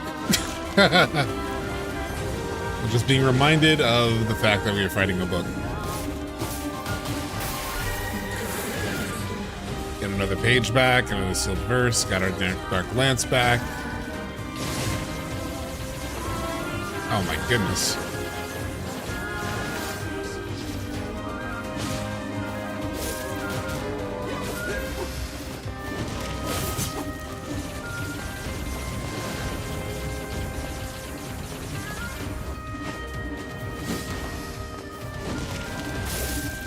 Ah, shit.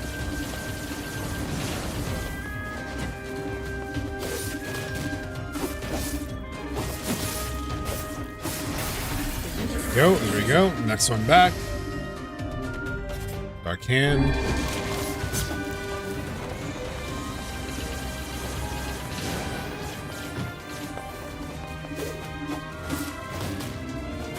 Okay, come on. I mean, this is a bit of a...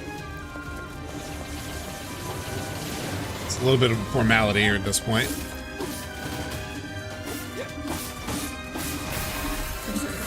Get all our abilities back. The second book you fought in like a half hour, yeah. I mean, it's technically, I think, the same book, in theory, but...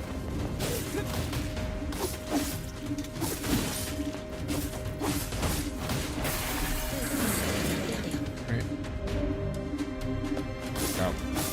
Got Dark Whirlwind back. Dark Gluttony back. Got Dark Wall back. Oh, I haven't even used Dark Wall, really. Ah, shit.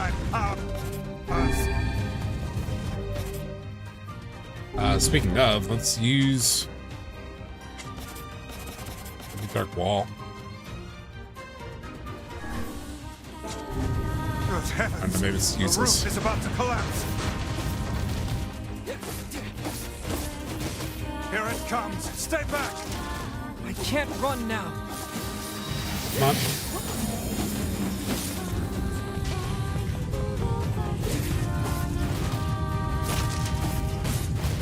Come on. Ow, fucker.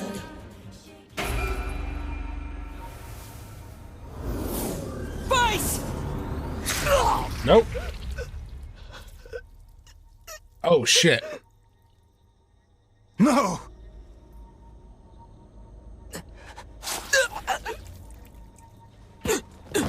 Alright, that seems not good, but not the end of the game. It's not the end of the game. I think it'll be okay. You will understand in time. I hope so.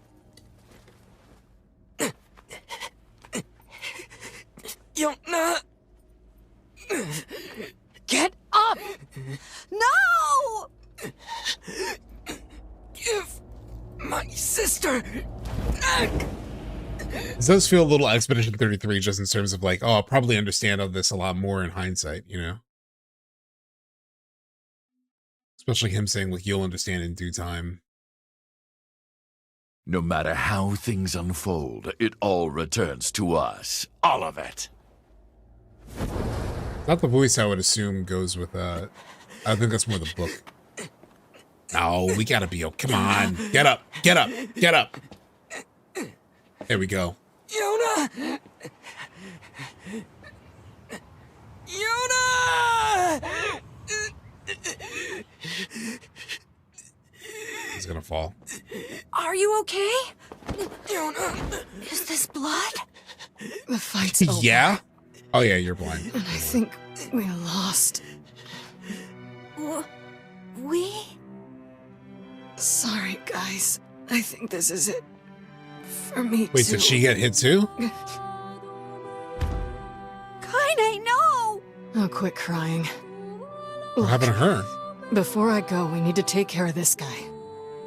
Emil, Yeah? I want you to... Unless we become a meal for the rest of the game? I want you to petrify me. You can use me to keep this thing locked away down there. Oh shit, no, really? No! I can't! Kaine! Stop! He's right! It's suicide! You can't do it! Your powers exist to protect others, right? Kaine! Just do it, Emil. But... If you don't, it's gonna break down this fucking door! Fuck. I don't know what to do! Oh, no way, really? We're gonna lose Kaine? And maybe even the protagonists here? What? They put it up to me?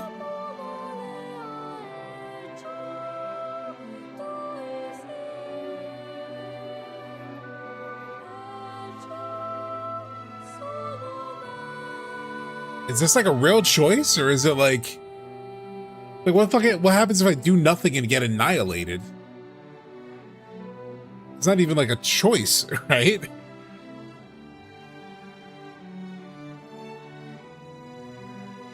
Here's the thing. I'm tempted to pick the second one just to see what happens. But I don't want to have to refight the boss again. It sounds like if you do nothing, you'll be annihilated. That's fucked up. I think they just do the voice. I think they just give you this choice just to fuck with you. Yeah, no, I don't want to do all that all over again now. Damn. Son of a bitch.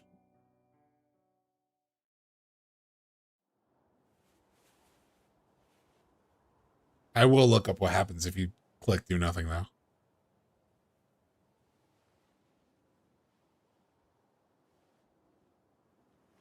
Kaine. No more crying, okay?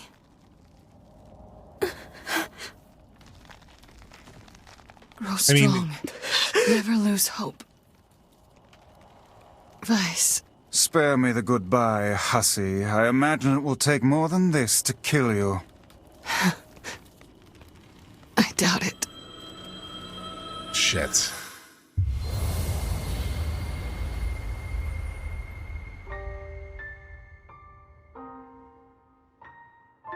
Interesting arc for her, too. She's very much a loner when you meet her, and then now she's doing like the most sacrificial thing for others. Wait for me, Yona. Wait for me, Kaine. Alright, don't petrify us, though, kid. Keep your eyes closed or something. I swear. No. Close your eyes, kid. Kid.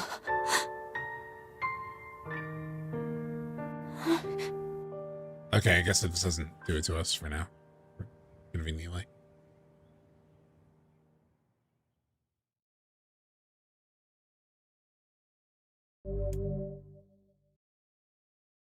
Fuck.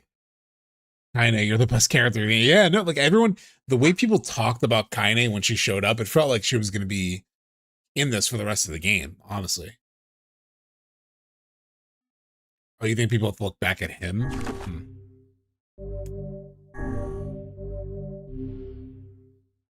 Fuck.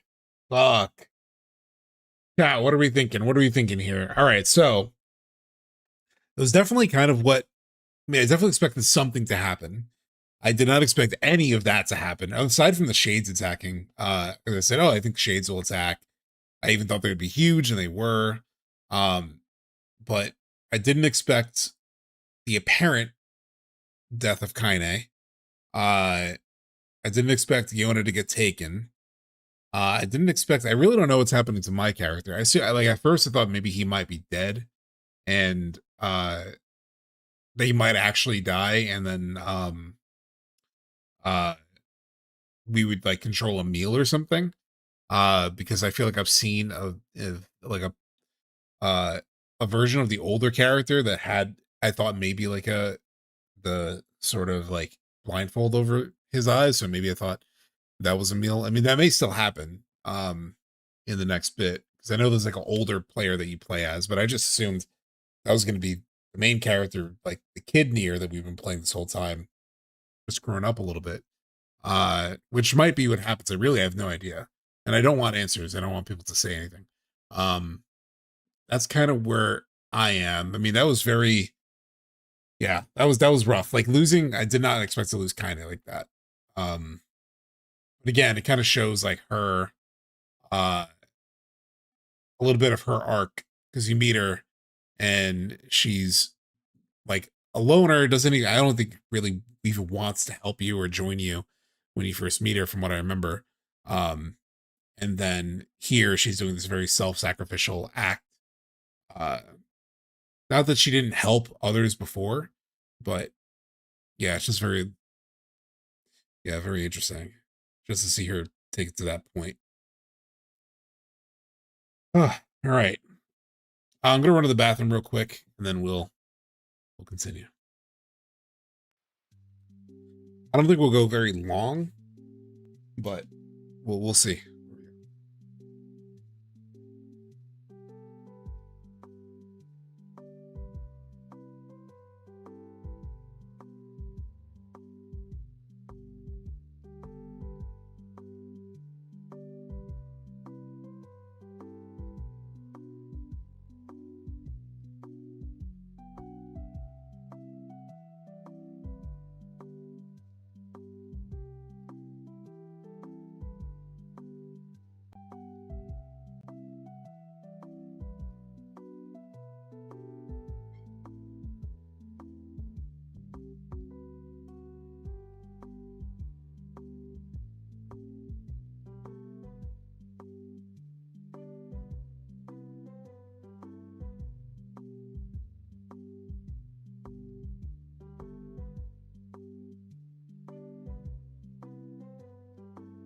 You're not saying shit. Welcome to part 2. Yeah. Jehovah's Witnesses just knocked on my door while I was processing this. What a jump scare. It's funny. When you first met her, you tried to kill her. Yeah.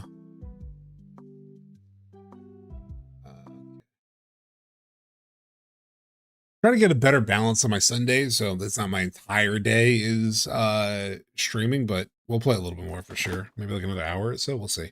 Oh shit, another one. Mutations found. Yeah, this is the same one as earlier. Airborne transmission, most likely. I gotta go back and read that. 5 years later. Okay, so I did hear about this. I did know there was a 5-year time jump because of the guide that we followed. But like told us things we definitely should do and whatnot.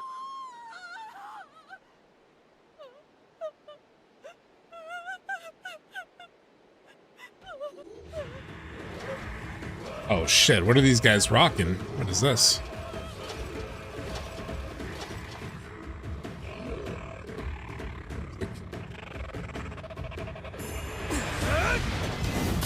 Yeah.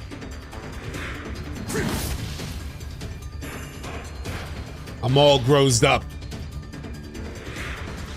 Don't let your guard down.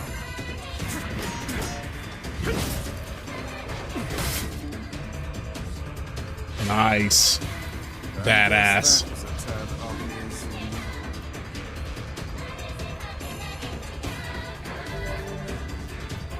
We now use 2 hand swords and spears. Items up, 2 hands left, spears right, 1-handed left. Interesting.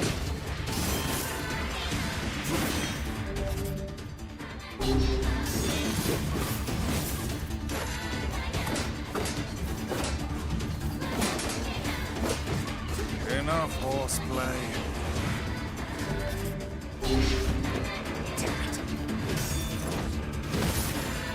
Yeah, I think I need the 2 hands to break through this shit.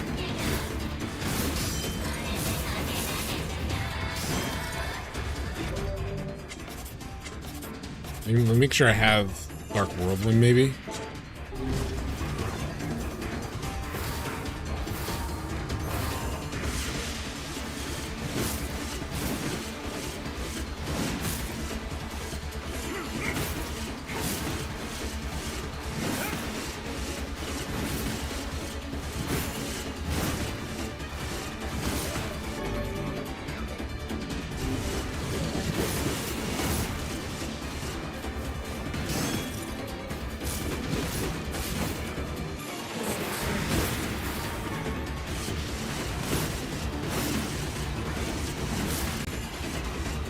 Two-hand sword is way slower, but it is powerful as shit. Thanks so much for the follow, Neva.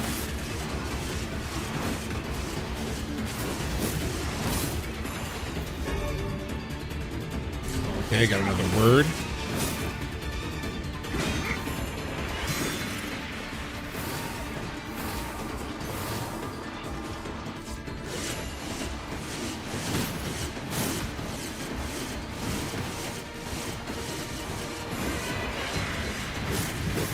It is a bit broken. Like, offers me, like, hella protection as I attack.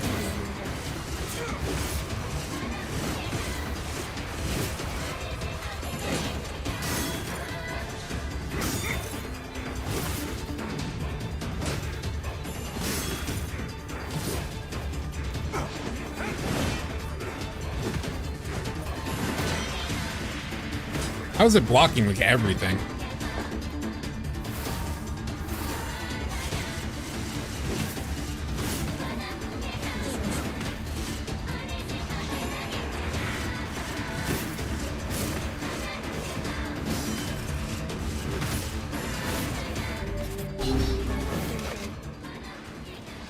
Here's another poor victim. Too slow? Yeah, it is a bit slow. YouTube is acting up so that it's Twitch. At least I can find you there. Oh, okay. I wonder why YouTube is acting up. Was YouTube acting up for anyone else? Young NieR is more of a drastic change compared to Pop and NieR. Damn, I want to stop. YouTube's fine for you? Okay, cool. It's dangerous here. You should get back. Oh, God! Oh, get up, honey. Please. Get up! He's an older voice now too. Goddamn, Yeah, the voice is shades are definitely even different. attacking the village now. He was grown up, Steph, so you got to get used to it. Yeah. And armored ones, no less. This village of yours seems to be changing for the worse. It's all the Shadowlord's fault. That one day changed everything. 5 long years. It's been 5 years since they took my sister. I spent every waking moment searching for her, but all I found is heartache and despair. This world is winding down. Between the shades and the black scroll, there won't be anyone left soon. My Find life your now, sister, man. and my purpose is hunting shades. Someday I'll find a clue that will lead me to the Shadowlord. I believe that. I have to.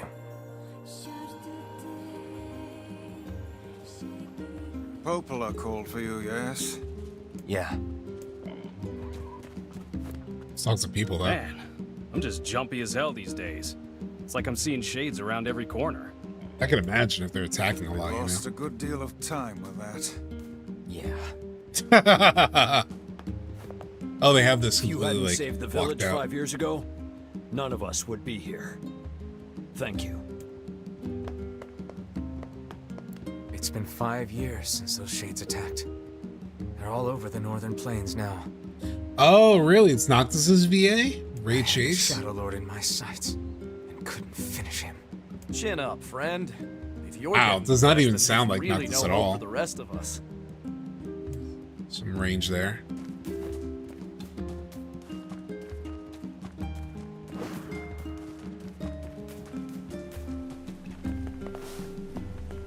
My, but you children certainly have a lot of energy. You're going to trip and fall if you keep running around like that. She's just seeing them? She's just like seeing them.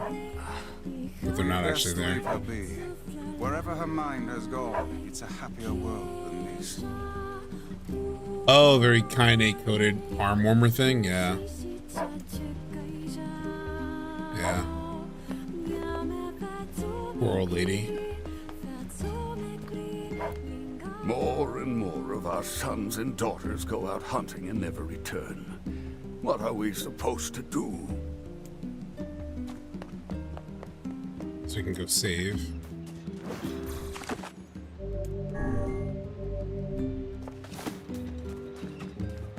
Before I go see Popola. What's in her, what does her house look like? Can we see anything? Health salve.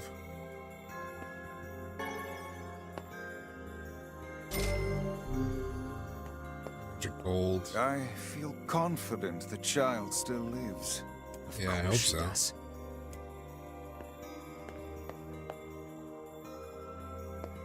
So we're Noctis from this point? Yeah.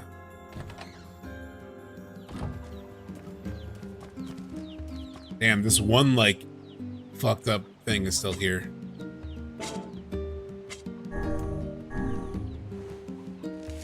Gotta pull this out after 5 years, come on.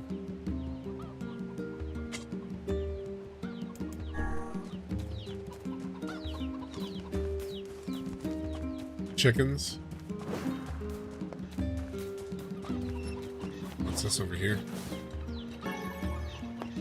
Giant egg. See if I can talk to people in town first.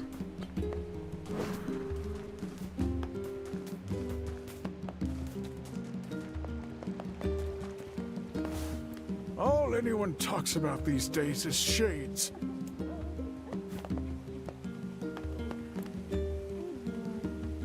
I wish I A lot of could these play NPCs are still here, though. bigger. All I think about these days is food. I'd give anything to taste meat again. You're making me If hungry, you guy. don't hunt, you starve. But if you do hunt, the shades sneak up and kill you. I really hate this place. That's not good. Another hunter has gone missing. I'm so worried about my husband. The shopping district sucks. It's small, and crowded, and all the old people smell funny. Jesus. My mom used to work at a nursing home, so I was always around that older person smell. The village defenses are much stronger than they used to be. As a kid, I would be that When I think about insensitive. shades attacking again. I know it's a hard world, but what better time to make... My husband keeps nagging me about how this is no time to grow flowers. You're leaving the village. Make sure to stock up on supplies. Shop here more often. No one buys new clothes anymore. They all just want me to repair their old ones. Yeah, it makes sense. Gotta like. If you happen upon any sheep or boar during your travels, we could really use the meat. Yeah, no problem. With shades increasing and animals dying off, even mutton is getting expensive. How about buying some? Yeah, I like the changes to the world. Yeah. Leaving us again? Yeah. It reminds me a little Gonna bit of find a like lead on Yona today. post-meteor. The shades make it Passing, you know? impossible to hunt the way we used to, so our food sources are drying up fast. This is like Zach's A lot worlds of in library Rebirth. books were ruined after the ceiling fell in. It's a Yeah, real well, they're shame. pieces of shit. Okay, those library books are real pieces of shit. We're lucky to get rid of them. The shopping district used to be so lively. I suppose the old atmosphere may never come back, no matter how hard we work to keep the place secure. Curse these tired old bones. Shades could strike at any moment, so we have to be ready at all times. I remember when patrolling the shopping district used to be easy.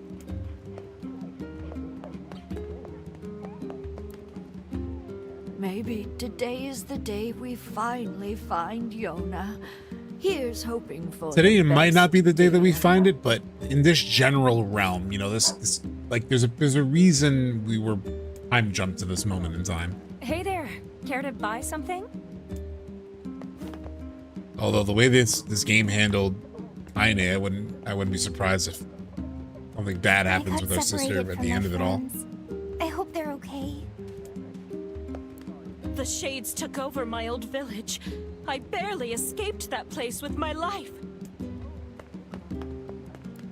What are you doing back here? Times being what they are, every resource is important. When I think of how wasteful we used to be. Yeah, all the change in the area. Such a different vibe from the beginning of the game. Light-resistant body armor, and now the postmen are falling behind. I tell you, this is a tough old world. It's a shame we can't maintain contact with Seafront. Oh, They were wow, our main really? trading partner. And now it seems like we're always running out of food.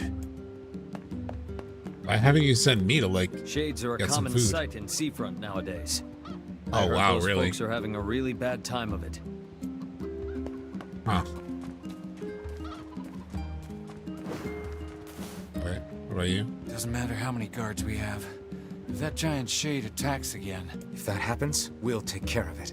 It does this old book good to see how much you've grown, lad. Alright, let's go talk to Popola. I wonder what Popola looks like. Actually, I wonder what Devila looks like. She's still here? Oh, where's Devila? After the kids she used to take care of by the fountain died, my Oh, grandmother's those kids mind died. slipped. Oh, shit. Oh, shit, the kids that ran around the fountain. Remember, I was like, oh, she's like seeing them. She's kind of lost in her head. Not only, I thought maybe they grew up or something, but they should have died. Does the remastered keep the opening cinematic still? I don't know, to be honest. I don't know what the old opening cinematic was. I know there's a tutorial area that you fight. It's like back in the past. I'm worried about you. You've been a different person since Yona was taken away. Thanks, but you don't have to worry on my account. I wonder what the kids at the junk heap are like now, too. I'm- Damn it. Thanks. God damn it. The people who go hunting keep getting attacked. We're in such bad shape, there's hardly anyone left who can lift a weapon. If only there weren't any shades to deal with, then we wouldn't have this.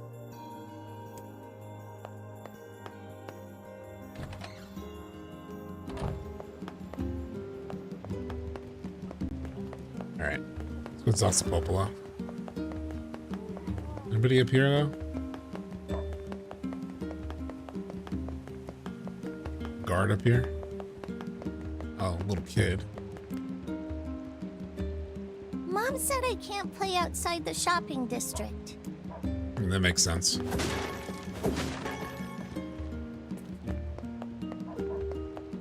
There's people down here too, right?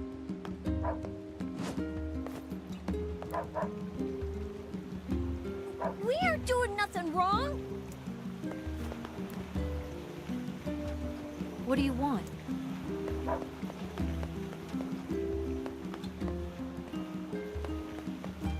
Way down here.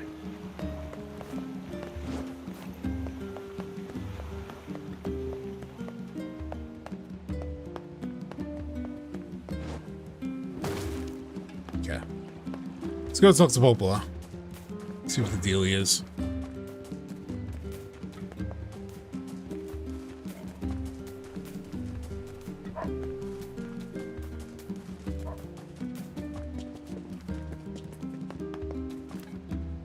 I decided a long time ago that Popola was too important and beautiful to worry about shades and the like. That's why I dedicated my life to protecting her. You have any She weapons trusts or me anything? to keep the library secure. So maybe someday she'll trust me with, other things.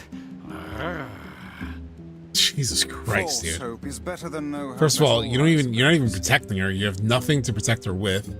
And that's just creepy. Creepy vibes.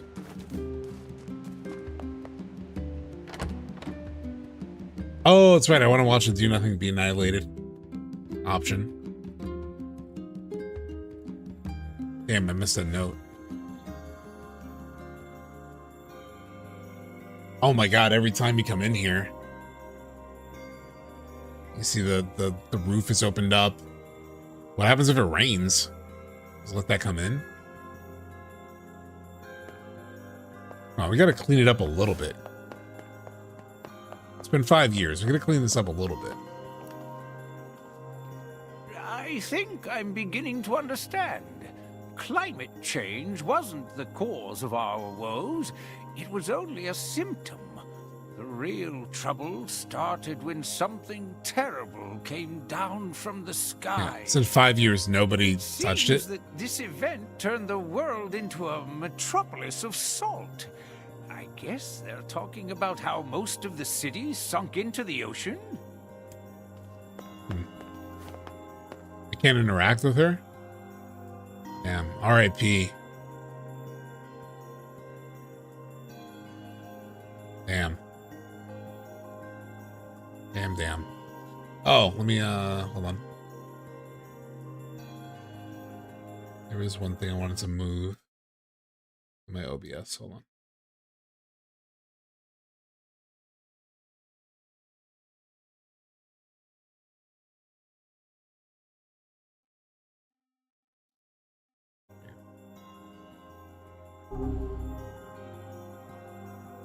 R.I.P. Laura Bailey. Performance. Crazy I can't interact with it at all. Can't touch any of these cursed books? No. Fuck a book.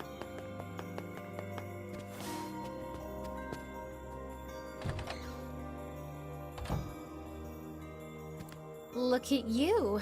I think you've grown even taller. Is her voice a little different? Yeah. Maybe I'm That's tripping. hard for me to tell anymore. But you haven't changed a bit, Popola. What's your secret? Right, she hasn't changed.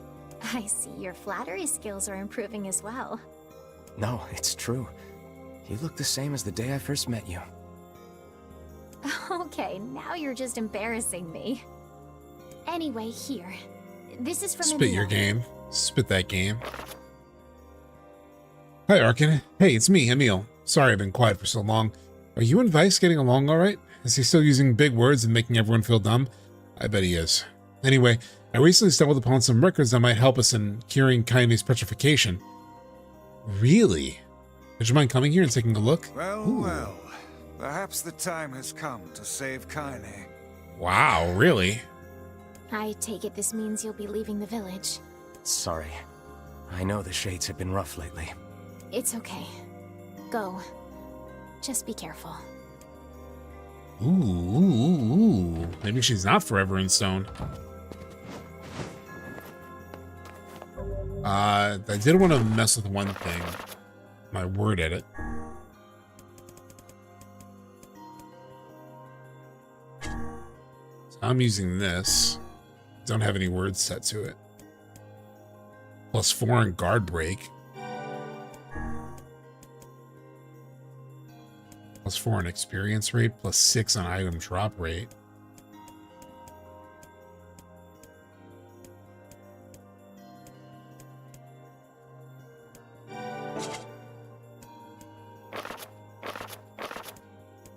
Check my two-hand sword. Oh yeah, let's read the story on this thing. The shield left hanging on the wall was covered in dust. The blade left in the scabbard had rusted over. The techniques I hadn't used were forgotten. The body I was to train was left to grow soft. I had lost the will to practice discipline.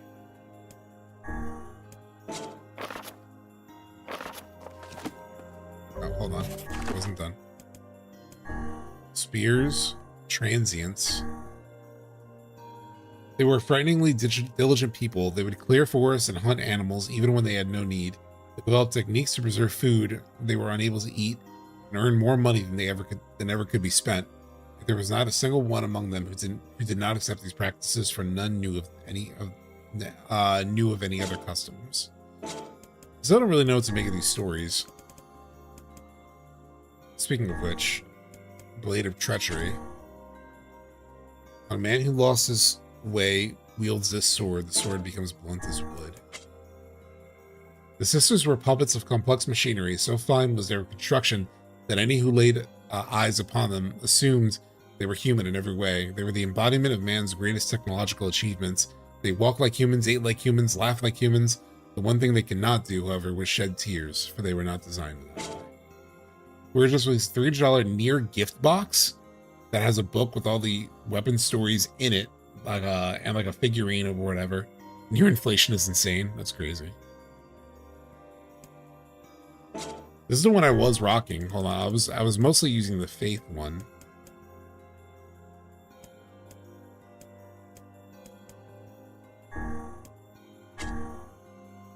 Sword carried by the world's most loyal servant. Like that loyalty, the sword's blade is straight and true. There was once a famous poet in a land to the far, far east. Now in his twilight years, his ability had withered such that he could no longer craft a single stanza or verse. The poor poet spent every moment racked with sorrow for what had been lost. But one day a monk appeared by his side, gently placed a blade in his hand, and imparted the following words.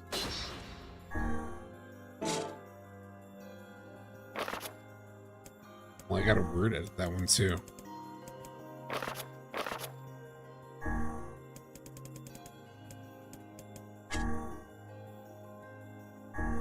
Oh, Vara. Okay. Oh, so does it just transfer over the words that I'm using to whatever weapon I'm using? No. So now it reads Vara O-tier Faith because of the words that I added to it. Just like this one is Vara O-tier Transients. Upgrading weapons can be tough. Yeah, they're still like all level 1 also, I've noticed.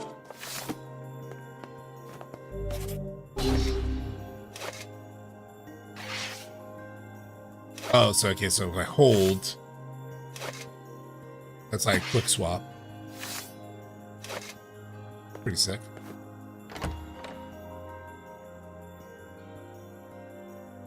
So I have to go to the Manor, I assume, right?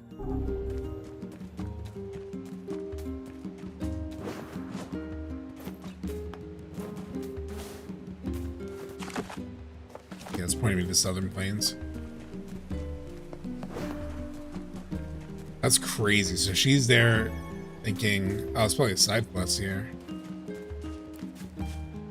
Oh man, I'm in a heap of trouble now. What's the problem? Well, I was distracted while I was cooking and sort of started a fire. Now I have to repair the kitchen and all my equipment. I can't make the repairs without a bunch of parts, but the only place you can find that much scrap is in the junk heap. Yeah, that's bad news, all right. Want me to go for you? You sure? You'll have to bring a whole bunch of robots and take it from them, so it ain't exactly safe. That's cool. I wanted to go back to the junk heap anyway. Trust the task to us. This won't be our first time in the junk heap. Just let us know what you need. Thanks. I really appreciate this.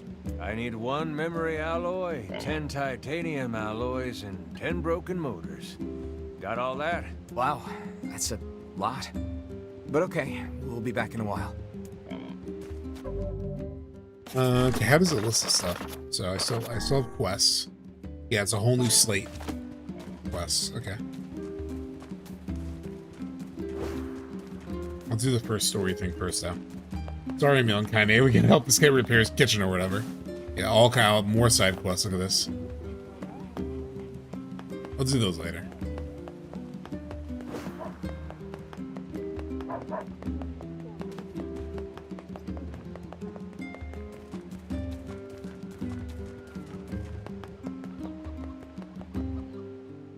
Now, how shaded up will this place be?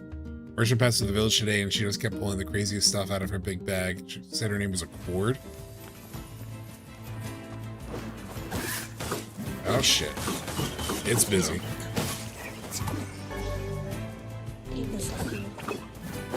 Got another word. Fuck off.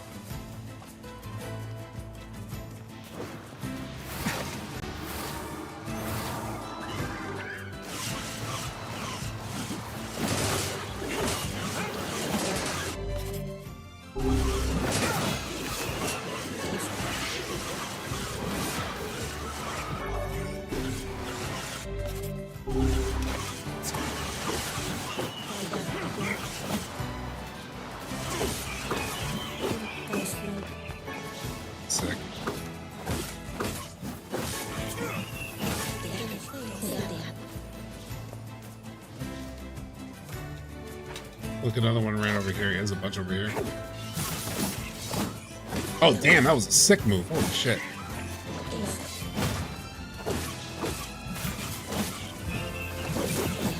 Oh my god, that was sick.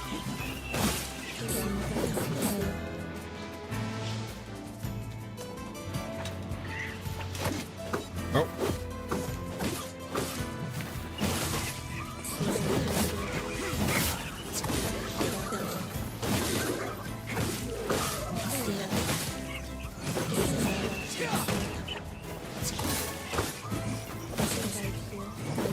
Oh my god, I love his moveset. He's 21 now. A lot of these little fuckers.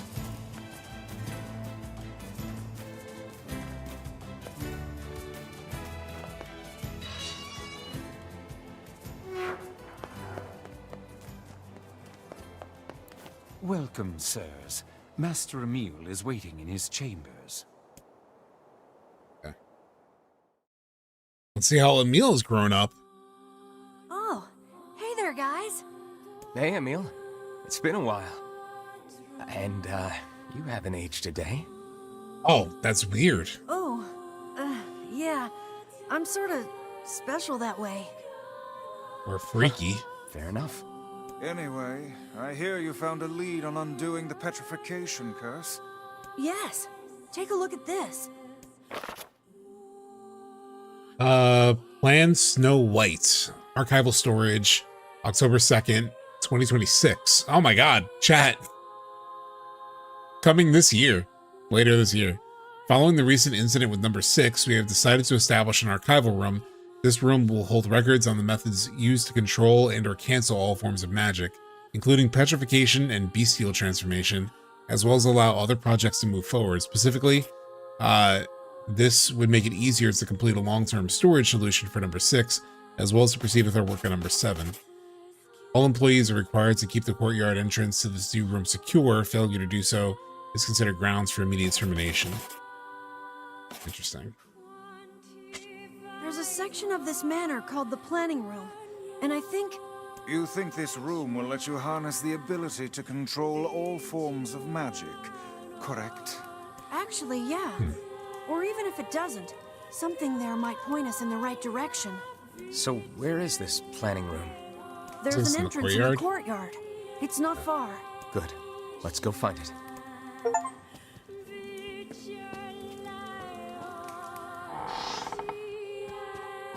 If this room truly contains the power to control all magic, I can use it to cure my eyes.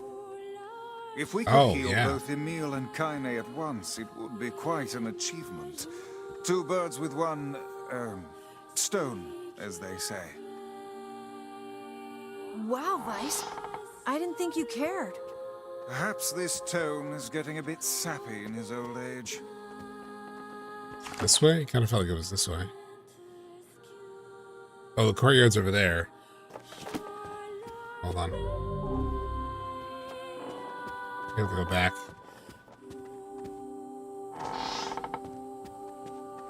Courtyard is over this way.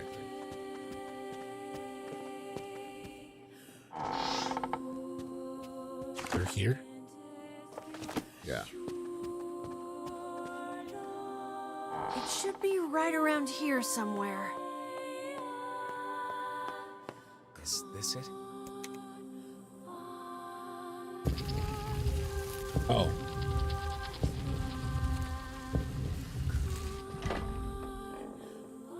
Leads into a tomb. That'll be very normal, I assume. Warning. This facility... I can't read the rest. Something about a seal? If someone bothered to attach a warning to this room, I doubt they will appreciate us forcing our way inside. Emil, you okay? What's wrong? Nothing. It's nothing. I'm fine. Yeah, normal. That's a good sign. Something is amiss with Emil. Oh my god, this is isometric shit. Right. Oh my god, yeah, I heard gameplay kind of get crazy in part 2.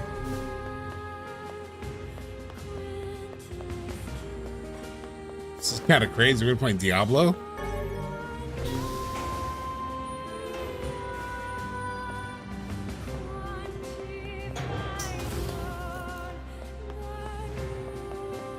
Yeah, it's really cool.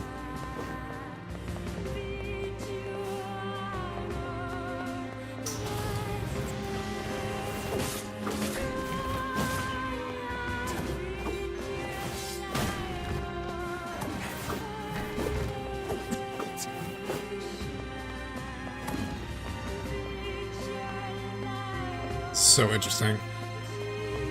Emil, come back. Come this way.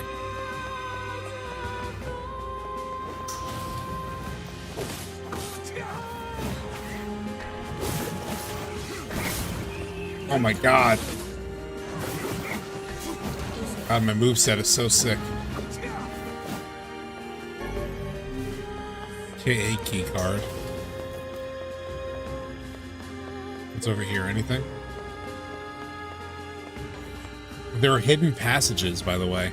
I don't mind if you give me a hint. That's fine. You can let me know.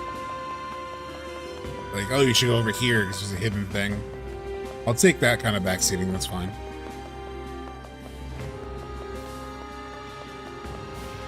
Oh.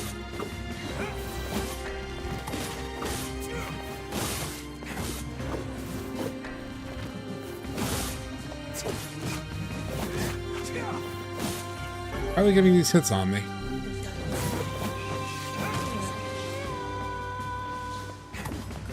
They're not too well hidden. But if you skip one, I'll let you know. Okay, cool. Actually, one thing I want to check. Let me check my word edit, because I just picked up some new shit.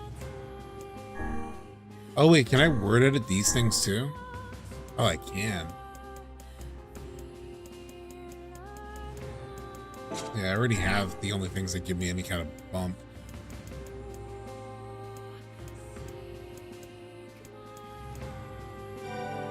Item drop rate, sure. Oh, I don't have anything. Editing my whirlwind. +2 magic power.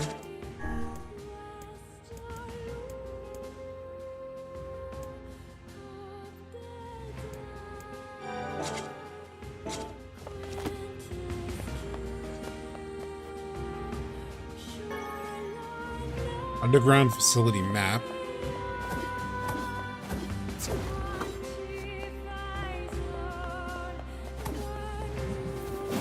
Now you have me checking everything.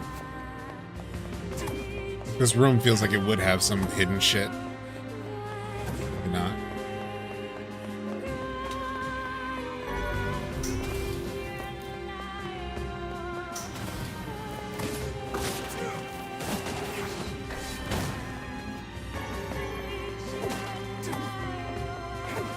Some herbs.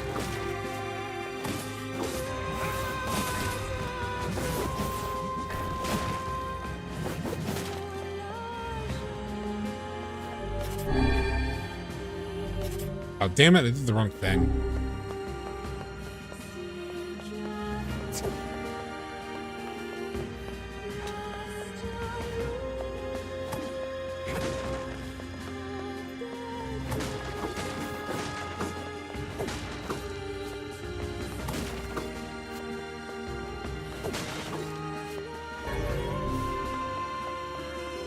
The key card.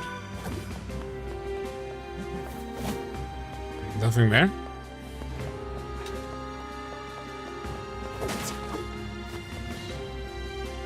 There's nothing in the secret passage, but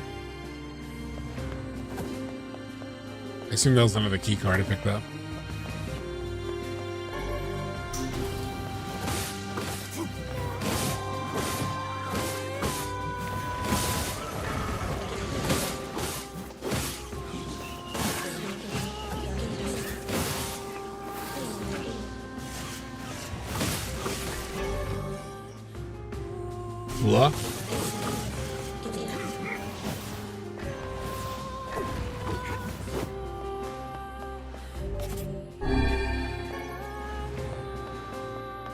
Look at that other... Emil is falling behind. Emil!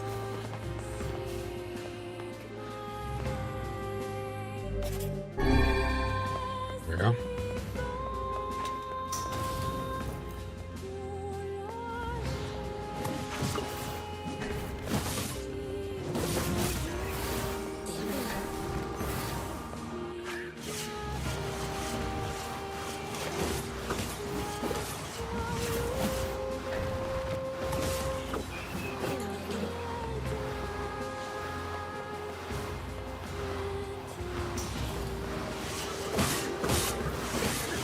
So fucking cool.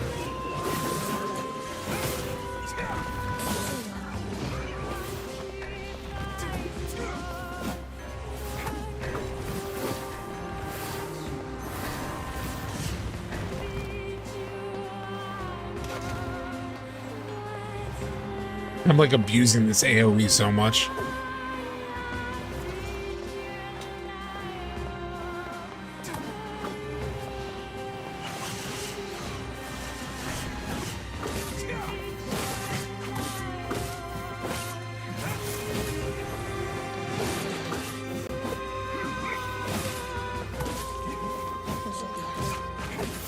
Fuck you.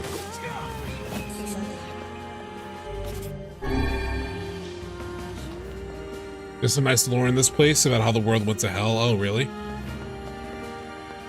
I haven't discovered any lore yet.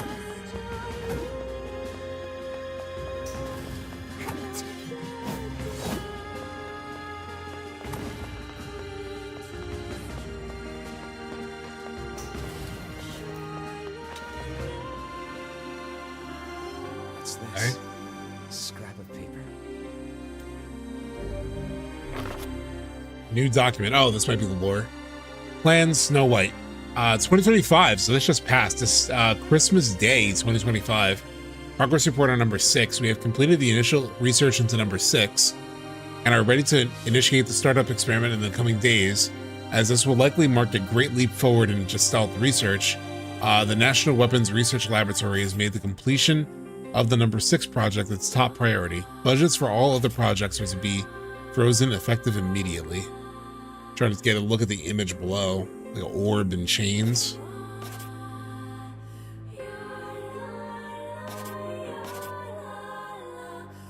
Gestalt research. It would appear this used to be some manner of magical research facility. This must have been where I was... Where you were what? Experimented on, created. I'll be okay. We need to keep going. And it's just getting worse and worse. I feel like Emil's gonna fucking turn on me. The thing you picked up was a 2-handed sword, not a keycard. Oh, okay. Thank you. I knew I picked up something, but I didn't know what.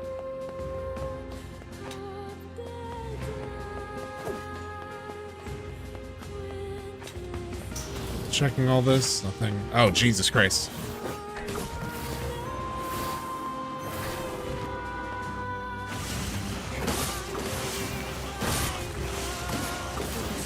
Now this really feels like Diablo with the AoE shit. And magic and whatnot.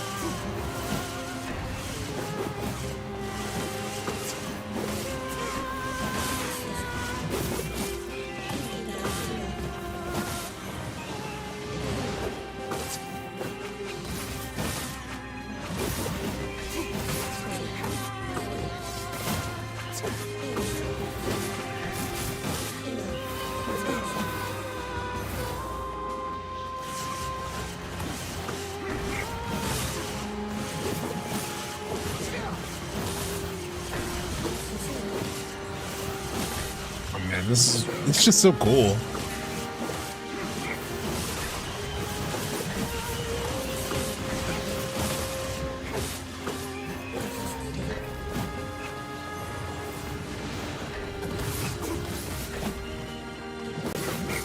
Aims a lot of these little bastards.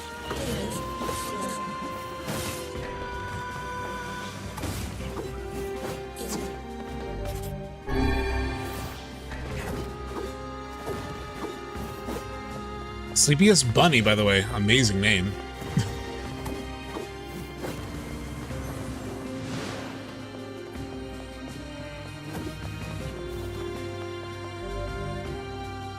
The door is locked. There's a slot next to it marked TA. So I need a TA card.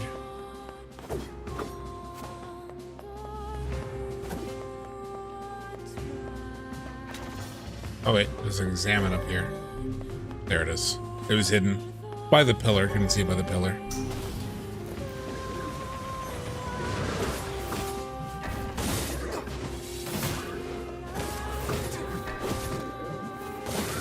I do like the spear. The spear is pretty sick. I tried it on Blue Sky, but mostly Lurk and Catcher VODs. Well, thank you for hanging out.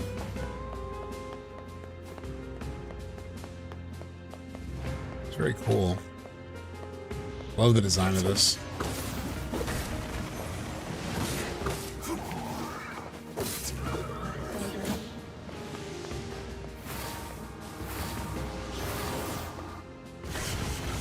Come on.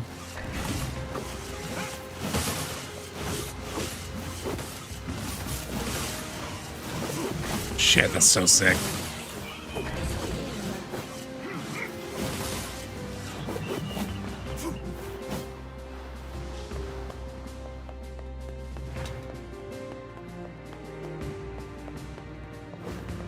Keeping an eye out for hidden passages, since someone mentioned that earlier, but... Ow, fuck you.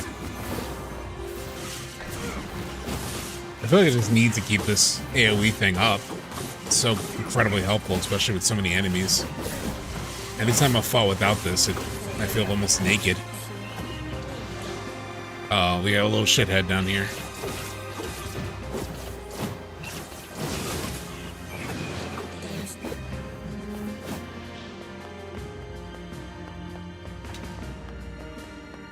Ah, Those medicinal herbs are gone now. Oh wait, hold on. Oh, it's another slot. Go back here. No. I assume that key card will be like hidden in a corner that I can't quite see. Look at Emil just popping around. Oh, down here.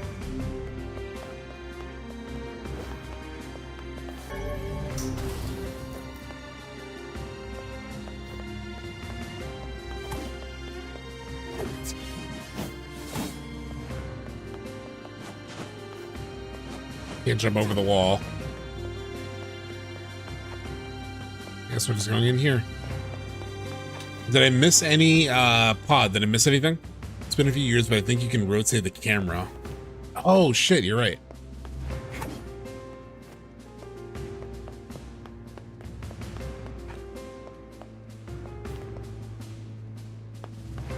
Maybe we have to go through the building to get to the other side. Yeah, looks like it. Oh, shit. Thank you, Emil.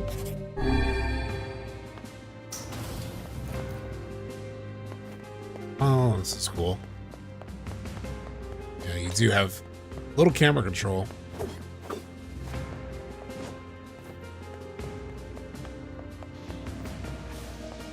Oh.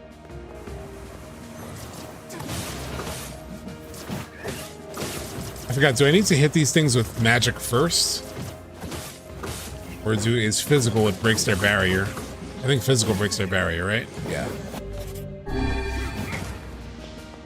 As I just learned.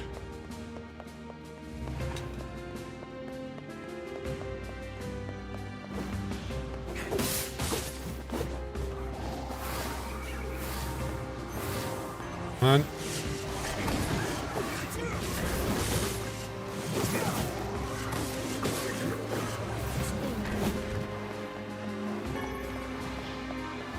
Defense drop.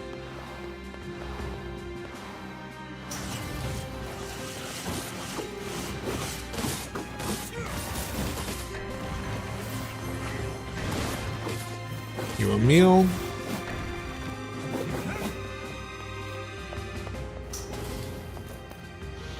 Okay.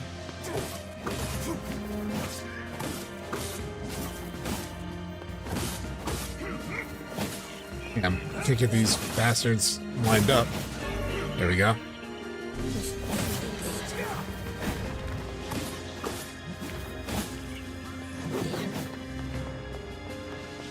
Okay, go this way. Nothing this way. It's an anti-magic barrier.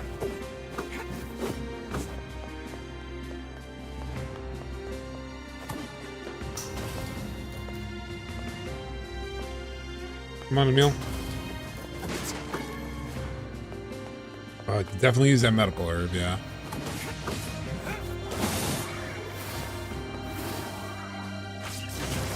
Shit. Shit.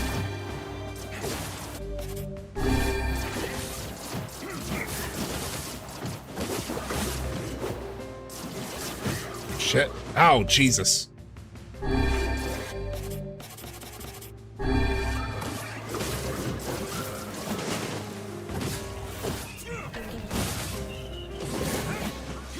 Yeah, thank you, Emil. I can definitely use your help here. Oof. How many of these do I have? Oh, okay, 6.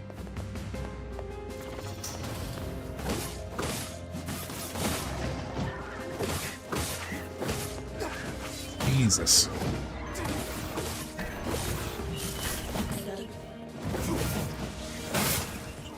There we go. I was waiting for that crack. Old school book. Can I read the old school book in my inventory by any chance? Sounds like it would have something to it, right?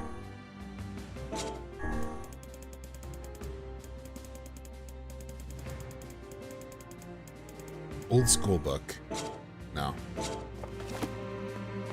It'd be cool if they had entries to read, like a, you know, like a FromSoft game sort of thing.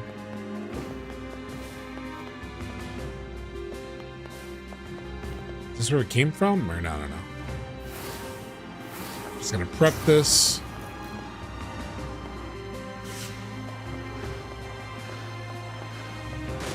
Maybe I don't need this.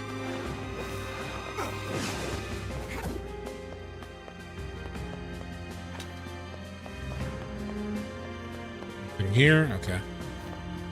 What is in these? What's up with these tanks, though? I'm sure these tanks might mean something at some point.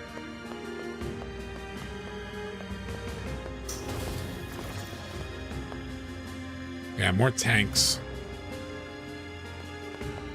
Fucking Hojo's lab.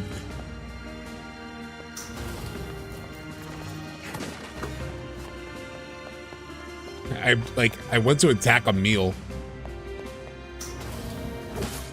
Oh.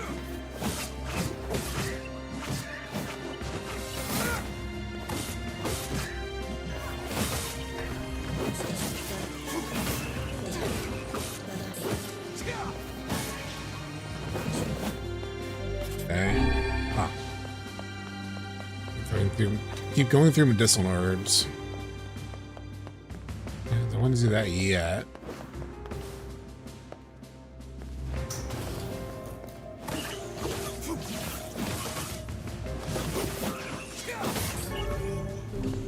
Okay.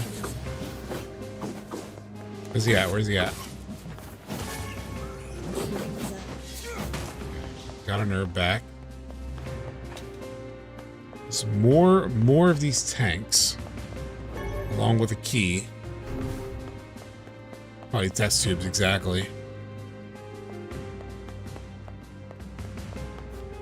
It's probably what Emil was put into, right? Emil was probably in one of these because he sort of hinted at the same thing. He was like, "Oh, this is probably where I was," and then he sort of had a headache.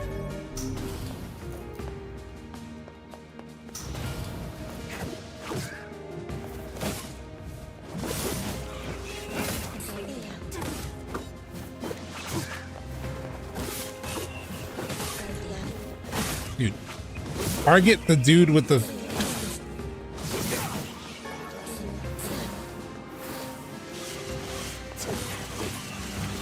Try to target the guy with the shield.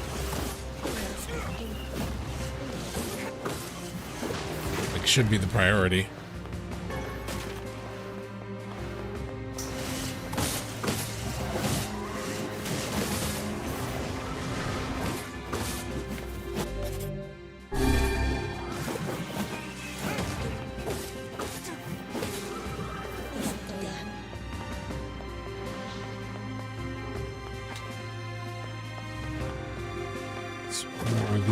Areas. Emil is falling behind. Emil, where are you?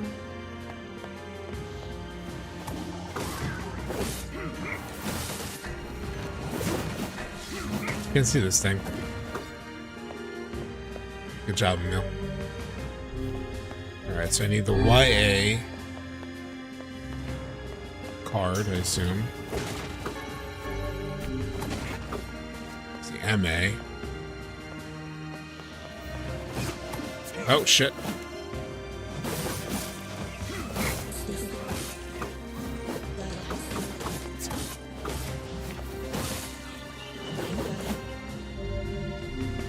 What?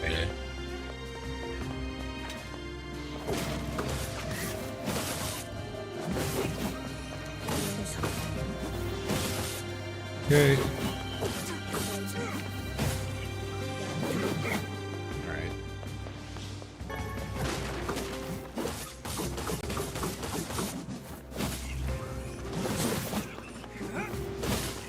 God.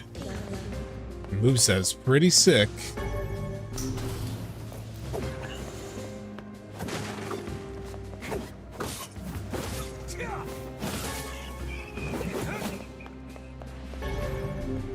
YA card. Okay. Anything else here? Oh shit, Big Daddy. Damn it. A little mini boss. Actually, not what I need, not what I need. I need a different ability. I need...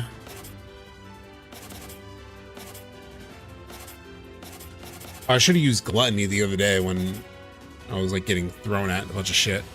Dark Execution. Oh yeah, spikes. Lance or Hand. Let's do Dark Hand. Oh shit.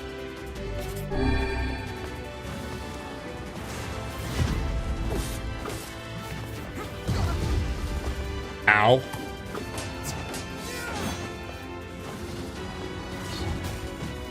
Ow, fucker. Emil, step it up. Alright, maybe it is better with Dark Lance. I'm gonna keep distance from this thing.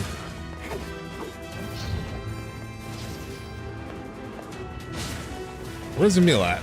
Oh, he's behind it. Emil, you could also attack this thing, you know? This is a heads up.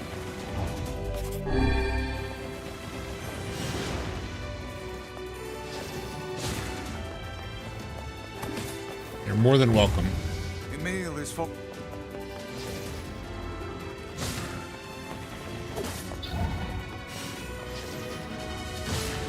You're more than welcome to help, Emil, anytime.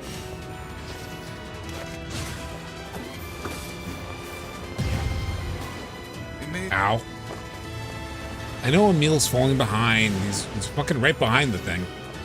It's fine.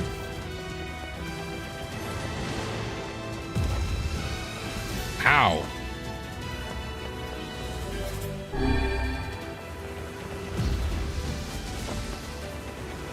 It's got a homing beacon on that shit.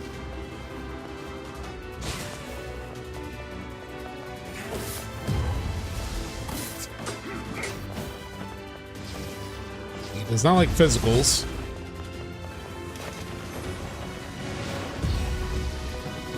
Ow.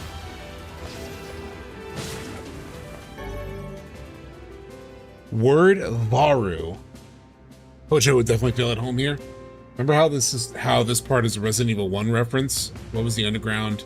Underneath the mansion in Resident Evil 1, a lab. Oh shit, I haven't played Resident Evil 1 all the way through yet. Dark Lance is my preferred ability. I don't think Emil can do anything against the mini bosses. Yeah, apparently. Apparently. He's just an itty bitty boy.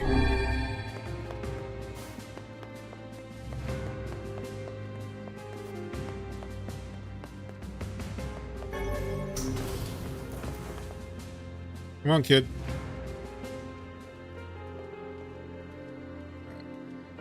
Some more lore. Yep, that looks like Emil, doesn't it? MIDI agenda, September 12th, 2026, so coming this fall, almost.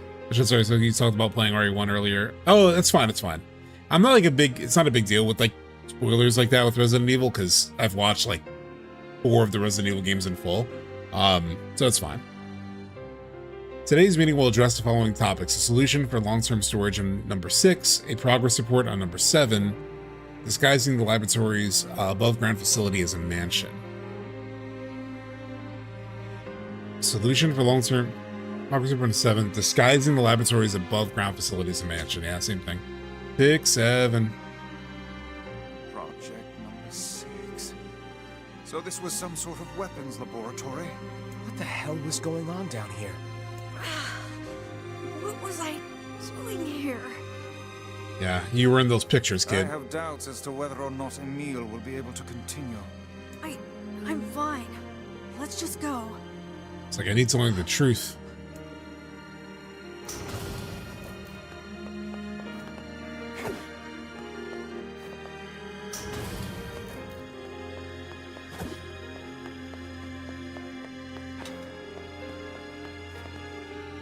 Come on, kid. How you doing? Come on.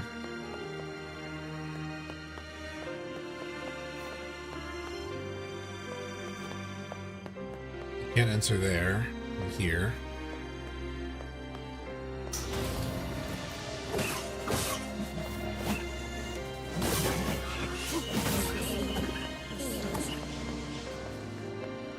If these things spawn, but I can't even go in there.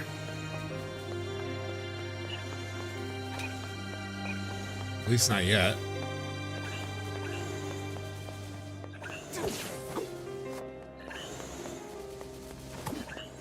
They're way in through here? No. How do I get back there? Oh! Hidden pathway.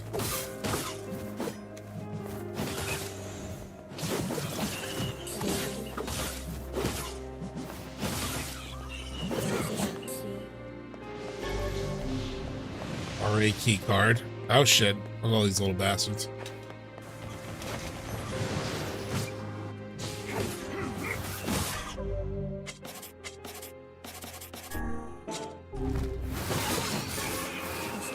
Oh wow. Sick level up. Holy.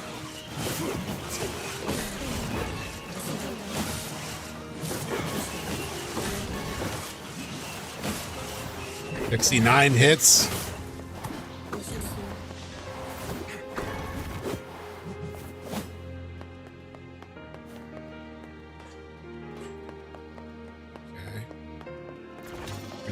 There. Anything over here? No. RA card. Yeah, I was saying that earlier, that it reminded me of playing Diablo in Mono. Very similar camera angle. Even like once I have that AoE attack like going, it even feels like it. Like explicitly, you know? Like once I have this thing going, let me load it. Look at this. This especially feels like Diablo shit right here.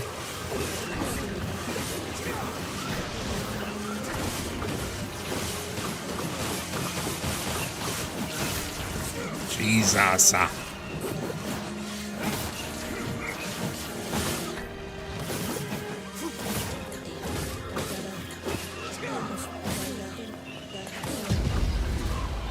Oh shit.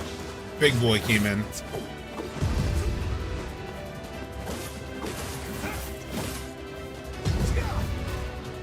Ow.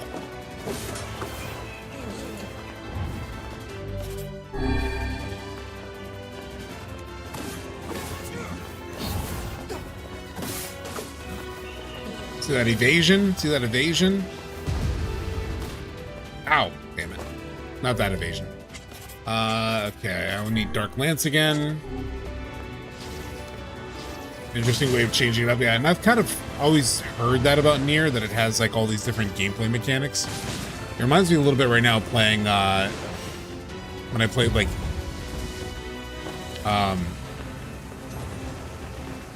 what's it called?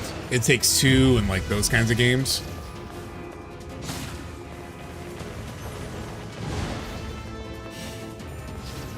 That's what it really reminds me of.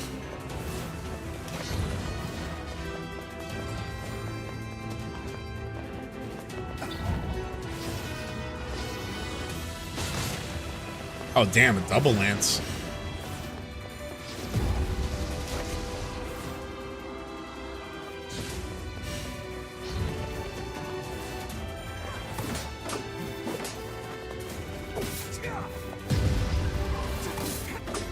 Oh, those iframes there. Not that time.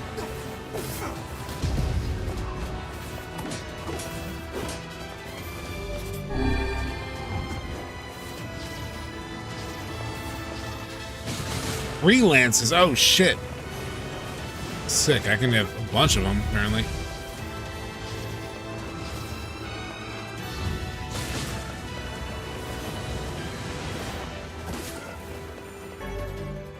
Okay, Konira uses martial arts, magic defense plus 12. I feel like I haven't really been able to like equip these words though, because I go to word edit and I feel like I have such a limited number of words to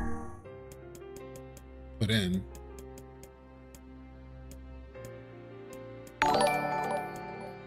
Oh, thank you so much, Kofi, for the $5 super chat. If I recall, it was because Yoko Taro had a small budget, so he compensated with several ideas to make up the gameplay and endings. Interesting. I mean, it's a very resourceful way to do it, for sure. I feel like I have very limited words.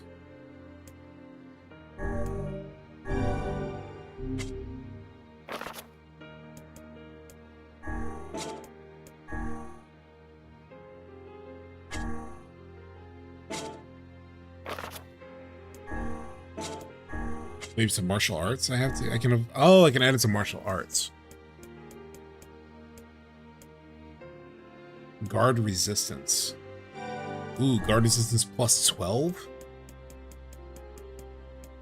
That's what I've been missing. I hadn't been doing the martial arts ones. NieR.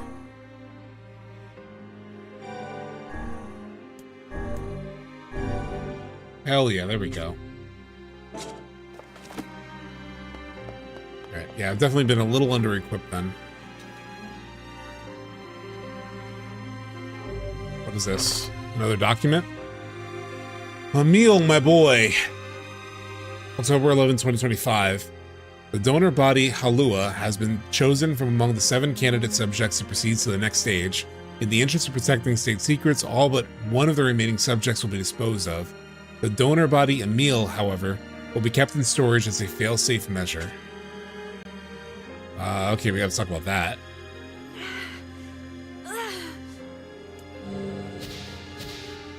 You sure you're okay, Emil? I'm a weapon? What does that even mean? Oh god, we're giving birth to Sephiroth. It appears he's trying to remember something. You're gonna be fine. Am I? Am I really? Your past makes no difference. We'll support you no matter what. At any rate, you would hardly be the first member of our merry band to have issues.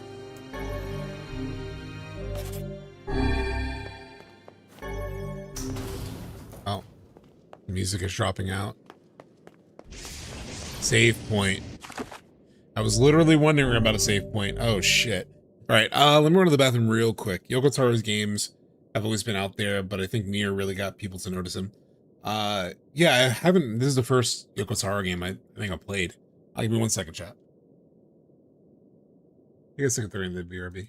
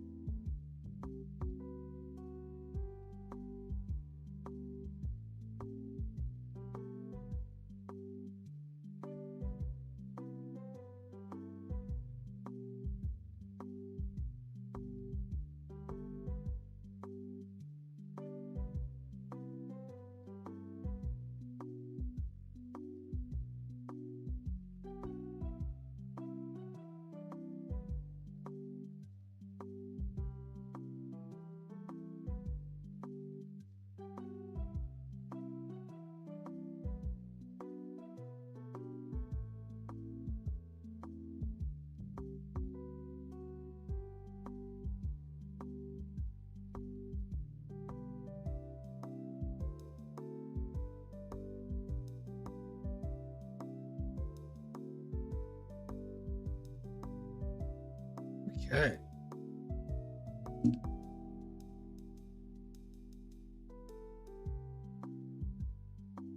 A YouTuber named Clemps. Interesting.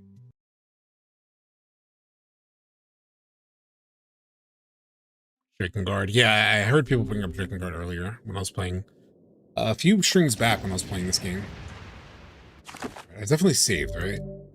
I think I did, but let me just double save. Okay.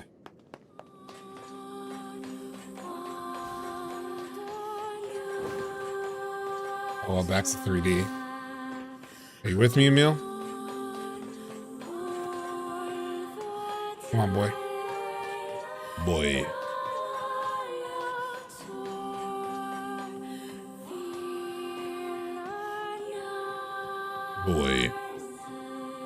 Come here, boy.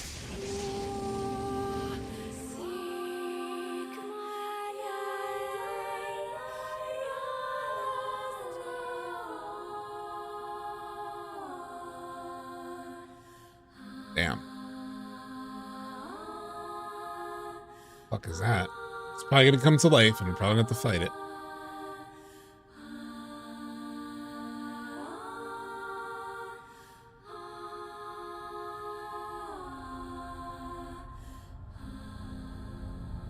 Oh, that's that head. That's that NieR mask.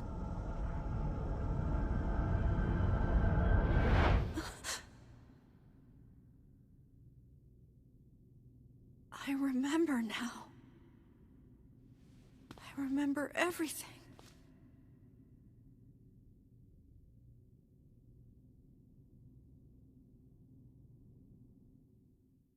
We used to be humans.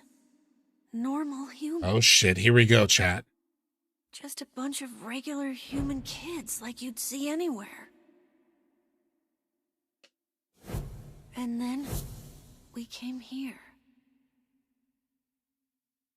They wanted to turn us into weapons. So they used magic to perform terrible experiments on us. Eventually they succeeded. They managed to create a perfect weapon.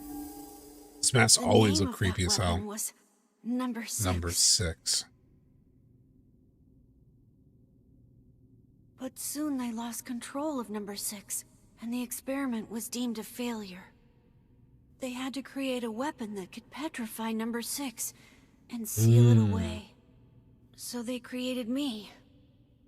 Oh, so he was literally made to petrify this thing. I'm a weapon. Weapon or no weapon, you're still Emil to us. Thank you. Oh, wow, okay.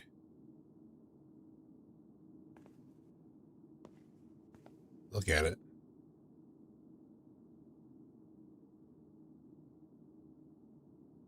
I assume shit's gonna pop off once I talk to him.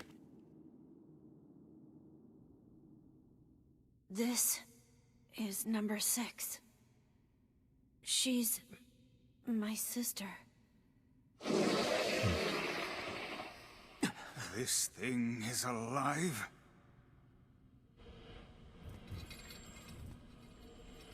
My sister is the greatest weapon ever made, and...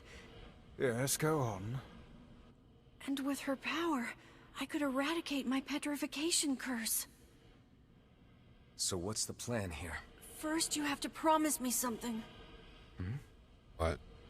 If my sister somehow manages to swallow me up... What? If my original self becomes lost, I'm afraid I We're may more try to advice, hurt we're her. more in our situation. And if that happens... No, wait! Then I want you to kill me. Oh my god.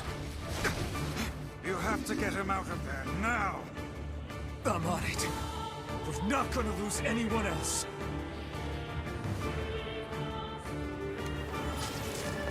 Finally get to see what the hell this mask thing is. Hurry! There's still time to save him. I know there is. Don't worry, I'm loading it up. I'm loading it up. Magic. What is this thing about magic? Oh, really? Is it? All right, cool. Because I do want to. I think Dark Gluttony would be nice here. Swan.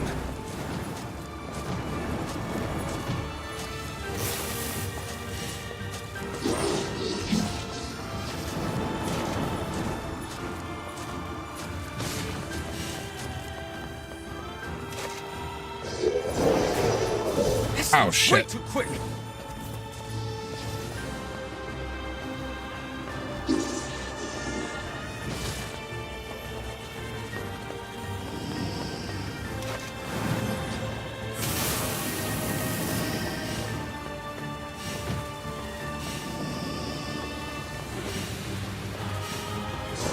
I'm gonna suck up these balls. That doesn't sound right.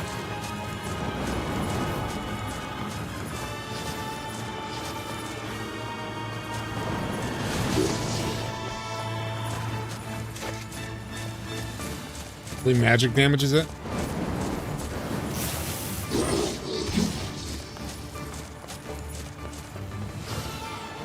Okay, come on. Ah, shit.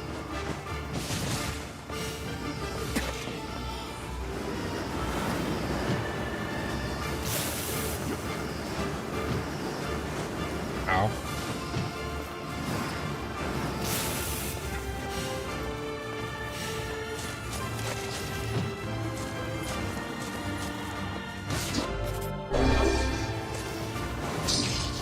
Stay your weapons. Such attacks will hurt Yeah, it Emil doesn't as do well. anything. How is magic any different? He is highly resistant to it. Then let's kill that thing with magic and get Emil out of there!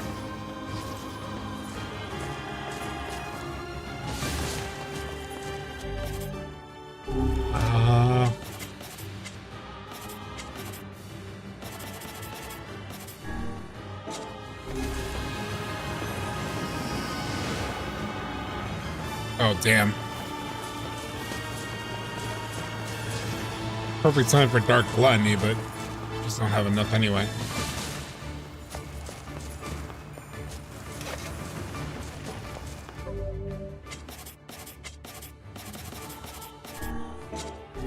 I can do some other attack like that. They could suck the shit up. Yep.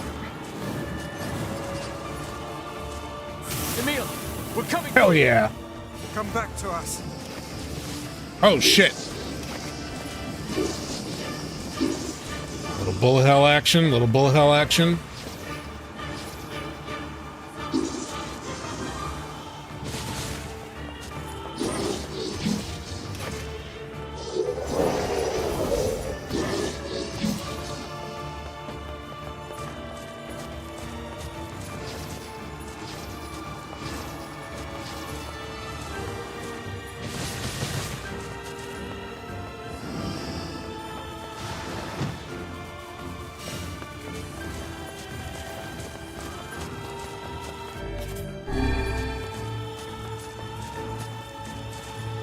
Why is Broad Sorkin on the wall?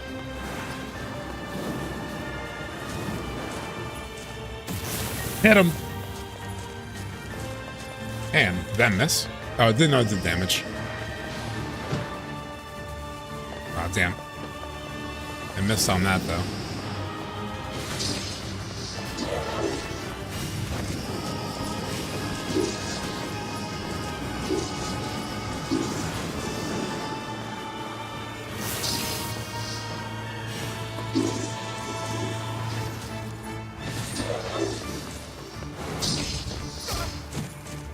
Oh.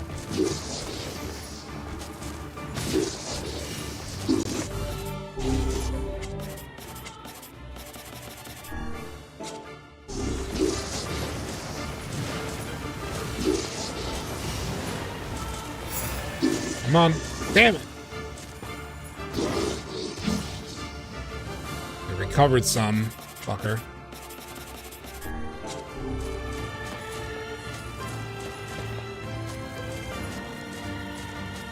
Do your thing, do your... Oh, come back down.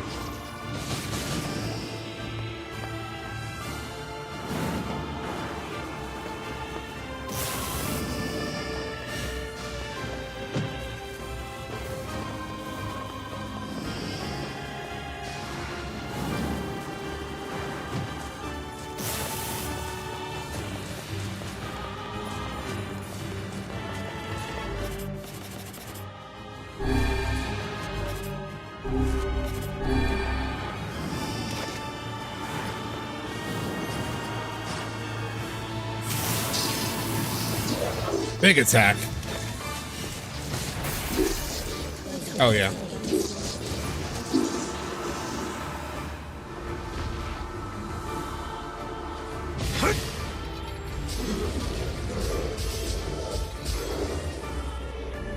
Let's get Emil out. Get Emil out.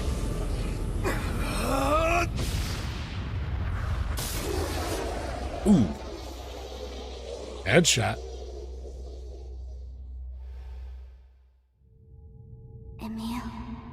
Emil. Emil?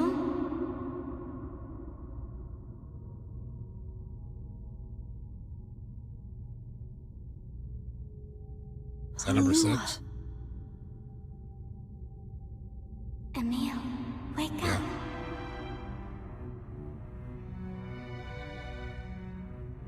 Alua, Can it be trusted, or is it like a Grimoire Noir situation? It's over now. I'll always be watching over you, Emil. Thank you, Alua. Obviously, a rhetorical question. Emil! Yeah? Are you all right? I'm still alive. I feel my sister's power inside me.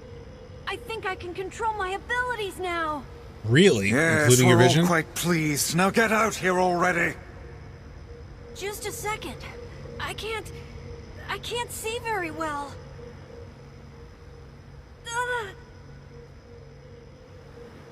No, don't!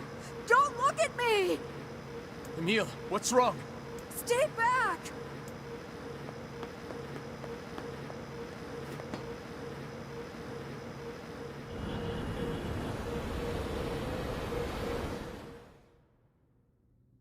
Oh, yeah, so that's how this character comes to be. I remember seeing this character in the art for this game. So it absorbs sort of the mask of the sister.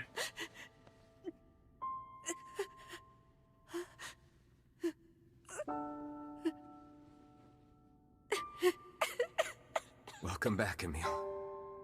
You've been through a lot. But my body... I can't stand to be with you when I look like this.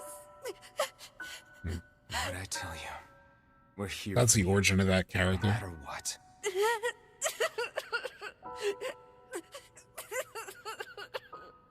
Oh, baby boy.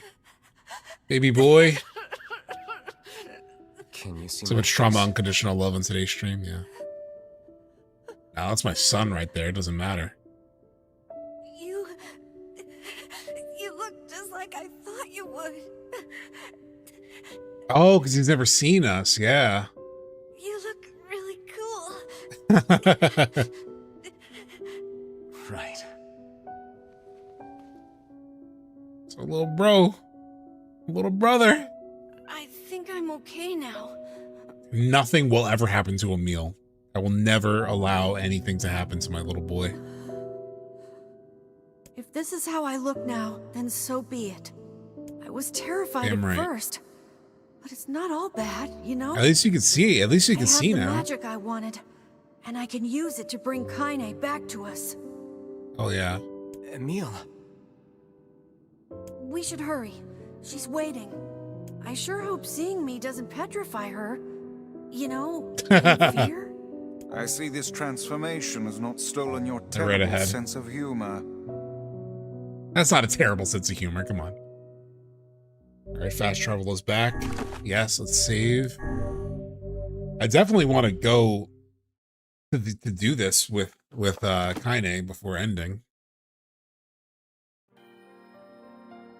Okay, we're going straight to it. Okay. With Kaine, I was reminded about something from my past. Maybe my mind has been Doing it to his confusing sister. my sister this whole Yeah, time. yeah. Anyway.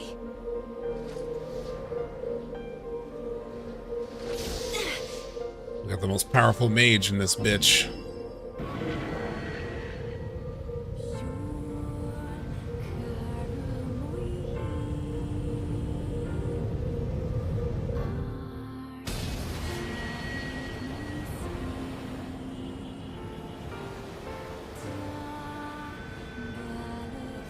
She's back!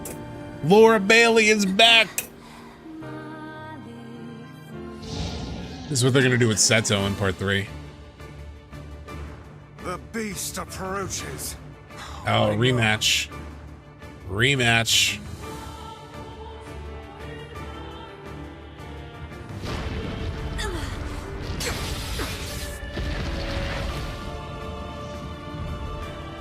I'm even stronger now. I've got 5 years stronger on me.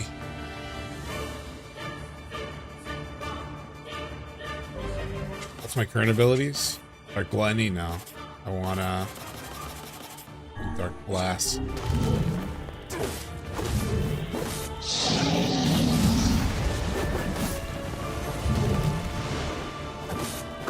What anger this creature must have.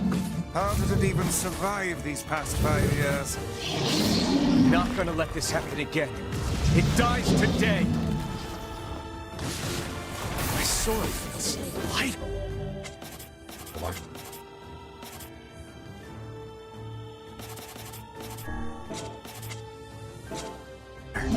It's not the blade, but the skill of the user. Strike it down.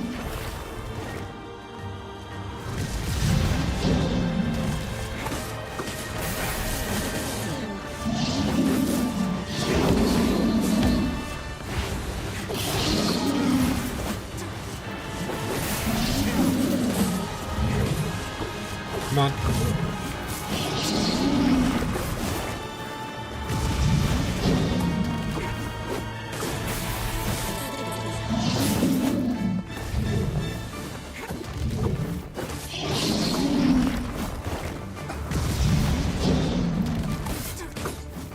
Come on.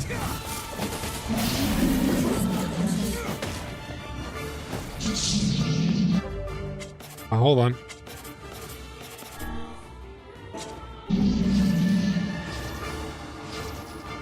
Load him up, load him up, load him up, load him up, load him up.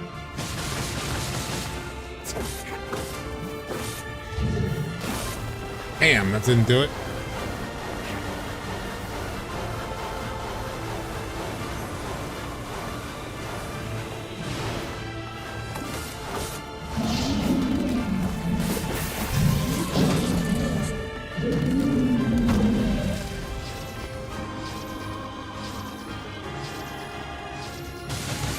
Come on. Easy money. Don't call it a comeback. Kaine's been here for years, literally years.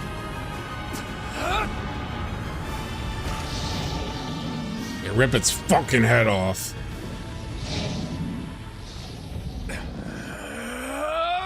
Yeah, read all those pages. Yeah.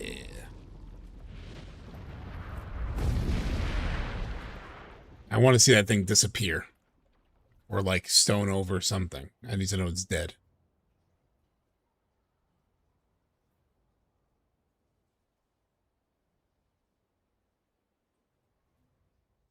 Kaine. Hobo just chilling in her office during this? Yeah. Stay alive. Stay alive. Grandma. Kaine. It's like that scene earlier. Live. You gotta come back to us. Yeah, she's thinking back to when we were a kid and we saved her.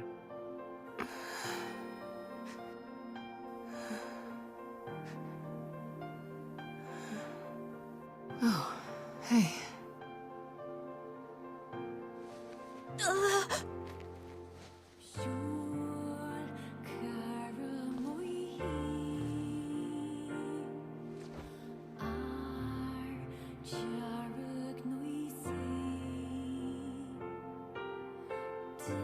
Emil, you were the one calling me, weren't you? You still recognize Oh, wow. me? Of course. I knew you right away. Thank you, Kaine. Welcome back, Kaine. Wow. You grew up. Damn right I did. So, how long has it been? 5 years.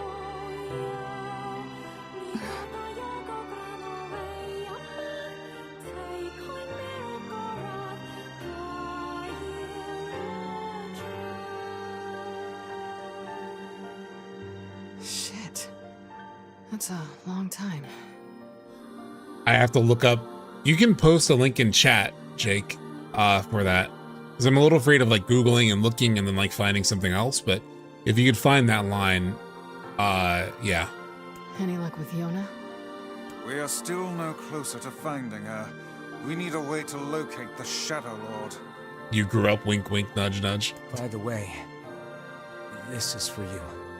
Now, see, now, Kaine, we're in a, Is that a lunar tear? It's like that. What's that dating show? There's like a new dating show. It's like based on age. And it's like ridiculous. Like, I was watching the clip of like the reveals, and like some dude is like 60 and the girl is like 27 or something. It's not as good as your grandmother's, but I tried. No, it's great. Thank you.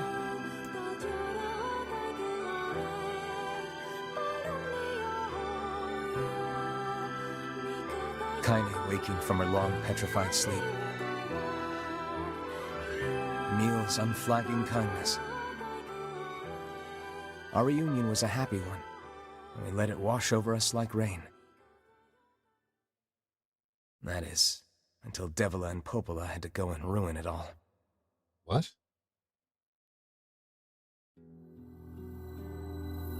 Are you kidding me? You can't be serious. Please What? try to understand. It's Devila, by the way. People are tired and scared, and I'm sorry. I'm sorry you have to bear the brunt of that. This is crap, and you know it. I'm talking about a meal? It's okay. We can sleep outside. No one's sleeping outside. Hell You no. and Kaine saved this village, and now they want to run you out? People are afraid of us. And really, I understand. I mean, look at me. As long as you're still with us, I can deal with it. Oh, fuck that. Just, Right, no. Kaine? I'm used to sleeping outside. And yeah, she is, but no. We'll see you later. Damn it. Sorry about this. You put the link in the NieR channel? Okay, I'll check it out after this. I also want to check out, What if is you the could matter? find also the link to a video that has the don't just let yourself get annihilated. If you could find that real quick and add that, because I want to watch both of those. Kaine always sleeps outside. I never thought about that until just now. It never even occurred to me. Damn it. We should turn in.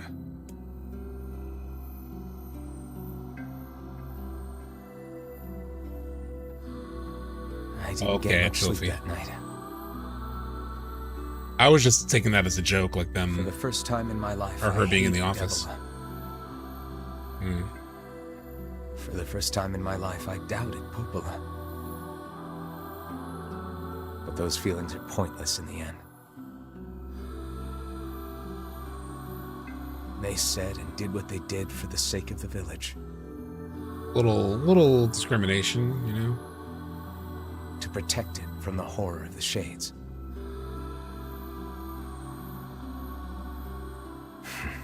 It's like little interstitials, like a whole new approach to Really, how can I blame how Devila they and do the Popola? story. In the end, I'm just as bad. Because I never once stopped to think about Kaine and Emil's situation myself. Oh, does she? Okay. Wall of Jericho collapsed. 5,000 people believed dead. Requests for reinforcement streaming in from multiple locations. Considered a monitor situation. Sleep well? Sure. And yet your red eyes tell a different tale. Don't be so hard on yourself, lad. I need to go see Devila and Popola. Very well. All right. Collect the stuff. 900 gold. Anything upstairs? No. Let's save.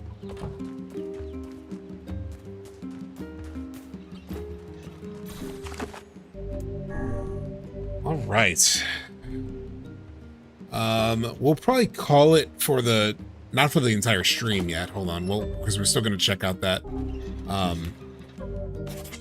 that video, of the other answer. Let me just make sure I saved again.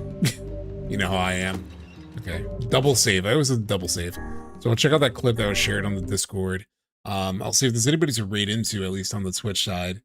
I still need to set up the YouTube, whole YouTube thing for that. Let's see.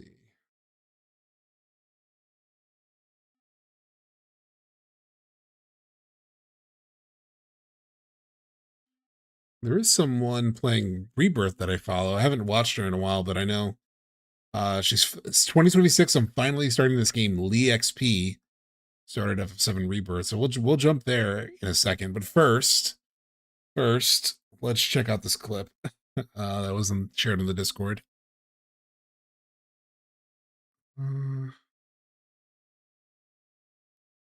NieR. I mean, the title kind of gives it away.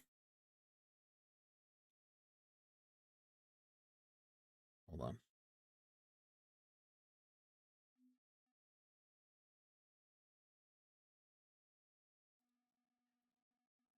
Welcome back, Kaine. Wow, you grew up. Good to see you, Kaine. You look like shit. That's funny. That's funny. Okay. So next stream will be on Thursday. This is the wrong Thursday, but it will be Thursday. But thank you all so much for hanging out. We got through a ton on NieR, which I'm really happy about. So it's gonna be, the next one's gonna be Thursday. What is it? The 26th. We're gonna be at the start of disc 2 of FF8. Start of disc 2. Like I said, I have apparently NieR, who I forget. I think Frankie's was the one who really put me onto her, like Frankie Lelia, following her streams. I forget who. Somebody who streams would always like was kind of friends with them. And apparently they're playing FF7 Rebirth for the first time in the year 2026, which is exciting. So I will send you guys over there.